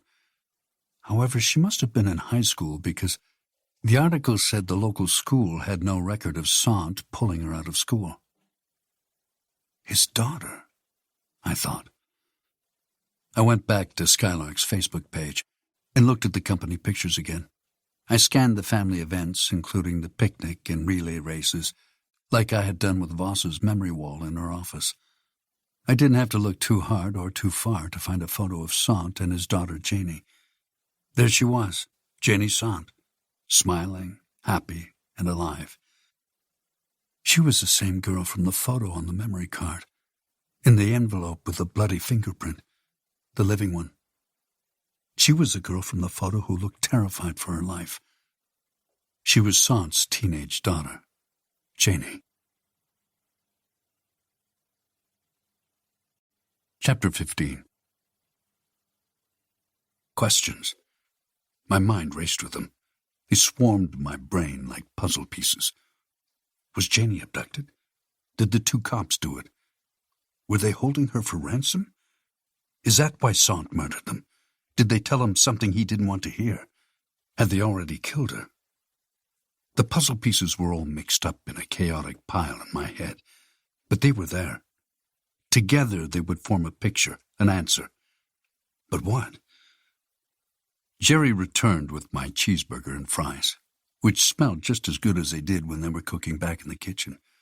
Only now it meant less because I thought of Janie, the black eye, the basement, the farmer's sink, the bloody fingerprint.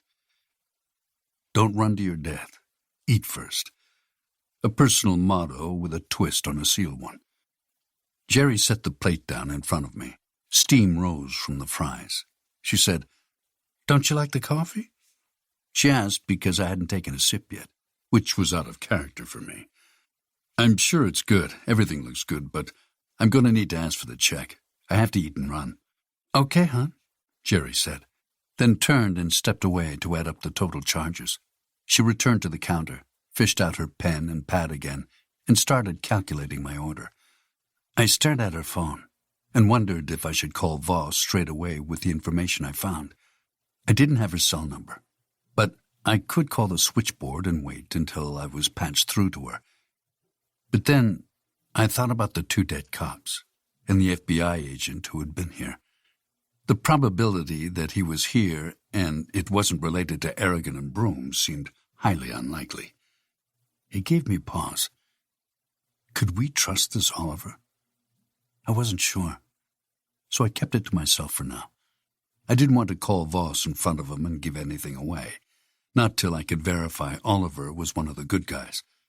We had two very horrible cops so far. What's one FBI agent thrown into the mix? I finished using Jerry's phone, so I set it down and pushed it across the tabletop and left it near the edge for her to pick up. I grabbed two larger fries and shoved them into my mouth. They were salted to perfection, but piping hot. I had to do the leaving my mouth open thing and blow air out at the same time. I grabbed the coffee and took a drink. It was good. Not the best coffee ever. Not as good as Voss had advertised, but it was far from the worst I ever had. It was lukewarm now because I'd let it sit there too long, which was good because the fries were too hot. The lukewarm coffee counteracted the heat from the fries, and the caffeine from the coffee overrode everything else to me. I scarfed the cheeseburger down and ate most of the fries, then drained the coffee. I did it all fast. In the service, you learned to eat fast enough to win the gold in the Olympic food-eating race, if there was such a thing. After I took a wad of cash out of my pocket and paid the check, I left a $5 tip for the meal and service, and an extra $20 bill for the use of Jerry's phone. I didn't wait for her to come by for change. I got up and headed out the door and back to the Silverado. I wanted to find Voss and check on our FBI contact, also to tell her about what I had found. But I didn't know where she was, so I went back to the scene of the crime to take another look. I wanted to see if we overlooked anything. Earlier, when we were searching, we didn't know about the missing girl. Maybe there was more at the crime scene. I clicked the unlock button on the Silverado's key fob and got in and started up the engine. I backed out of the space, turned back to the road, and drove out to the main road and turned. I drove through the town, past a church, a few strip malls, and the hospital, where Sant was fighting for his life. I passed the police station. There was a police car in the parking lot. It could have been Voss, so I slowed and made a U-turn and looped back through the lot and stopped near the parked cruiser. I left the engine running and inspected the parked police cruiser. Instantly, I knew it wasn't Voss's. Her car read Chief of Police on both doors. This one didn't. It only read Angel Rock Police Department. Maybe it was Howard's car. which meant that there was news about Sant. I figured the news wouldn't be good, not if he left his post at the hospital. It suggested that Sant lost his battle and his life. I hoped not. But I needed to find out. So I left the truck parked near the front this time, switched it off, pocketed the keys, and entered the police station. I nodded at Franklin, who didn't question my returning or being alone. And this time I didn't set off the metal detectors, because I passed the keys around the detector on a small tray. Franklin let me go through without question. I made it to the police station part of the complex. But this time I didn't make it past the front desk, because seated at the desk was a police officer I didn't know. He was a black guy, young, maybe 30. He was built like a streetlight, with a thick upper frame and long, skinny legs poking out from under the desk. He was seated, but appeared tall, even seated. I walked up to the desk and nodded a friendly hello at him. He stayed seated. A pleasant but suspicious smile stretched across his face. He said, "Hello, can I help you?" "Yes, you can." "What can I do for you?" "Has Voss checked in with you?" His eyes narrowed when I said Voss, which I imagined was a natural cherry reaction since he had no idea who I was, and Voss was his commanding officer. He said, "She hasn't been around for a while. What's this about?" I didn't want to step on any toes, especially those belonging to an armed cop shaped like a streetlight. Didn't want to tell him I was helping her with her current investigation. Not me, a nobody civilian he was seeing for the first time. So I said, "We're friends," which turned out to be the wrong word to use because his expression turned from friendly to one of utter disbelief and apprehension. "How's that?" "It's not important. I just need to know if you've heard from her." The guy thought for a moment and half shrugged and said, "No. She could be anywhere. Need me to call her?" "That's unnecessary. She's meeting with the FBI right now." "How do you know that?" "Like I said, we're friends." The desk guy started to say something else, but I didn't want to waste any more time, so I said, "I need you to get a message to her. It's important." "Not important enough to wait?" To which I didn't respond. Instead, I paused a beat, like I was thinking.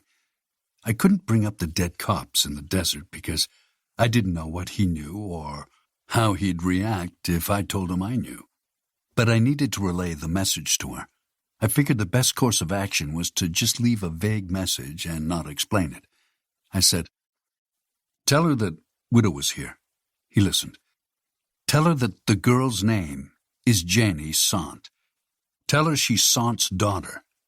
Tell Voss that I'm going back out there, and that she needs to meet me out there as soon as possible." The guy said, "She has your phone number, right? Since you guys are such good friends." "I don't have a phone. Or I would have called her myself, don't you think?" The guy said nothing to that. He just kind of sneered and said, "I'll text her now. Let's see if she'll respond." "Okay." He slid his chair back and stood up slowly, like it was an act of Congress to do so. There was something wobbly about him. He got all the way up on both feet and moved away from the chair. There was a slumpy dent in the leather, like he sat there all day, every day. The guy half limped away from the desk and came around to the front. He leaned back and sat on the top of the desk and dug a phone out of his front pocket. He stared at the screen and swiped and pressed buttons. After he got where he wanted to go, he turned the phone sideways and used his thumbs to type.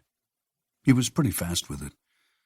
The guy read the text out loud as he typed, as if he was my secretary and I was dictating to him, with a hint of snarkiness.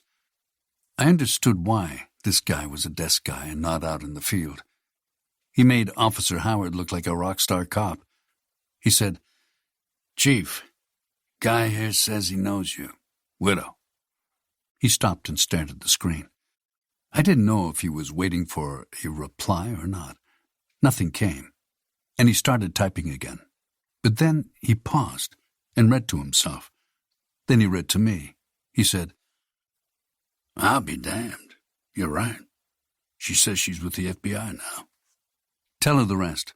Tell her the girl's name is Janie Sant. He typed again and read out loud again. He said, Widow said, girl is Sant's daughter, Janie. He stopped and waited and read her response to me. He said, She replied with a question mark. Hold on, she's typing. I stayed quiet and peered at the desk guy's nameplate. It read, Kemp.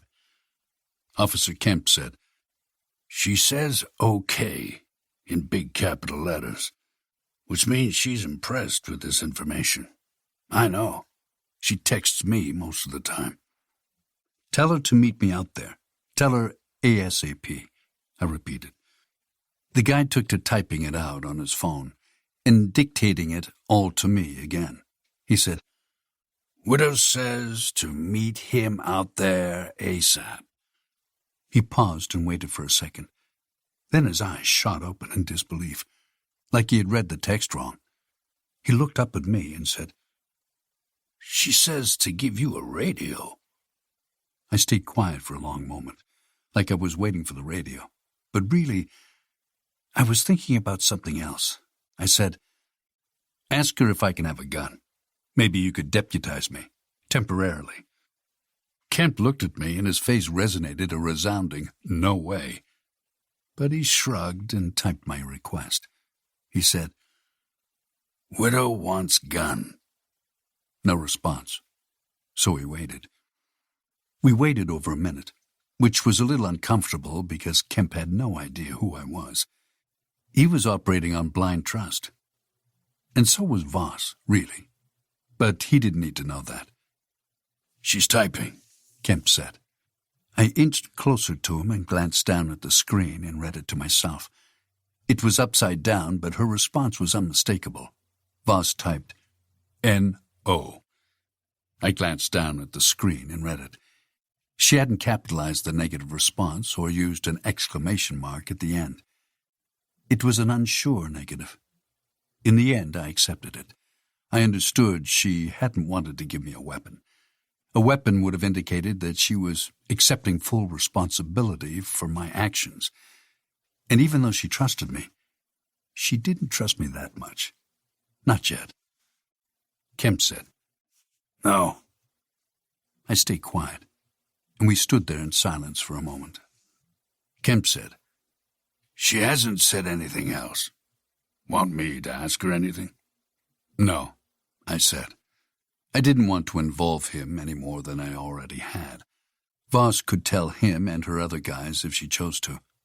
It was her department, not mine.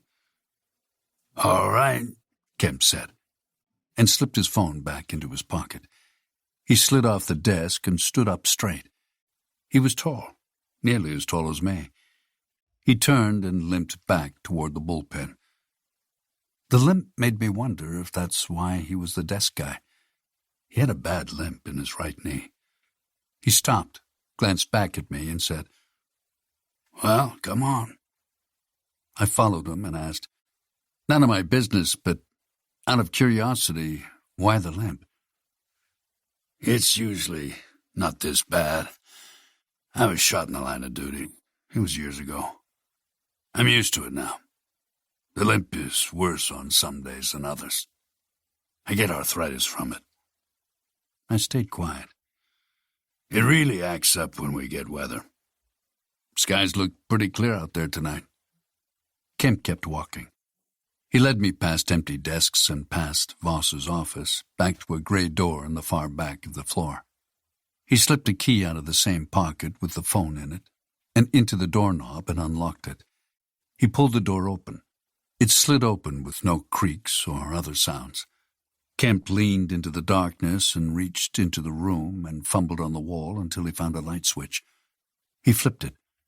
Tube lights on the ceiling above powered slowly, like they were waking up. The room was a police storage space. The inside was about 10 by 10 feet. On one wall was a cage that protruded out about 2 feet. It was locked with a padlock. Inside were police-issued SWAT gear and firearms. I saw 4 Heckler & Koch MP5s and 5 Glocks of different variants. Next to the MP5s were 7 Remington Model 870s, the same shotgun that was still locked in place in the front of the dead cop's police car. It was a common shotgun among police units all over the country. On the other wall, which was where Kemp led me, was a handful of police tactical vests and Kevlar vests, and flashlights and radios stacked neatly in an electrical recharging tray.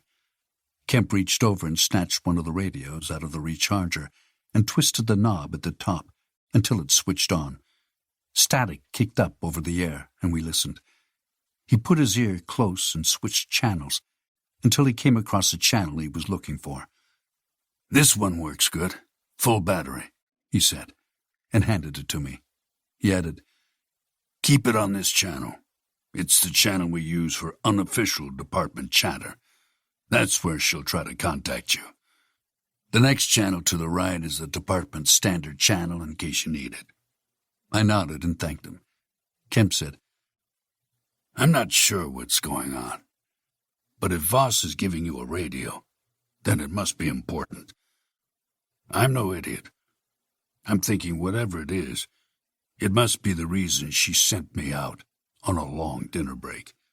I stayed quiet. "And now she's with the FBI. Must be hush-hush.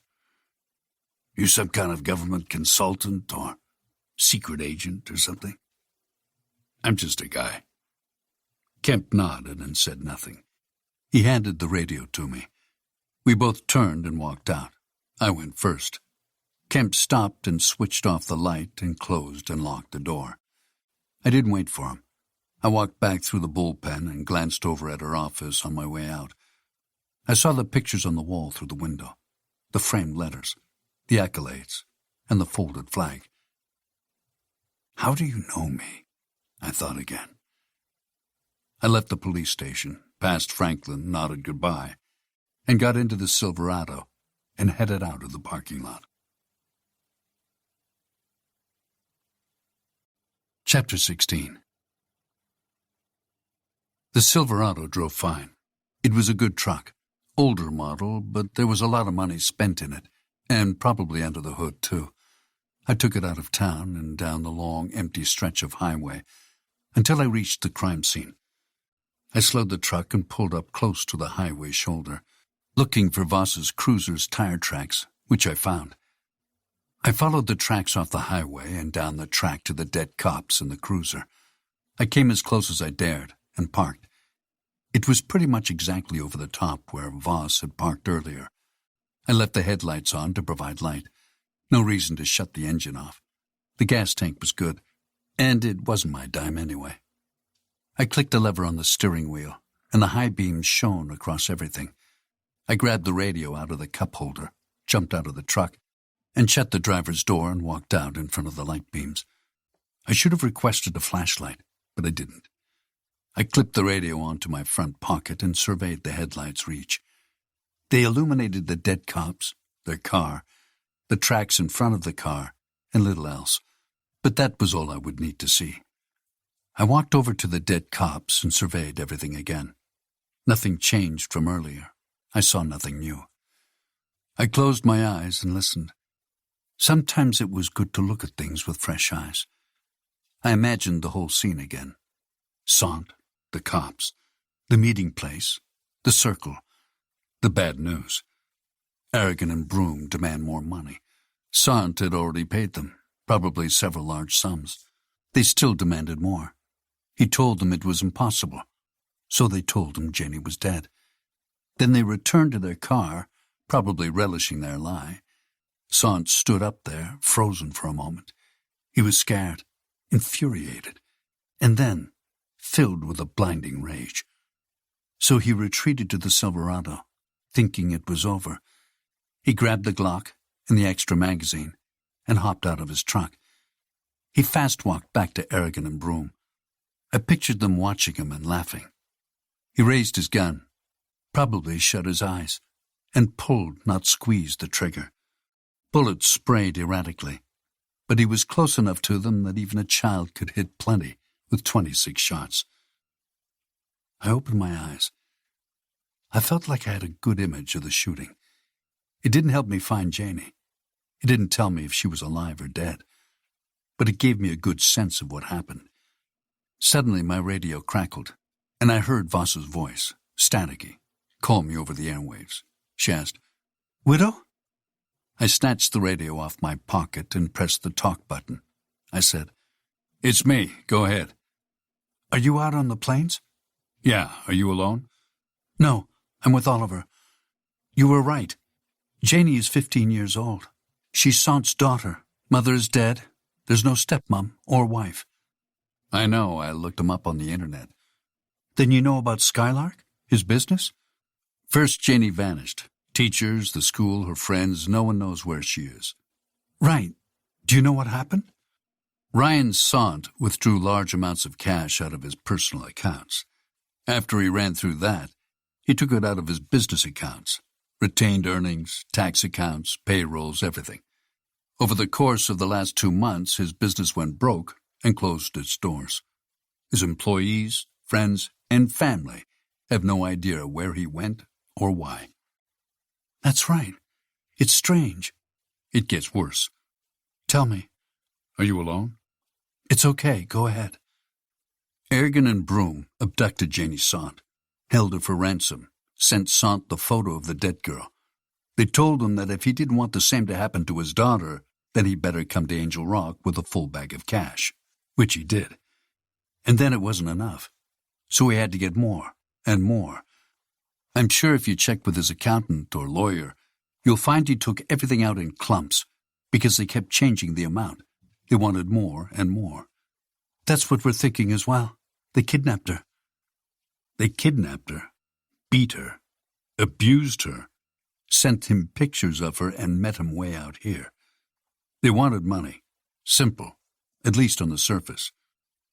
"Janie went missing 2 months ago. They held her hostage for 2 months?" "I don't think this was a normal run-of-the-mill kidnapping." The radio crackled, echoing through the darkness.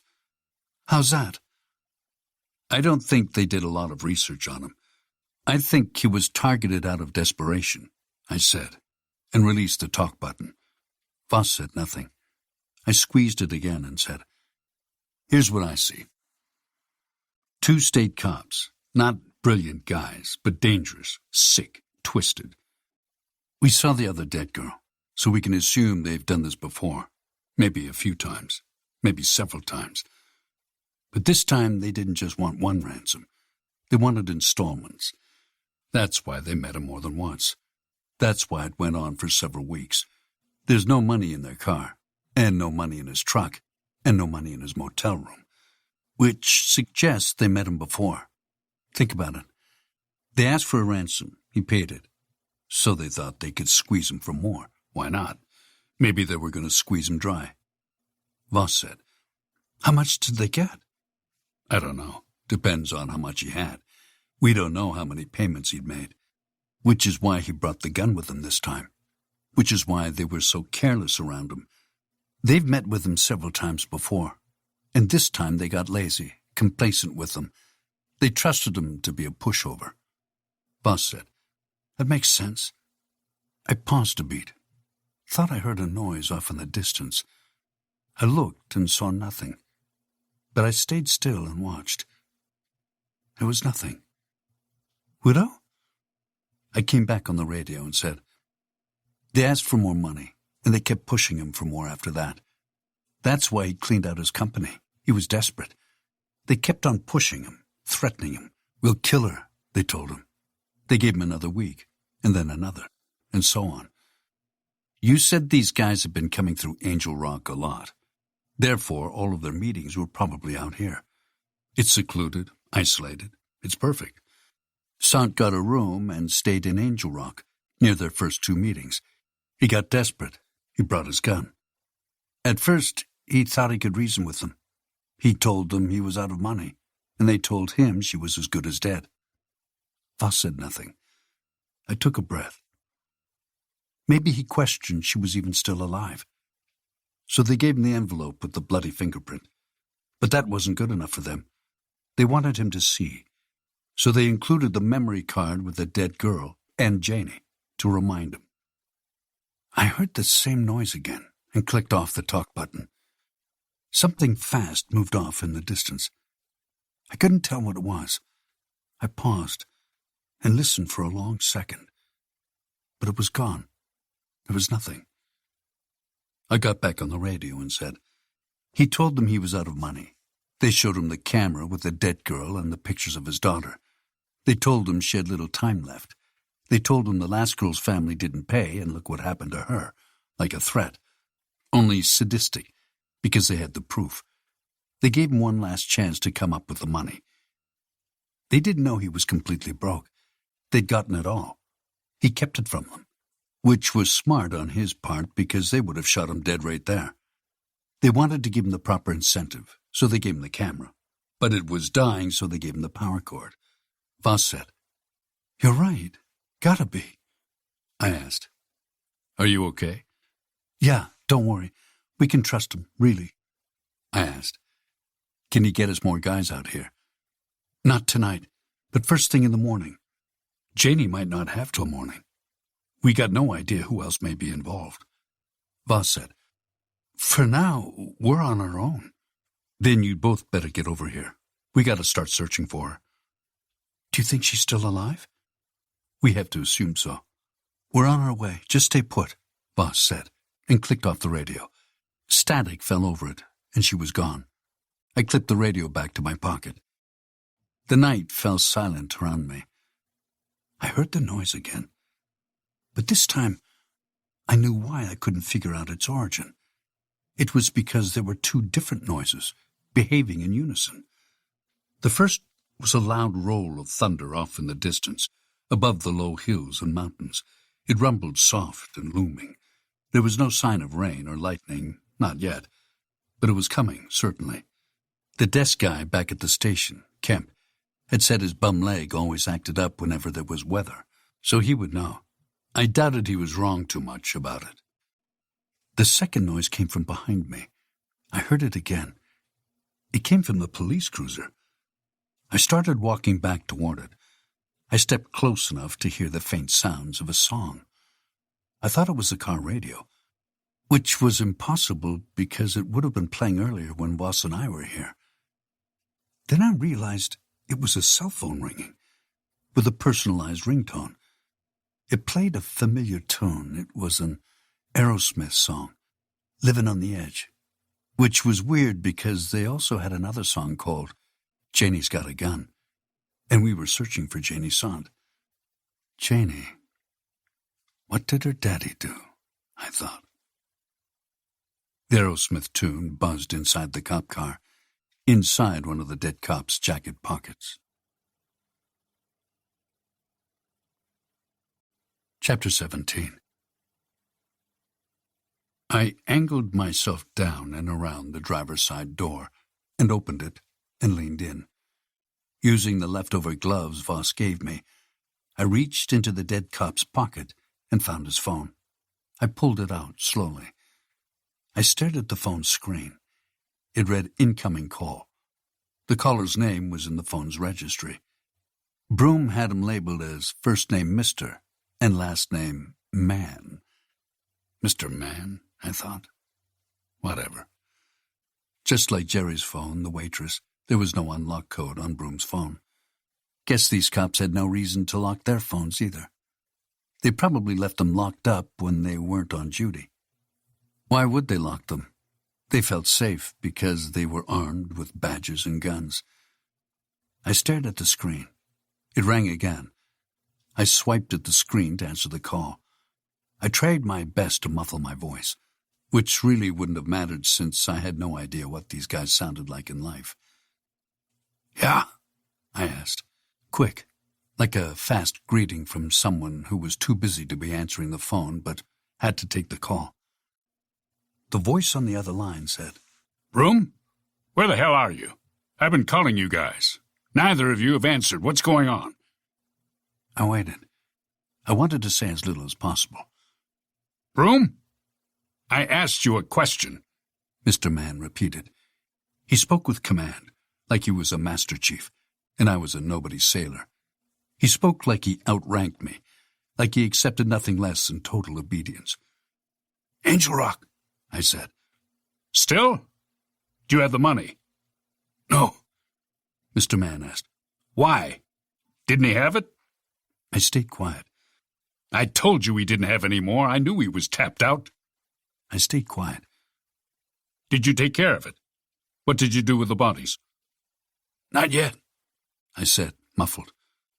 Silence. Mr. Mann said nothing for a moment, like he was trying to figure out if he was talking to someone else. He was becoming suspicious. I'm having a hard time hearing you. I paused a beat. Then I said, Bad reception. Okay. Well, listen. If he don't got it, kill him. And get the hell back here. The local cop woman is already suspicious. She called about the two of you. She's been snooping around the department servers online. Don't worry. But I got too callous, too stupid. Or maybe I just didn't care anymore. Because he had given me something he hadn't intended to. Mr. Mann paused. He was suspicious. He asked, Broom? Yeah, I'm here. Silence fell over the phone again. Another pause passed between us. Mr. Mann's voice came back on. I listened hard, tried to pick up any background noise, trying to hear anything else that might give me more information about him. But there was nothing. You're not Broom, he said. No, I'm not. Who are you? I'm just a guy, a nobody. Who is this? Where are my guys? Maybe I'm a cop. Bullshit. The cop in Angel Rock is a woman. He knew about Voss. He probably knew about the whole department. I said, I'm the new guy. There is no new guy. He knew the Angel Rock Police Department's lineup enough to know I was lying.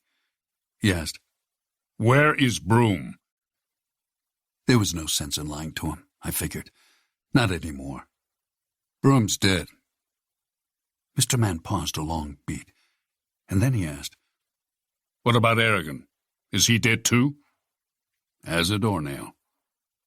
Mr. Mann's voice dropped to a deeper pitch, as if he was trying to make himself sound intimidating. He asked, Did you kill them? No, I didn't kill them. Did Sant kill them? I got no idea who that is. I lied. What happened? Someone shot them to bits. It wasn't me. I just found them. Who are you? I stayed quiet. Who are you? Tell me. It doesn't matter who I am. All that matters is what I'm going to do. What are you going to do? Call the cops? I've got a surprise for you then. What's that? Let's just say that they won't help you. What makes you say that? He said nothing. Don't worry. I'm not going to call the cops. Why would I do that? I'm going to take my newfound treasure and go to Vegas. Have the time of my life. I lied. Silence. Then Mr. Mann asked, What treasure? I paused for dramatic effect and said, The bag full of cash. He fell silent. And not for dramatic effect, it was real. He didn't know where the money was. Broom and Aragon must have been stashing it somewhere and didn't tell him. Mr. Mann asked, You got the money? Yeah, bag full of it. I don't know how much, you know? I just found it. I haven't had time to count it. Hold on, he said. Then he paused and repeated, Hold on. We can cut a deal. I'm not interested in a deal. I got the money. Any deal you want to cut requires me to turn it over, right? And for what? A percentage? A finder's fee? Why take a slice when I can have it all? Silence. Mr. Mann was thinking. I said, Plus, I got 2 dead cops here. And they were up to no good, that's obvious. A blind man would see that. I don't know who you are, but I'm sure if I ever get caught, this information will be interesting to the FBI. So I think I'm better off holding on to it, you know? Like an insurance policy. I stopped talking and looked around and listened. There was nothing but the night, the clouds, the moon, more buffalo roaming in the distance, and the silence. I listened closely to the phone line. Still no clues as to his location, no bustling tables or clanking silverware telling me he was in a restaurant, no hissing air noise from an open car window, no breeze like he was standing outside. Nothing. Above me, thunder rumbled and rolled over the plains. The wind turbine swung its giant blades, whooshing in circles. I listened for the thunder or the turbines to resonate on his end of the line, in case he was nearby. But I heard nothing. No rumble, no echo, no sound at all. Which meant nothing. The guy could have been indoors. I said, "Gotta go now. Thanks for the cash." Wait. I hung up the phone, kept it in my hand, and settled my arm down to my side.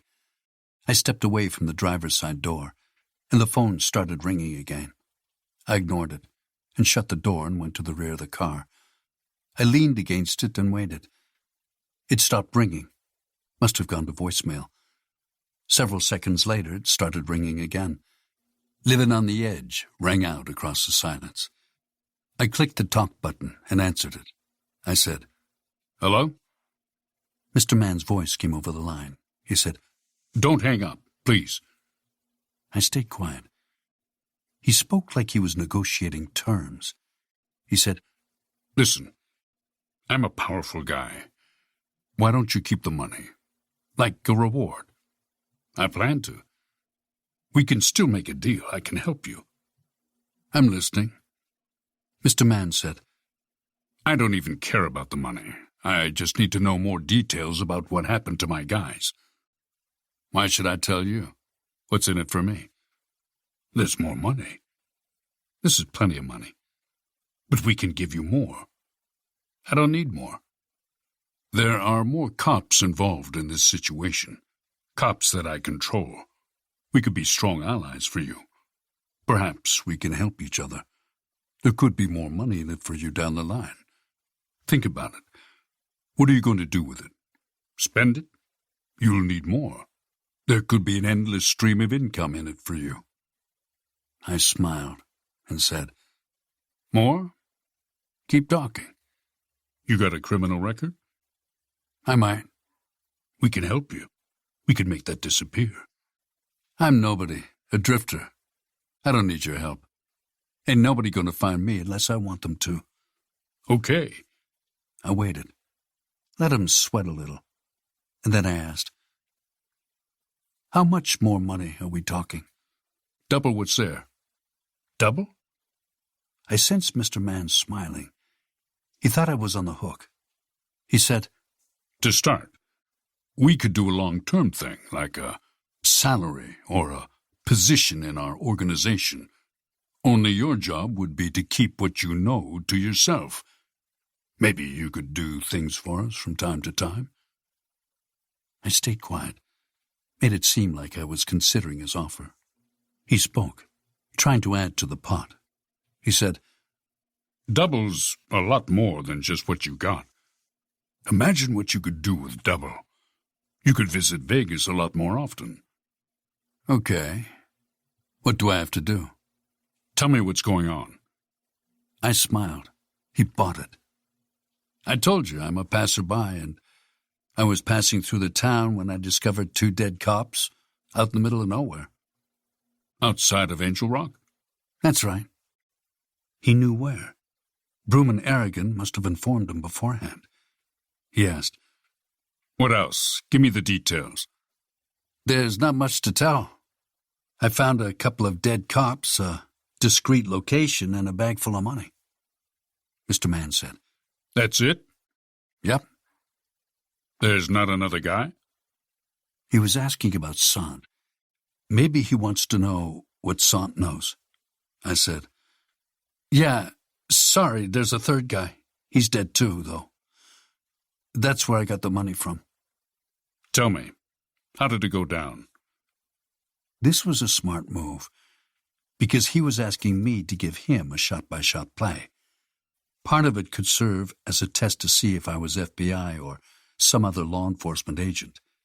A federal agent would have known how it went down and been able to describe it with crime scene investigation vernacular. It would have been second nature, an unbreakable habit, an occupational hazard. I'd experienced it before in the field when I used to go undercover. Really good marks would test me.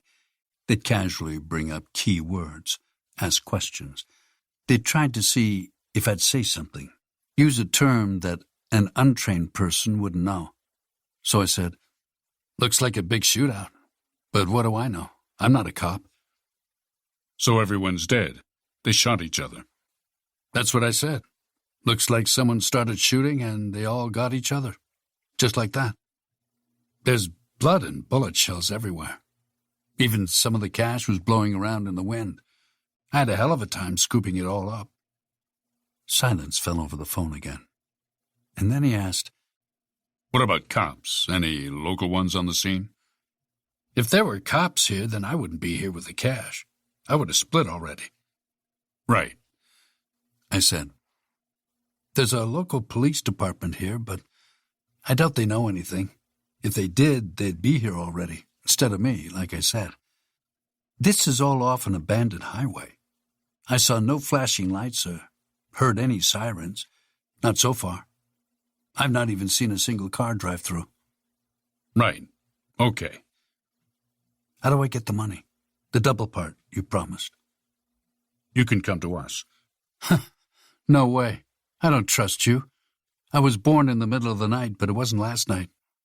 "Clearly, I see you're smart. So what do you suggest?"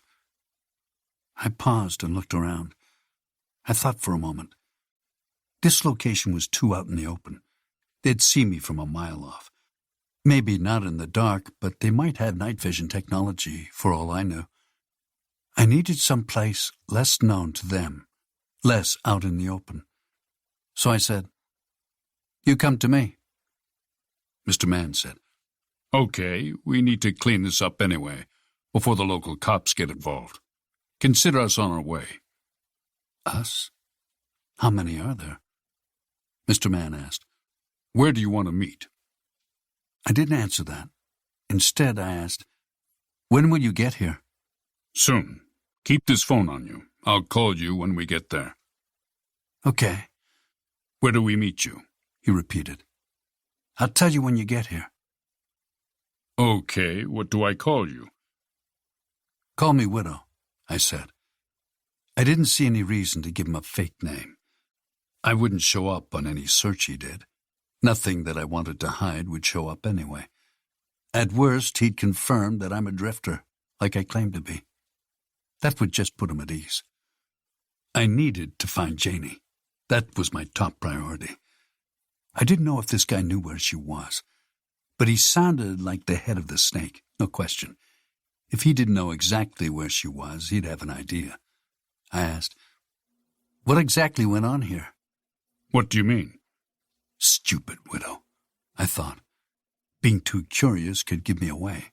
I said, "Just curious. This looked like a drop, but the other dead guy, you gotta see him. He looks like some kind of accountant." "Don't worry about it. I'll see you soon," he said, and clicked off the call. The line went dead. I played around with Broom's phone for a moment, trying to see if I could find any clues. But I discovered I was wrong about it being unlocked. It must have had a feature to let a person answer an incoming call without unlocking it. But that was it. All his folders were locked, and only unlocked by a passcode that I wouldn't get, not off a dead man. So I slipped the phone in my pocket, pulled the gloves off, balled them up, and put them in the same pocket. I figured it didn't really matter if I got my prints on the phone anymore. I looked back at the scene one last time. More thunder rolled across the sky, echoing over the rolling plains and the giant wind turbines. The thunder rumble grew louder and more consistent, like contractions of a mother in labor, getting closer together. Seconds later, the rain started. It hammered down in the distance, and the thunder rumbled again, until it turned to roaring. Giant bolts of white lightning spiderwebbed across the cloud's underbelly. It was only a matter of seconds until the rain came down on top of me. Now fingerprints really didn't matter. The whole crime scene was about to be drenched. All the fingerprints, DNA, and tracks were going to get washed away. I unclipped the radio, reversed it, and stuffed it all the way down into my pocket to stop it from getting wet. Moments later, the cloudy, starry night turned into a freefall of rain and bursts of lightning and raging thunder. Chapter 18. Voss and Oliver were coming to me. I didn't know when or how many, but so were the bad guys. I was wet from the sudden rain. The truck's leather seats squeaked under me as I shifted my weight around. I wasn't drenched, just wet. I jumped into the truck right after the rain started. The storm would slow the bad guys down, but I didn't know how far away they were. I had no idea which direction they were coming from. From the east, it would have slowed them down. But from the west, back toward Angel Rock, not that bad. It was as if the storm stayed right over my position. A bad omen, a dark cloud, my own little storm cloud. I sat back and stared out the windshield at the rain and the blur of the dead cop's police car, thinking about how the forensic evidence was being washed away right before my eyes. Which wasn't good for Voss, as she was the one who had been obliged to call this thing in much earlier. I couldn't think about that now. It wasn't my concern. My concern was Janie Sant. What was I missing? There was nothing for me to do but sit and wait and go over the evidence I had already been over several times before. I recapped everything in my mind, and I couldn't help but feel like I'd missed something. I watched the rain through the Silverado's windshield. It soaked everything. It pounded on the truck's hood. It blurred the headlight beams. The rain puddled in the footprints left in the dirt. Some of the shell casings floated away in rivers of rainwater. They were carried off and away into the darkness. The nearest wind turbines became invisible from the trunk up. The blade tips spun and became visible on the downswing. They came out of the darkness, fast, and swung up and vanished, like giant pendulums. Watching the rain and the ground got me thinking. I leaned forward in the driver's seat and stared outward. My eyes squinted, and I focused on the blurred cop cruiser. I thought about the trunk. 2 grimy shovels, 2 pairs of dirty mud boots. What were they digging? I shuffled around in the seat to give myself more room to sift into my pocket. I reached down and scooped the radio out and called Voss. I clicked the talk button. I said, "Voss, come in." Static. I clicked the talk button again and said, "Voss?" More static, and then a click, and Voss's voice. She said, "Widow?" "Here, where are you?" "We're on our way. It's coming down pretty hard." "Where are you exactly, right now? What's your 20? "We're just pulling onto the highway. Why?" "Which highway?" "The one you're on. The crime scene one." "I'm headed your way. Meet me on the road." "Why? What's up?" "Just do it." I dropped the radio on the passenger seat and put the gear into reverse and hit the pedal. I no longer cared about messing up the crime scene because the rain would do that anyway. It was too late to worry about it now. I shoved the gear back into drive and slammed on the gas. The truck skidded in the wet mud, and the tires kicked and bounced onto the track. Seconds later, I was back on the 2-lane highway, driving faster than I should have been in these conditions. I drove fast, keeping the high beams on so I could see Voss's cruiser whenever it came into view. I drove fast because I knew where Janie was. Chapter 19. The Silverado bucked and dipped and splashed mud and water onto the tires on the 2-lane highway, going back toward Angel Rock. Voss's police cruiser came into view up ahead. The blue light bar flashed. The headlights were turned up to high beams. The high beams flicked twice, a signal. Voss saw me.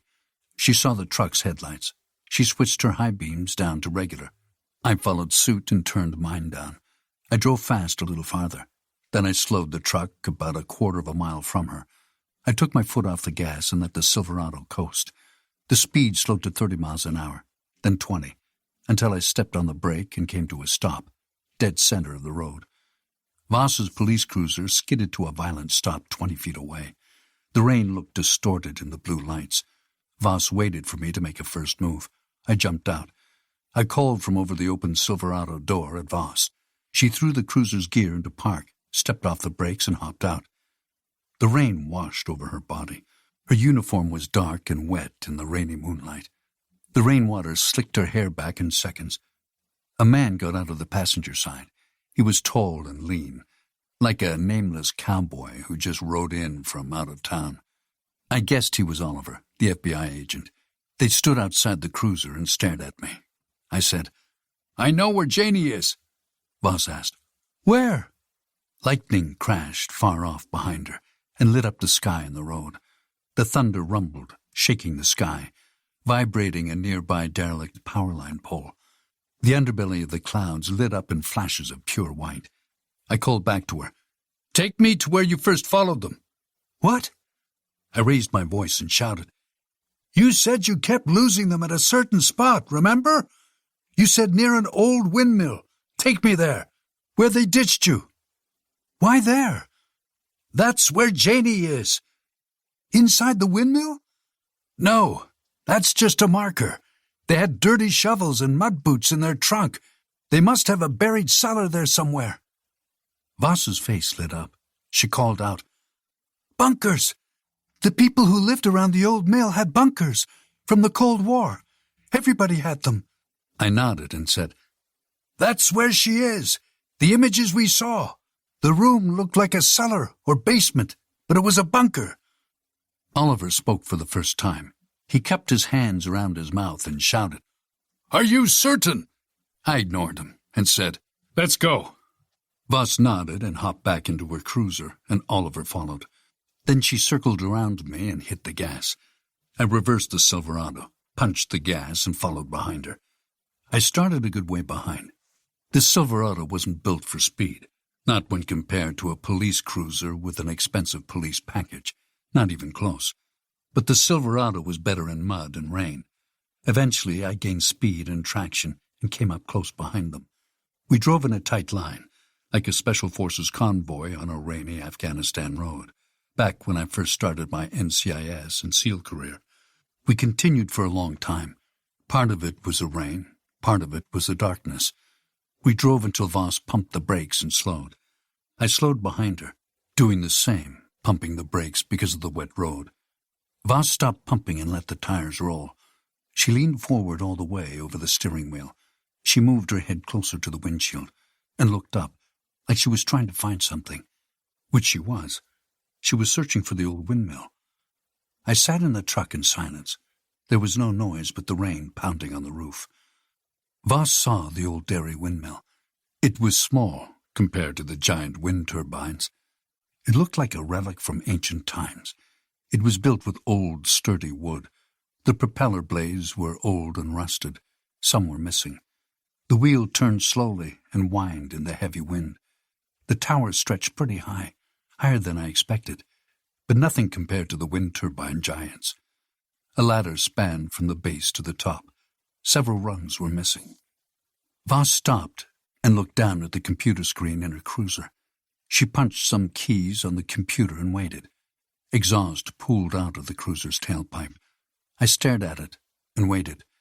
She checked her GPS logs to see which way to go. She must have got an answer because she hit the gas and went to the left of the windmill. She turned, and I followed. We went off-road. The truck bucked and bounced like a wild horse. We were going fast.